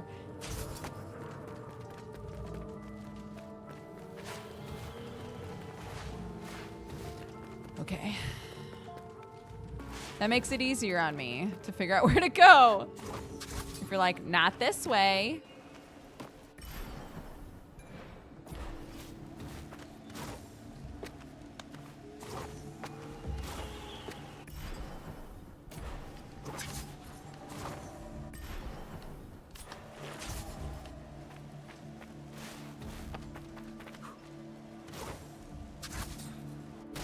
Lol.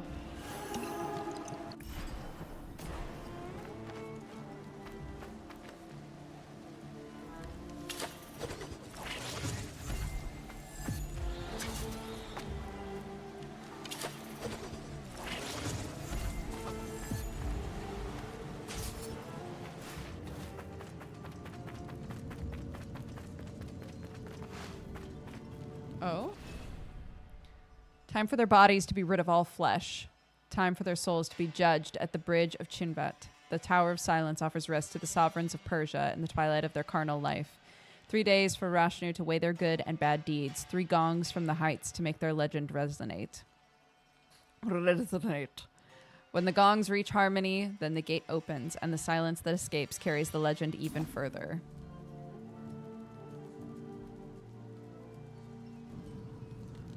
This the door?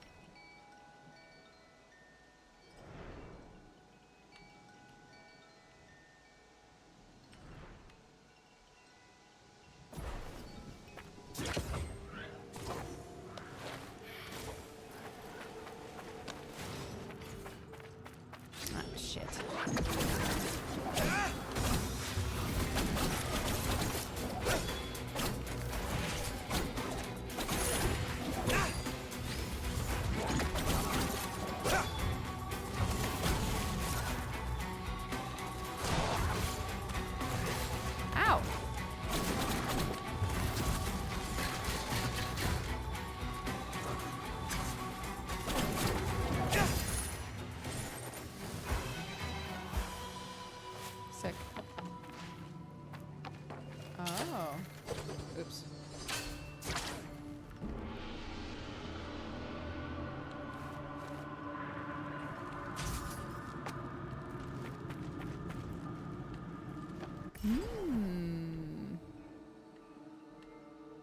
I see.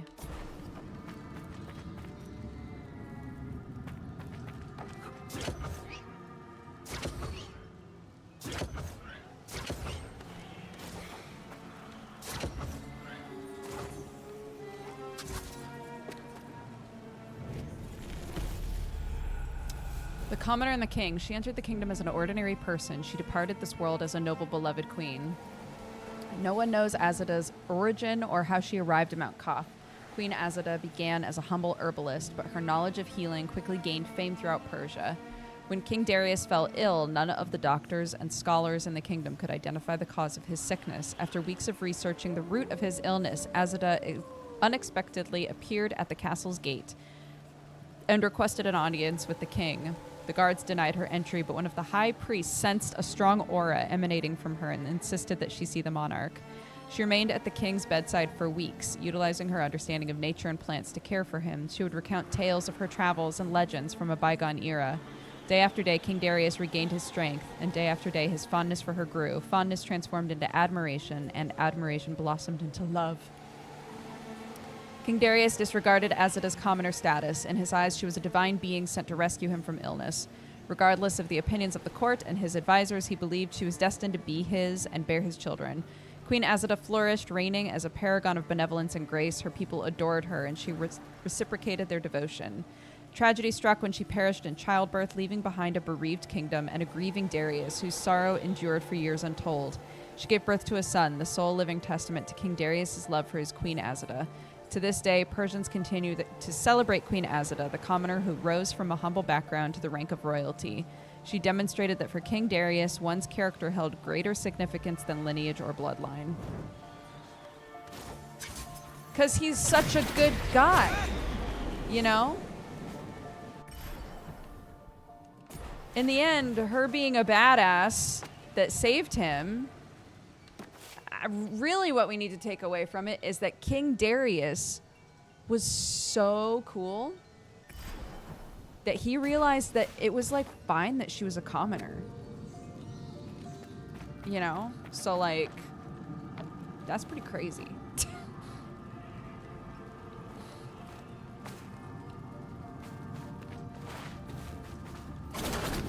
We've been trying to observe how often the little notes about King Darius in the end are just like, and this is why King Darius was the coolest guy ever.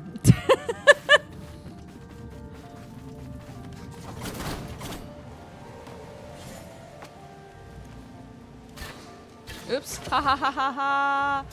Ha ha.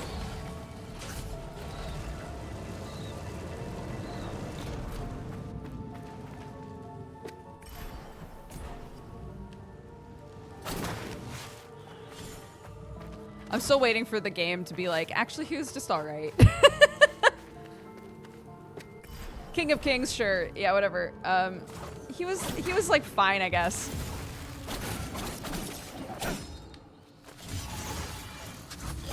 Ooh!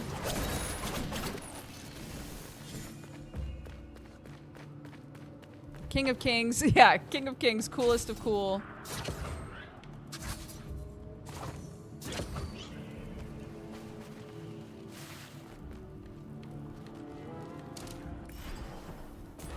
Really sick dude.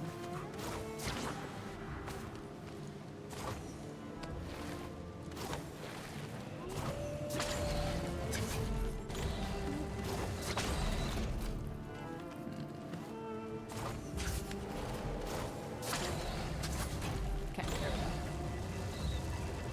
go. Yeah, true. He was very sick.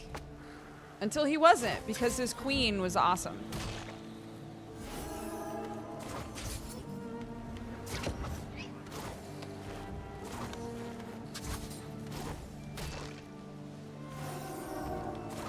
Nah. Nah.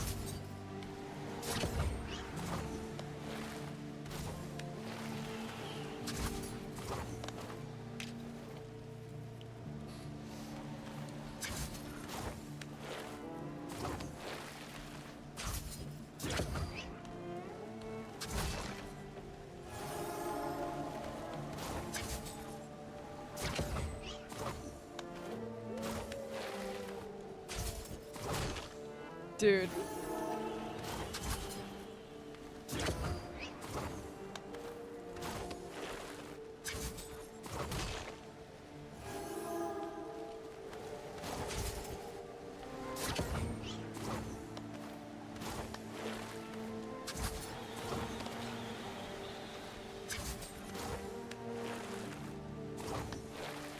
What, in the Bible? I think in the Bible, David... King David was the King of Kings in the Bible.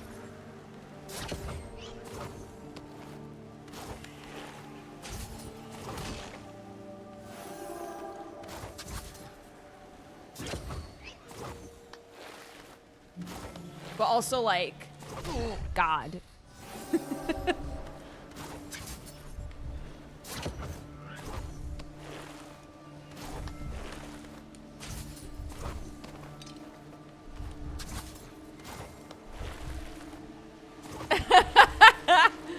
Also Elvis, yeah.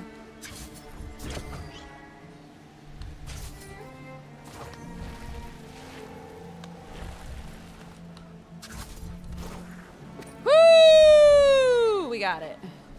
Drink. Shots, shots, shots.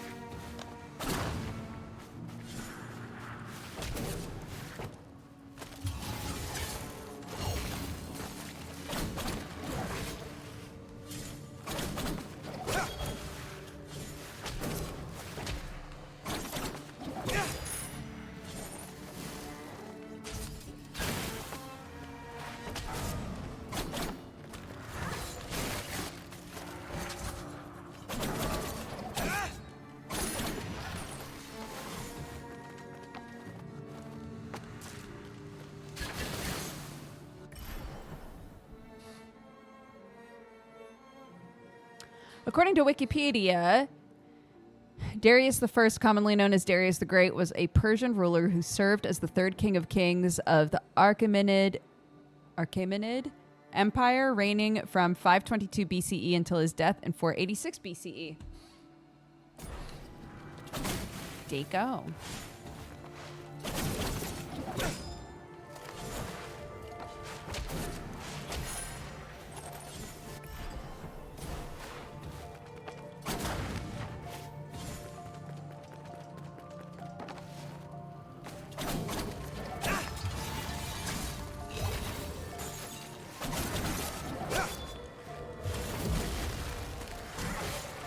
Ooh.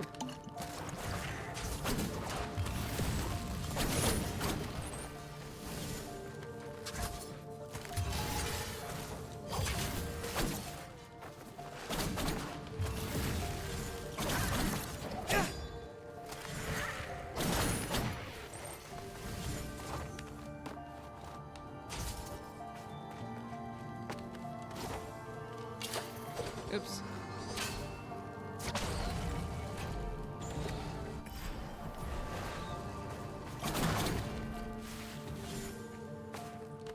No sprinkles there? No sparkle sprinkles?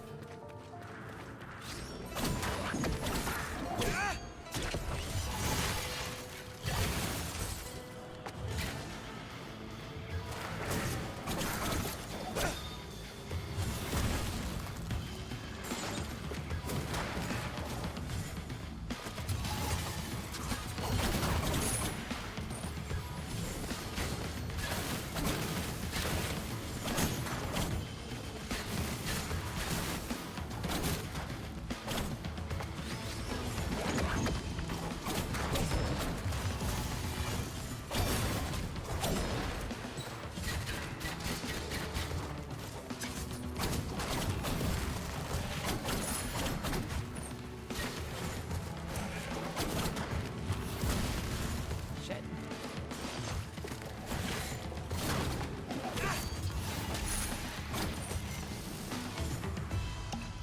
Whew.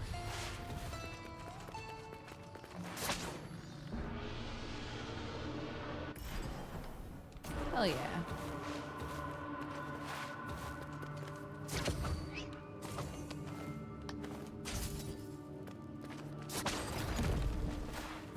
Woohoo!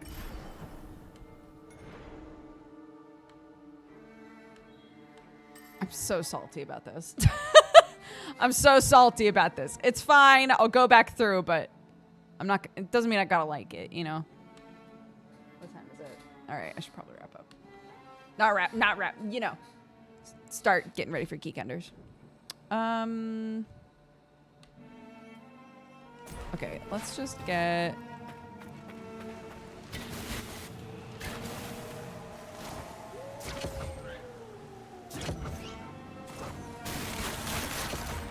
I mean, when we decided to do Geekenders, he was kind of like, you're the one with a kid and shit, so what time is gonna work for you? I'll make that work for me. So, is he tired? Yeah. But I do appreciate that he was like, whatever works for you so that we can do it, you know?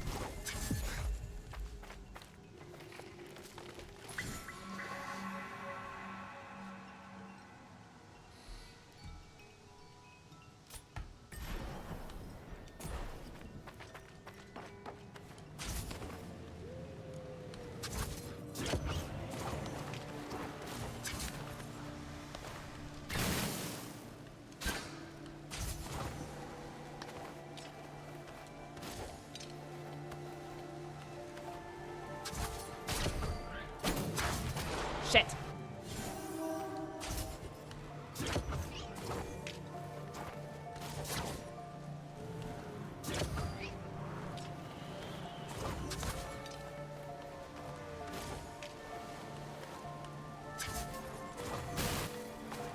Yeah.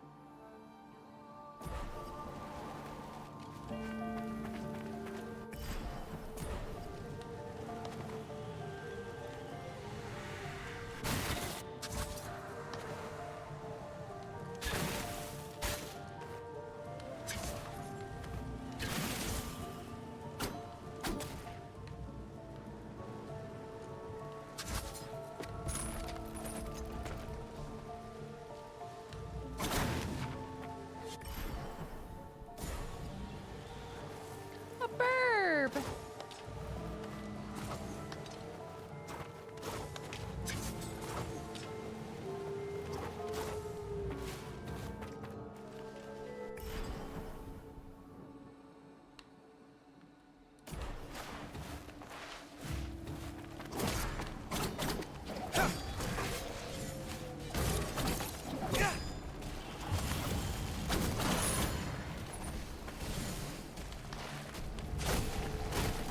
Ow.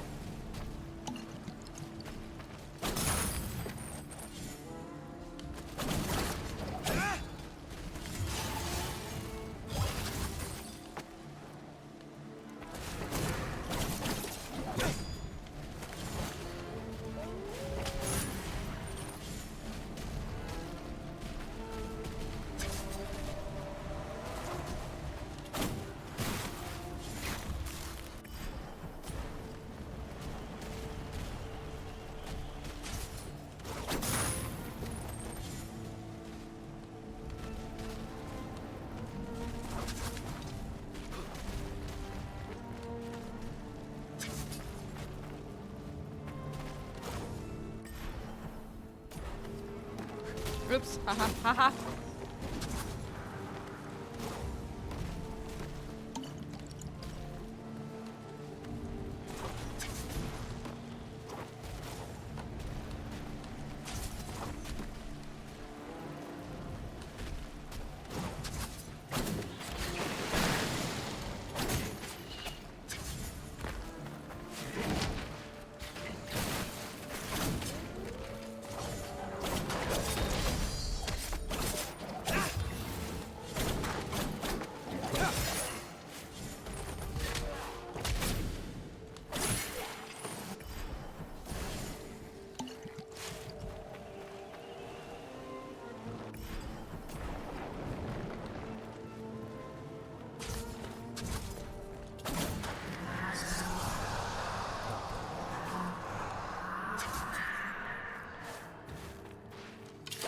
Oops.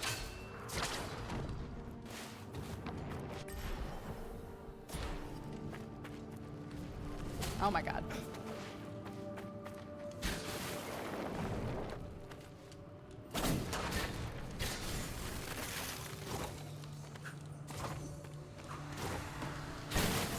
Ow.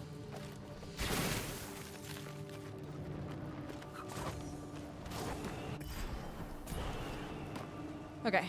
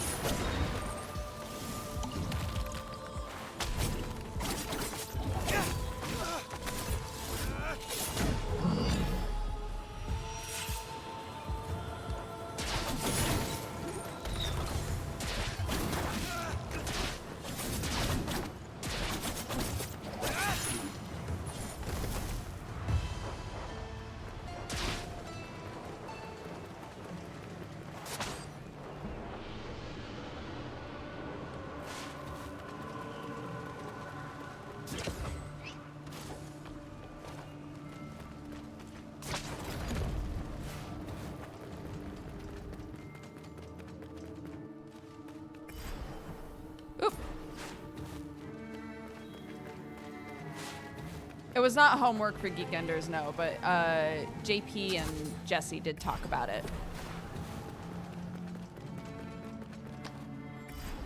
Why is it like upset that I didn't walk all the way over there?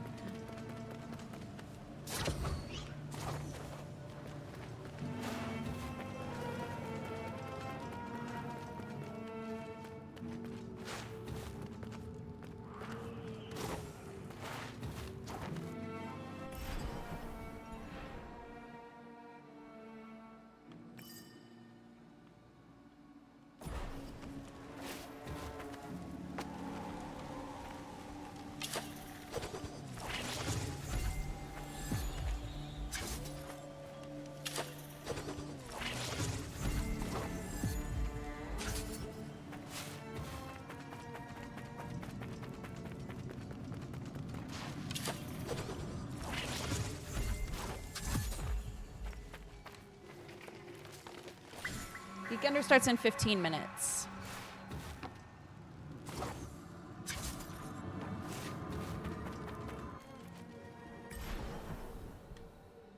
I probably shouldn't go in here yet.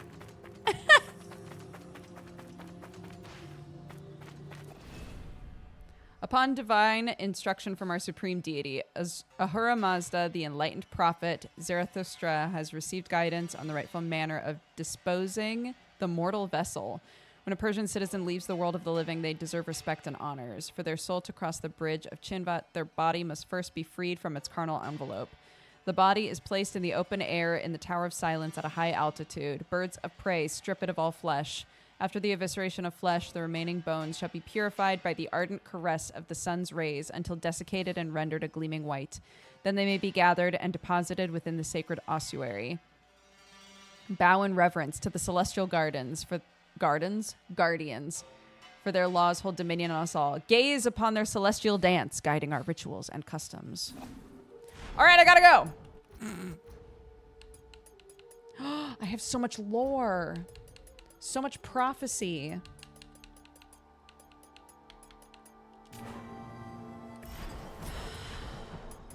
All right.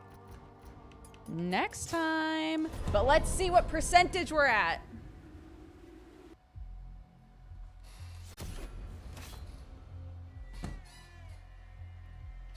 Nice.